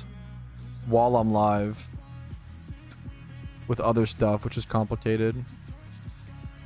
I just... What's my greater chance? I think I have one-shot Phanpy with greater chance, right? Ooh, exporting? Yes. Ooh, exporting. Correct. If I want to leave for the Super Bowl party at some point, I have to... Okay, so what I can do here is I can Protective Aura into Drain Punch to heal HP on my Mankey. Somebody told me I fell off. Ooh, I needed that. Bro, what are you... You got some fucking ops, bro. Yago is cooking today. Holy shit, who motivated him? Somebody told me I fell off. Oof, I needed that today. It's so crazy. That has the same energy as those people that tweeted out when fucking when stimulus checks came out. People were like, "Yeah, I didn't cash mine because I needed to fucking keep my motivation to grind." Like, bro, that's the same. I'm glad somebody told me I fell off. That just kicked my ass into high gear. It's so fucking edgy, but I kind of respect it. It's so edgy, but I'm kind of here for it.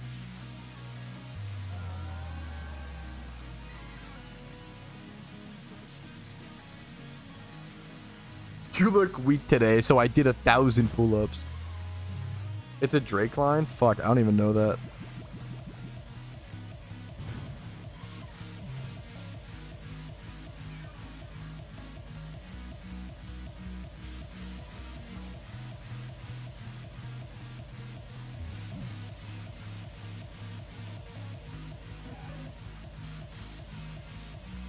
Start getting this export going. I feel bad exporting during a dungeon, but I'm clicking mostly efficiently.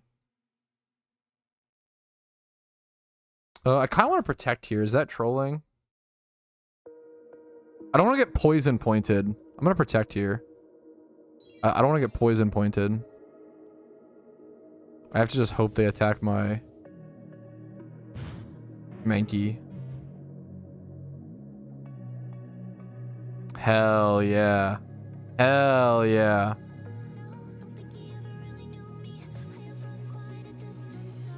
Easy clap, boys. That's the strat. Clean them up, boys. That's the strat.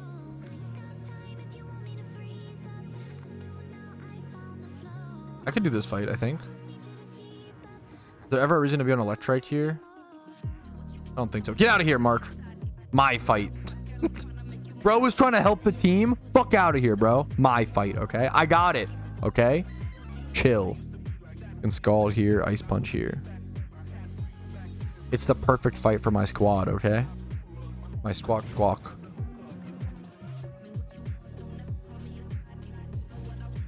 Me dragging over clips to export the stream recap today. While fucking... Bro, there's something in my fucking eye and it's triggering me. You see me... If you see me batting my eyelashes at you, chat, I'm not trying to be flirtatious. I apologize. Or am I? You'll never know now. Cooked.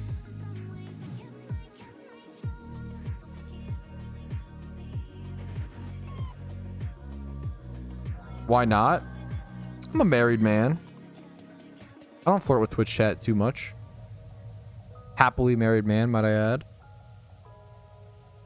So, there's the reason this is so, but it's kind of a cool little micro thing. The reason I specifically Ice Beam the Gibble there and Ice Punch the Trico is that the Gibble most likely does have the Rough Skin ability. So if you do use the Ice Punch on the Gibble, you will actually take a little bit of damage on your Mankey. So just to min-max your HP pool, your health pool. There you go. Scarf is kind of cool. Maybe something you might want to consider. Oh, let's just do this.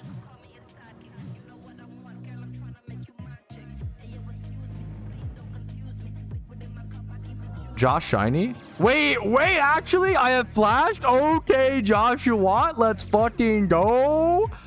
One of the fucking OG shunters in PokeMMO. Let's fucking go, dude. One of the few people that actually believed in shunting back in the day. Let's go, dude.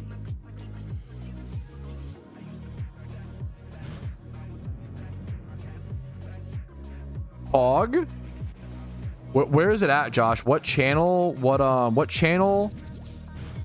What region? What route? And if you don't mind me asking, I mean, I would love to know what Pokemon. But if that's, you know, on a need to know basis, Mount Silver. Is it an Onyx? Got to record FML? Oh, fuck. My memer is... No, get out of here. Mark mine. Yoink, Mark. Got him. Mine, Mark. Yoink. Are Julian's grass type? Are they normal grass? I'm not on the main account, so I can't even check. I feel like they're normal grass, right? I know Sawsbuck is normal grass. Yeah, they're yeah, it's super effective. They are normal grass. Okay, sick. Perfect. That would have been a little troublesome if not. A little troublesome.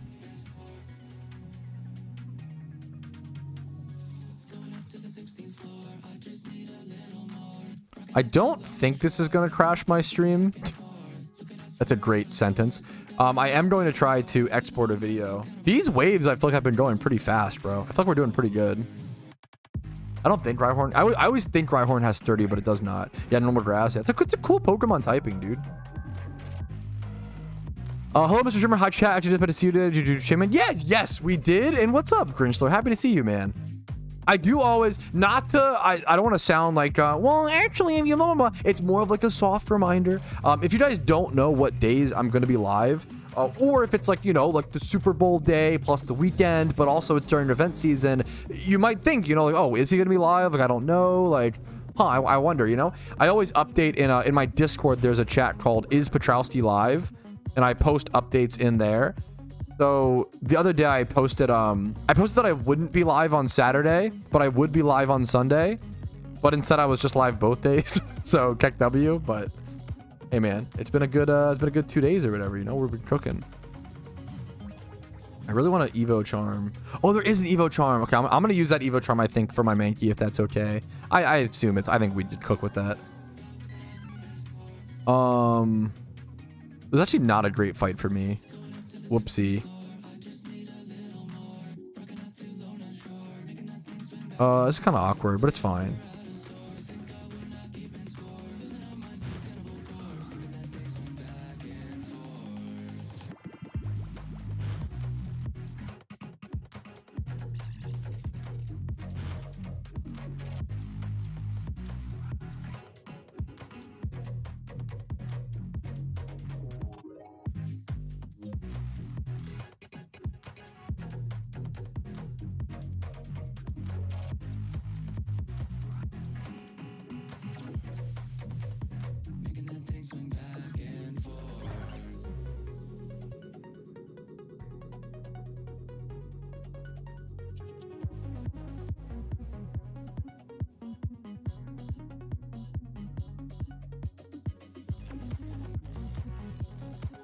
Dude, we cooked this. This team was really good. This team did a really good job. Let me try to grab a fourth mending. Let me grab a mending Paramon.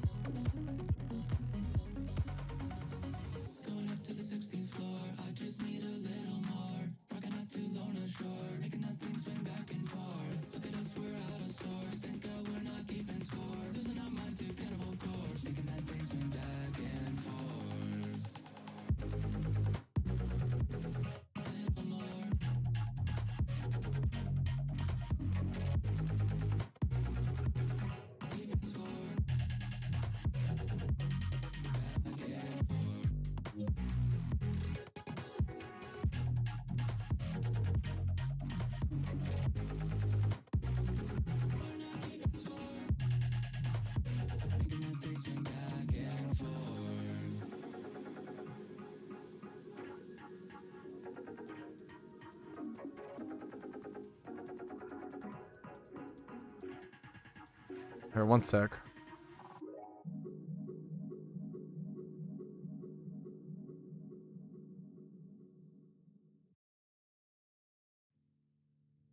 Sorry, chat, one sec.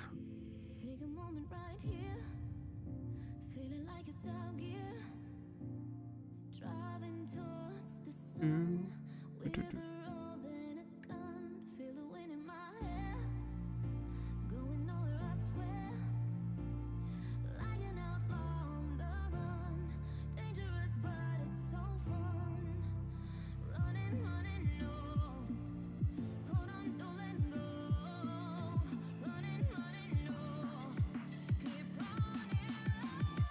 Oh, I'm fucking in a dungeon, bro. I'm trolling my team. Oh.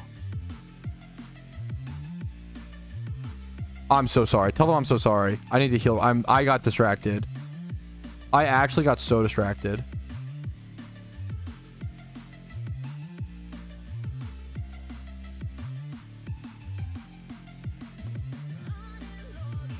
Dude, I'm actually trolling my team. I actually got distracted.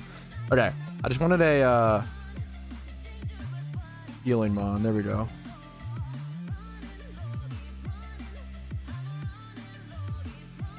We should be totally good. Like, you don't need much to. Actually, I can lead I learned to lead melodic here. There's so many coins. I only need it though.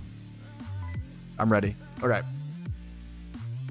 I'm gonna lead with melodic and set up the screens and stuff.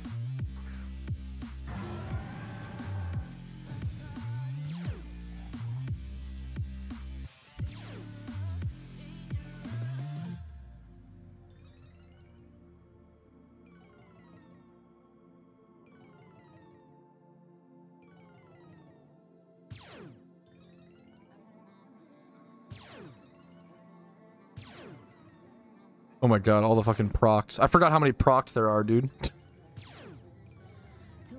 Frying some bacon right now? Bro, you don't gotta flex on us like that. Holy guacamole, dude. Can I rent a Rocco type from real fast for a Gyarados raid?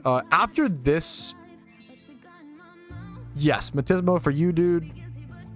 Yes, wait until after this dungeon, if you don't mind. I can hop over to the main account. What do you need specifically? A rock type mon. I've got something. I bet. What do you have currently? What did I use? I used my shiny Rampardos. I can't lend you my shiny Rampardos. I'm sorry. That's one thing I can't risk. But not that you would ever, but I'm sure you understand. I'm trying to think what else. I know I have stuff. I have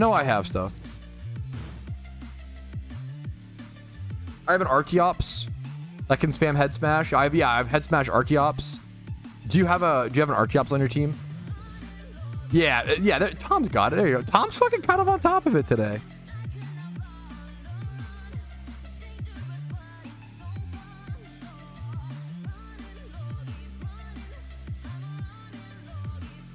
I'm trying to think if I should I'm just gonna blessing because Lucario doesn't have the max thing or whatever. I know Empoleon's full boosted. But Lucario needs it, kinda. Not really needs it. I don't know if that was worth. This might have been a waste of a turn, actually, to do this, but that's fine. Need healer. We should be fine to just like... Once ever my Primeape out, we should be good. I'm just waiting until...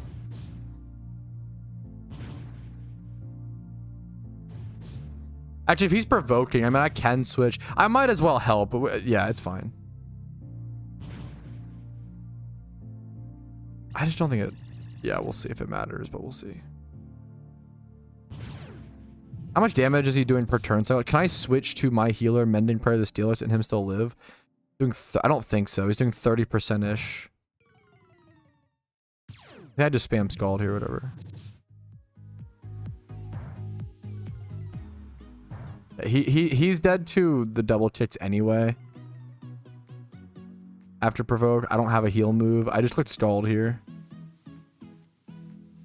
We're unbelievably good. The fight's over. We unbelievably won. It'd be nice if we could heal the Steelix, but yeah. True. I linked it. Let me see, Josh. I don't have oh, I'm on alt account. Fuck. Josh, if you could post it in global or something, I'm down. What's your Nyan high score? Bro, I'm gonna be so honest. I just do the first boss and then FF every time. It's just so chill. It's so comfy. Just Scald, burn, attack cut, yeah.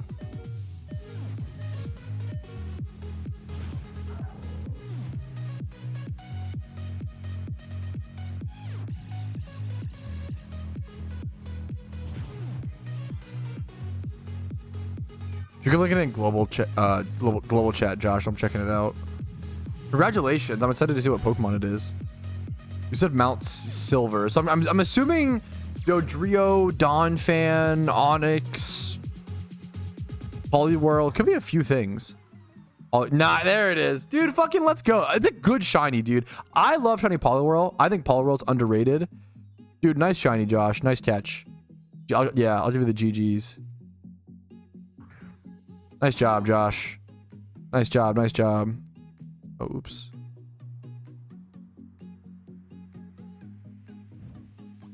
Oh, we did get a heal off. That's hilarious. ... This guy is like ... needed a healer. We're the fucking raid's over, bro. We don't. I appreciate, like, it's nice if we could get a healer in there, but we're so good. We have Primeape in the back. Like this, every Pokemon on everyone's team except for me and Empoleon could all die right now, and this fight would be over 1,000 times. People definitely like hyper worry about hyper optimism is what I was trying to say. So, oh my god, I almost got canceled, boys. Freudian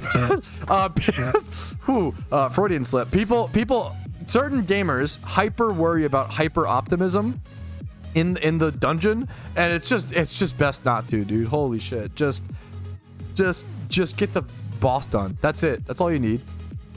You don't have to have like a perfect healer out for the Steelix and stuff and yada yada yada. Just fucking kill the boss, forehead. It's pretty easy. People just like, yeah, that's just like a common Pokemon thing I see, is people just worrying too much about having the best run versus just getting it done. If you're gonna do the run a million times, just get it done, you know? How many encounters? Of course, Josh, I'm always down. Of course.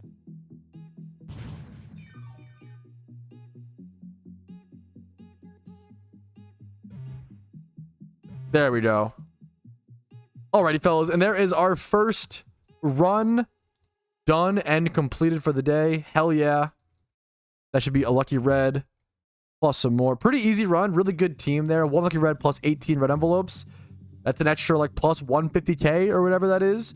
Lucky reds are honestly kind of going up in price a little bit at the moment. I'm going to do another run or two. Let's see.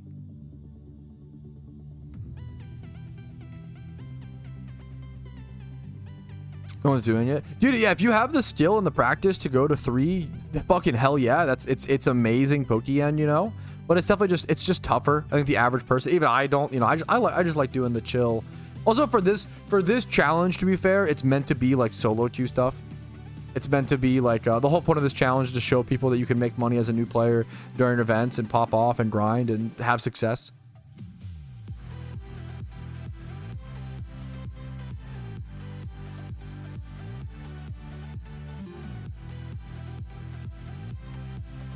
I'm so glad. My main account is just done for the event, I believe, right?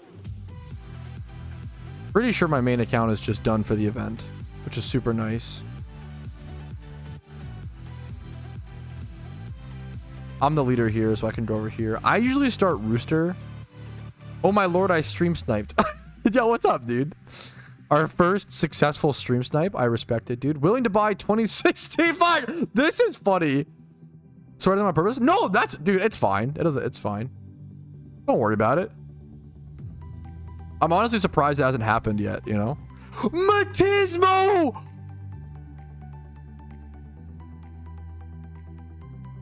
Wait.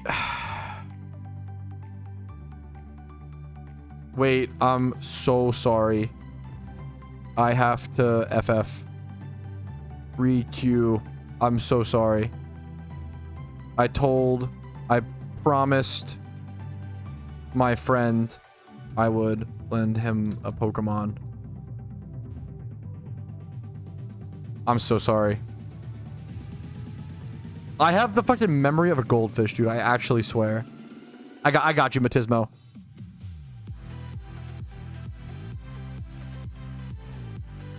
I got you, dude. I'm hopping over. Okay, rock type. Can you meet me Vermilion City, or are you like at somewhere? Can you meet me Vermilion City channel 3 upstairs? Now I feel bad. No, you, dude, you should not feel bad. The teammates were like, don't worry about it. You're fine. Dude, you're totally fine. That was my fault, my mistake. You should not feel even a little bad. Not even 1%. You did nothing wrong there. I told you I would get you a Pokemon. I forgot. I hurt my team a little bit for that. I'm sorry. You know, that sucks. I definitely don't want to leave a raid like that, but it seemed like they understood. But, you know, that's fair. I try not to be that lever, but sometimes it happens.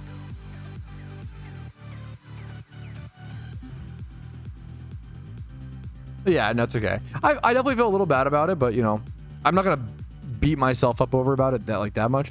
Can you confirm this is you in game Matismo, or is this just someone else hanging out? Okay, it's just here. I'm gonna wait really quick. I mean, there's someone in Optic. I kind of really doubt someone in Optic would ever try to scam me, but you know, if I could get confirmation in YouTube chat, Matismo.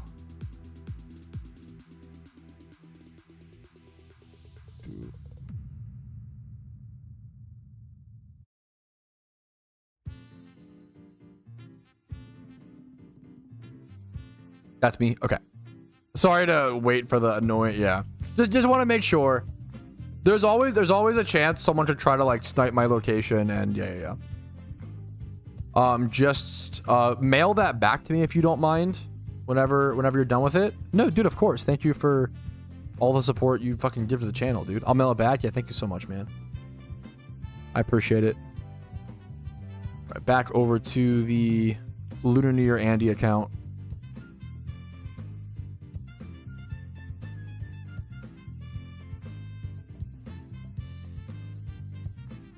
Okay, back into queue we go, boys. I kind of do want to start working on... I'm really glad I bought that Breloom. That Breloom was a really fucking good start, honestly. I'm really happy with that. Did not expect to buy a Breloom like that today. That was the plan. Hell yeah, man. I appreciate it, dude. Alrighty, fellas. And there is our... That's the... It's ready up.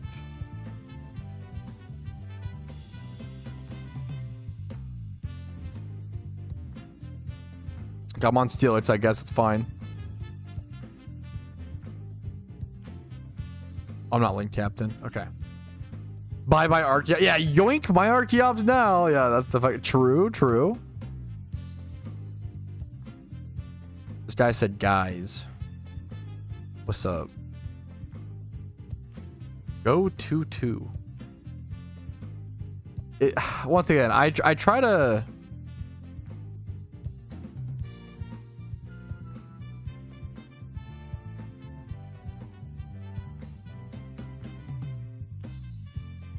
I'd rather just go.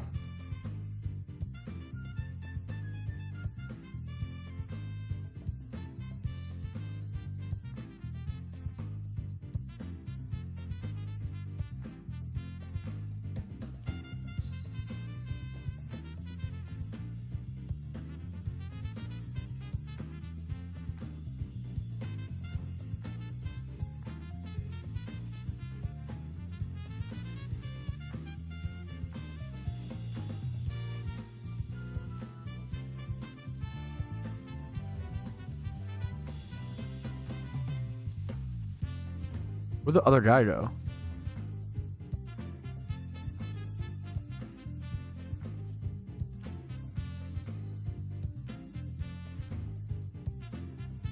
Viper, where's the melodic?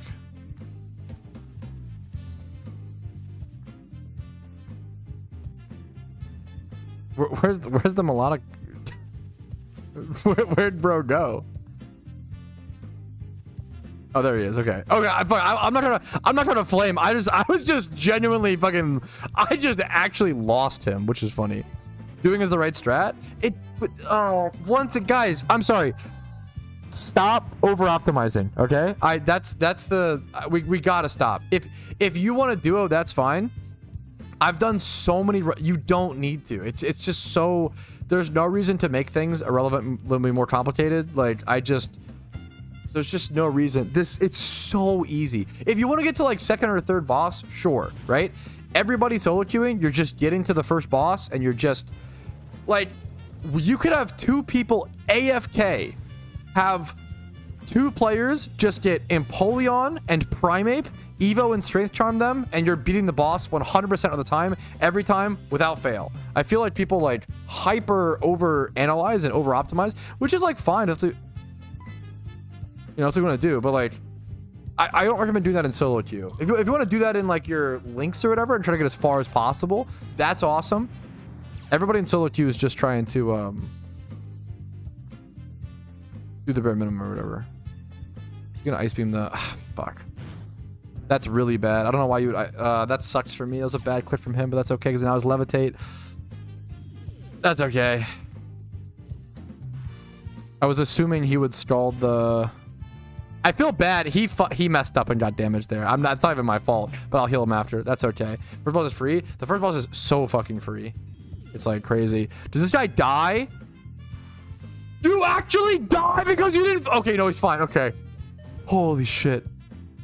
Holy shit. Oh my god.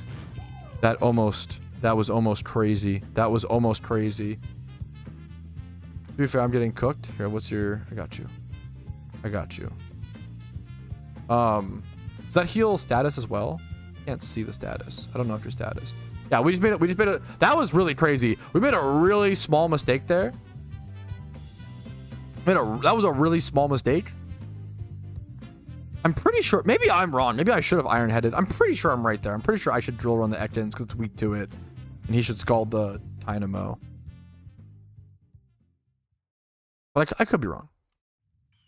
That was really scary. He almost fucking lost his only mon. Dynamo. That was like crazy for like a really small mistake. Why is Mage Staff so cheap? Bro, it just never took off. I honestly can't really explain it. I think the biggest thing was everybody thought Mage Staff was going to be like a really good investment. And I think that played into it never really popping off.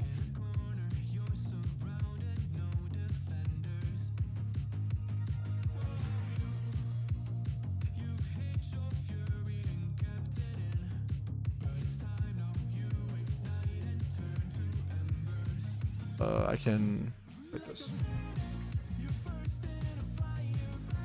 Comedy round, let's go. Dude, the ponytail is cooking, which is kind of, yeah, surprising.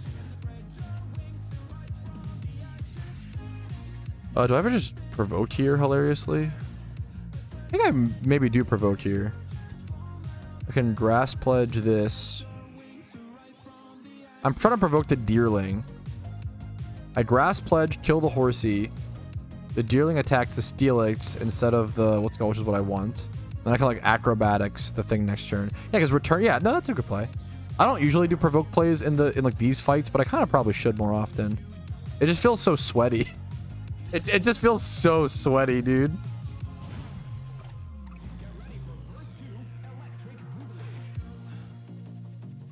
Double water type is a little hard, I will say, for me to fight because the water attacks into steelix will actually do damage. Really kind of want to avoid that if possible. This is a better fight for me. Actually, how do I hit that with...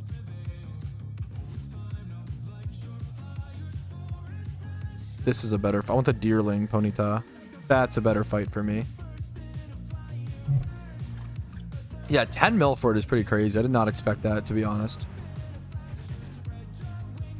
We'll run here. Acrobatics here. Yeah, this event's very chill. Maybe I should just close link chat. Like, I feel like it's just not worth.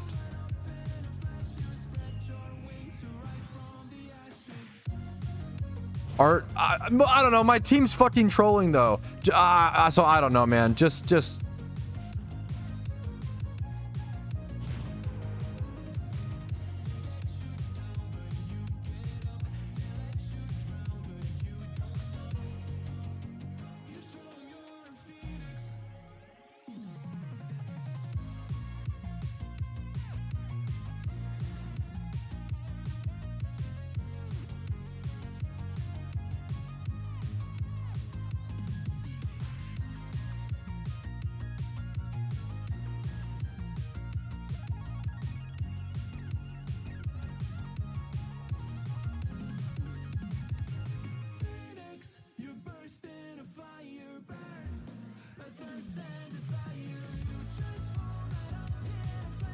I can do this fight.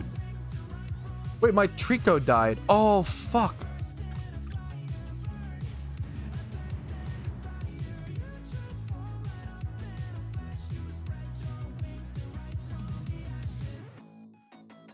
My team is trolling. I'm trolling as well now because I'm tilted and I'm typing to them.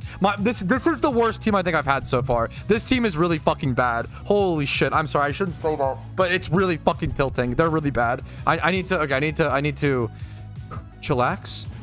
It's Super Bowl Sunday. This is the roughest team. I literally I've had games with 2 levers that were easier than this game. Like this is an actually frustrating game. Let me go Mending Prayer myself. I let my Trico die, which was dumb.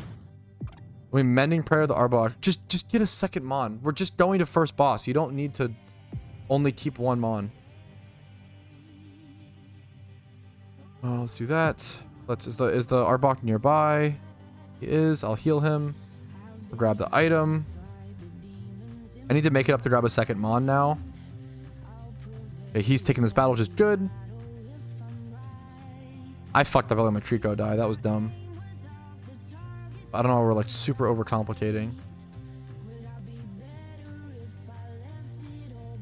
All of these kind of stink. No Mending Prayer. But I need to take something is the problem.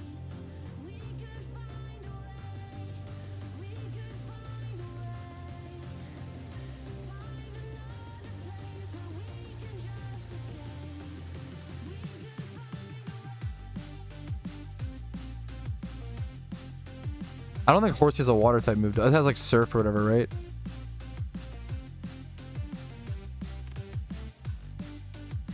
Yeah, I can't do this. I'm in an awkward spot. This has been a really frustrating raid.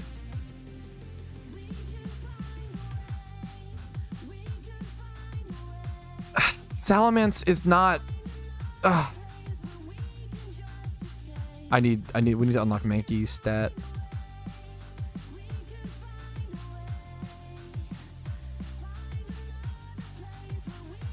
Kind of need a second Mom, but I don't want to waste a slot. Me throwing this Trico sucks. This is the true new player experience. This is the first run I've had in a while that's like truly bad.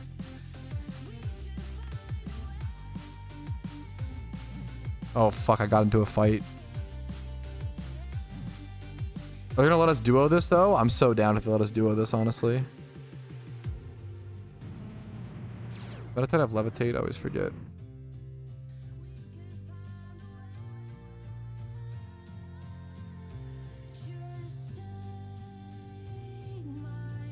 He's gonna break the, what's it called? Yeah.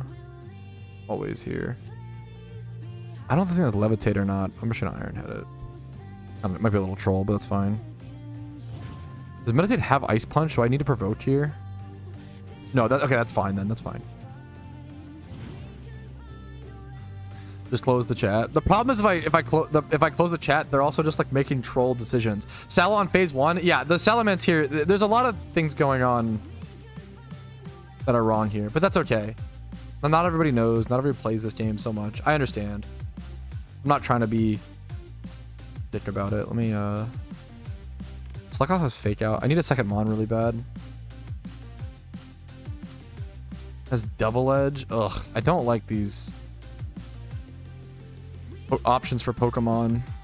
Flare Blitz. Do we have Thick Club? I wonder if Cubone's ever actually good. Dude, hell yeah. Nice job, Chieftain. I'll get a double battle with this if I fight this guy. I'm not sure what this guy wants to do. I need another Mon.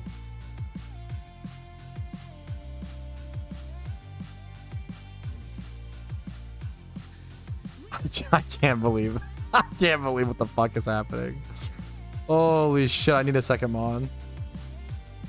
Buy entrance, come quick, 2 items. Why does he think that this is the most relevant? I'm closing chat. I can't. I'm closing chat and I'm blocking everybody in this raid. This is the worst raid I've ever seen. Holy fuck. We mental reset, okay? It's fine. Maybe Meditate is what I need, okay?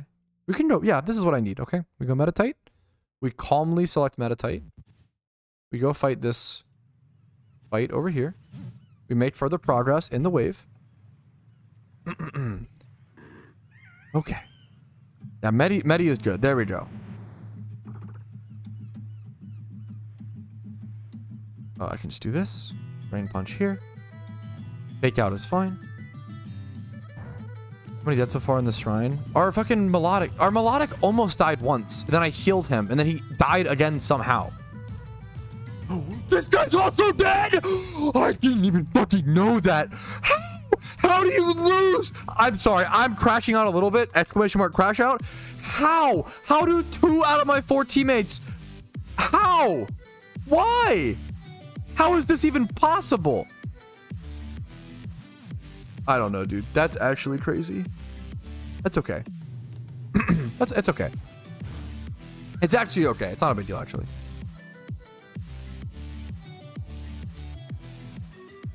Have you lost lurking? And I heard that. Is that what do you mean? Heard what? It's actually like totally fine. Actually like not bad at all. Smiley face. We can do this fight and then fake out the Starly. I just need to get Mankey. I actually think that this is here. This run is actually here.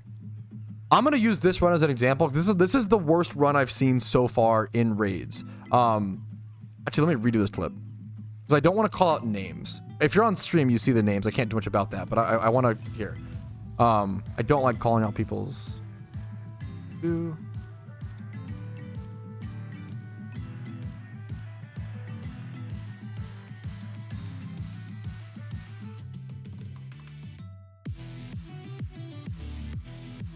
Okay, we're gonna do like this.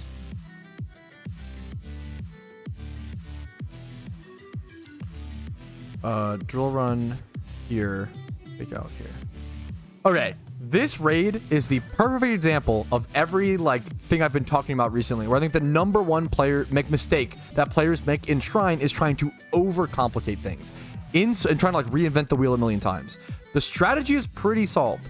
Get an Empoleon, get a Primeape, maybe have Steelix and some other support mons, but if you just have those 2 Pokemon, you pretty much always 100% chance beat the boss. And not everybody knows that, which is super fair, but when you overcomplicate things, you end up with players like this, and I'm hiding their names on purpose, okay? Well, I'm trying. Fuck. You end up with players like this, okay? Their Pokemon are they wanted to only stick on 1 Pokemon and like do double fights for kind of no reason.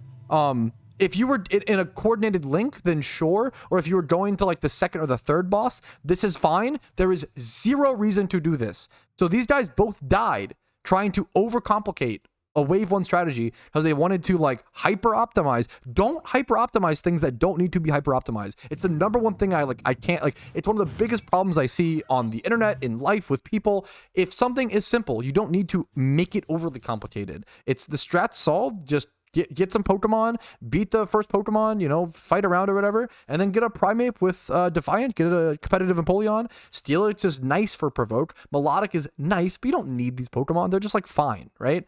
You don't need to overcomplicate and try to go for like perfect optimal strats when we're just doing a wave 1 boss. It just makes no sense. And if anything, it's problematic. It literally like hurt this run. Because they tried to overcomplicate. So just don't overcomplicate. Just do what works. Or just do the same thing. If you want to like get in a link and coordinate people then to like get further than 1 boss, awesome, go for it. Don't overcomplicate in solo queue, in my personal opinion. Oh, it's so silly. Okay, let me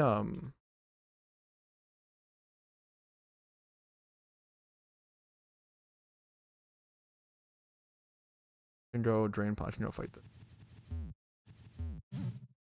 If they use the other, okay, no, that's fine. I was gonna say if they use the other Evo Charm, I'm gonna lose it. He used it on Empoleon, which is fine. But why did he use it? Why did he use both? He used both the fucking Evo Charms, which is also kind of. At least he used it on Empoleon, which I think, you know, at least that's fine. That's fine. Shouldn't have used it on Salamence, but whatever, that mistake was made. Now you have 2 Evo slot things in your party, so you, like, yeah, there's a million. This is the worst raid team I've had so far. I want to use it as an example to know what not to do and how to fix it and yada, yada, yada. Okay. Drill run here. Rain punch here. Okay. We're fine. We're chill. I'm going to keep chat closed. I'm just going to keep chat closed. I'm just going to keep my head down. I'm just going to do what I can do. If we lose the boss or we lose the dungeon, you know, that's fine. It happens. What are you going to do? I'm just going to acknowledge that this run is out of my control to some extent. We're going to do what I can do, okay?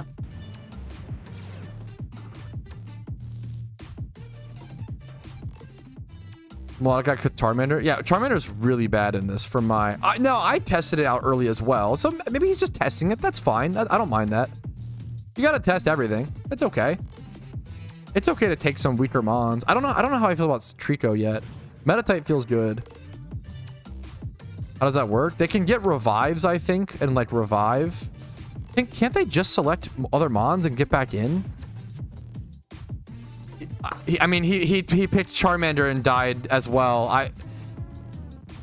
Some people are just fucking hopeless. That's actually insane. I don't know what to fucking... It's fine, dude. Whatever, man.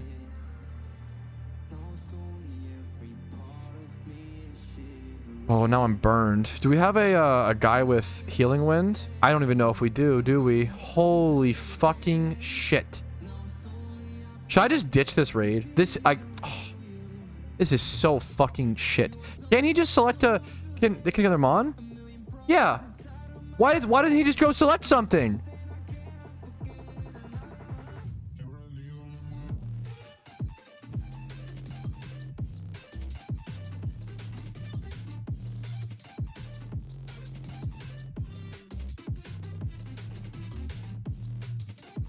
You can just pick up new Pokemon. He's just AFK. What are they doing? Put Riolo and Smeargle. That's fine for the most part.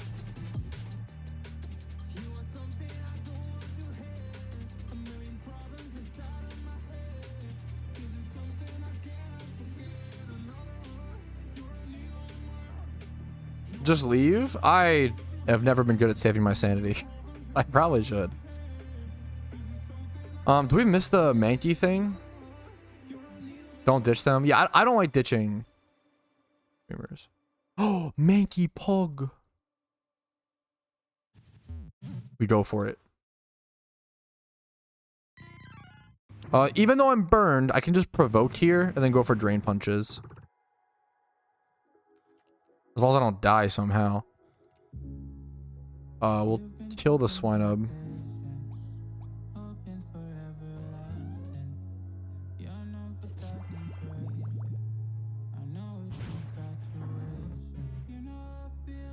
Okay, we're fine. We're fine, guys. It's not even a big deal. Okay, he left. Okay, the one guy did leave. The one guy did leave. Bro was just... And like, I don't know. I don't mind if someone makes mistakes. The problem was the two guys who fucked this run up the most talked the most and were giving call outs. Nothing makes me more cringed out to my core. This felt like a lead game. That's actually true. Then the least experienced, least educated person, worst person, constantly shot calling, giving bad shot calls that are actively harmful, and then fucking FFing. Like that is like actually crazy. But what are you gonna do? We go next. Where's Mankey? No, I'm leaving. Why would he take Mankey? I'm leaving.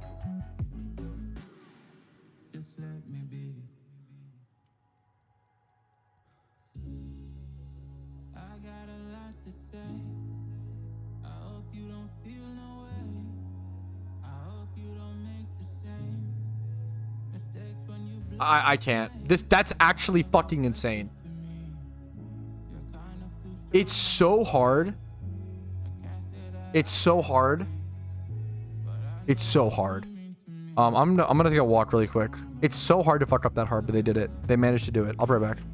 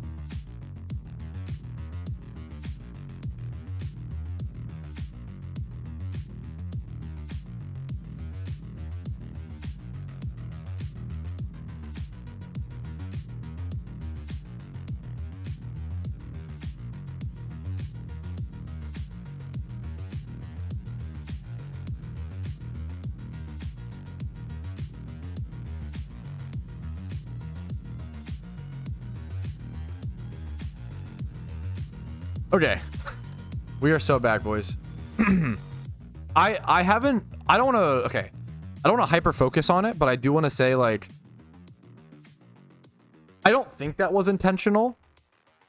But it's kind of crazy. Like, I actually feel like they did everything possible. Like, it's really hard to lose a dungeon, before the first boss. It's really hard. It's like genuinely hard. At least at this point in the event. Early on in the event, you know, when it was more difficult, we were still learning strats, like, you know, sure. They actually did everything possible to, like, lose in that raid. Like, that dungeon. We had 2 people instantly die, 1 AFK. The other one didn't know they could, like, go grab new mons, eventually grabbed new mons, instantly died again, grabbed other mons, died again, and then the one guy evoed a Salamence for no reason, which is super horrible in that fight. Which is fine, you know, wasted 1 Evo charm. That's fine. Grabbed Piplup, evolved, immediately used all the charms. Once again, it's a shared bag. Immediately used all the charms. And fucking turned into an Empoleon, which is not good, but it's not the worst. It's worse. It's like 2 like bad mistakes, okay? That's 2 bad mistakes. And then he picked the Mankey. So then his other teammates couldn't have anything. So then, like, there was one selfish person who took every single resource, which just lost us the thing. There was 2 people who didn't know what they were doing. There was a lot of fuck ups there. Like, if he just doesn't take the Mankey, we still win that raid. Like, he just... There were so many mistakes. You have to make so many mistakes almost intentionally. Like, it's actually, like, so hard to have things play out the way they just did. It's, like, actually difficult to lose. It's actually more impressive to lose a raid like that. It's rarer. It's rarer and harder to do what was just done than to just win the first boss. Yeah. I think you can trade, so maybe... Fuck, that's kind of true. But why would you just don't take it? He just shouldn't have taken it. But that might be true, hilariously. But I don't think he would have... Yeah, maybe I should have asked. That's kind of a fair point. I was already tilted at that point. That whole thing was fucked. He just shouldn't have taken the Mankey. One of their stream snipers? I don't think so. I could be wrong. I am going to... On that note, okay? Okay, on that note... That was the worst raid and the worst raid group I've ever had to deal with so far in the event. It was actually impressive that we lost. It was harder to lose that raid than to just beat it. Like, it was genuinely things had to happen in such a specific way that it was actually rarer and more difficult. It's actually impressive to lose that more than to win it. So we're going to take a break. When that happens, take a walk, go touch grass. I'm gonna take a break. I'm gonna call it here for today, boys. I'm gonna go watch the Super Bowl. I will come back and make more progress on this account though, and not call it for this episode. So I'll see you guys with more progress here in a quick sec. But frustrating raids are gonna happen. You just gotta move on and go next, and that's what we're gonna try to do today. Okay, I'm gonna go list my lucky reds, and we're gonna continue day 3. Okay, I'm gonna peace out. I love you guys. Sorry to end it there. It's a little bit of a bummer of an ending, but also I didn't realize how little time I have. I thought I was gonna be able to stream till 4:20. I thought we were going to the thing at the party at 6. But we're actually getting there at 5 or leaving at 5. So we have to leave sooner than I expected. So I'm gonna peace out. Thank you guys for watching. It was still a great stream. I don't want the one bad thing to overshadow it all. Fantastic stream, super fun. I'm gonna go raid someone on Twitch. Like this stream if you enjoyed it. Dislike if not. Subscribe to the channel for daily PokeMMO content. Follow the streams if you want to watch those live. Discord's down below. And if you want to go above and beyond and support the content, YouTube memberships, Twitch Primes, Twitch subs, and PayPal/Venmo do go a very long way. I'll see you guys later. Enjoy the Super Bowl. Kick back, have some fun, relax a little bit today. I'll see you guys. Have a good one. Have a good Sunday. Peace, Reno fellas.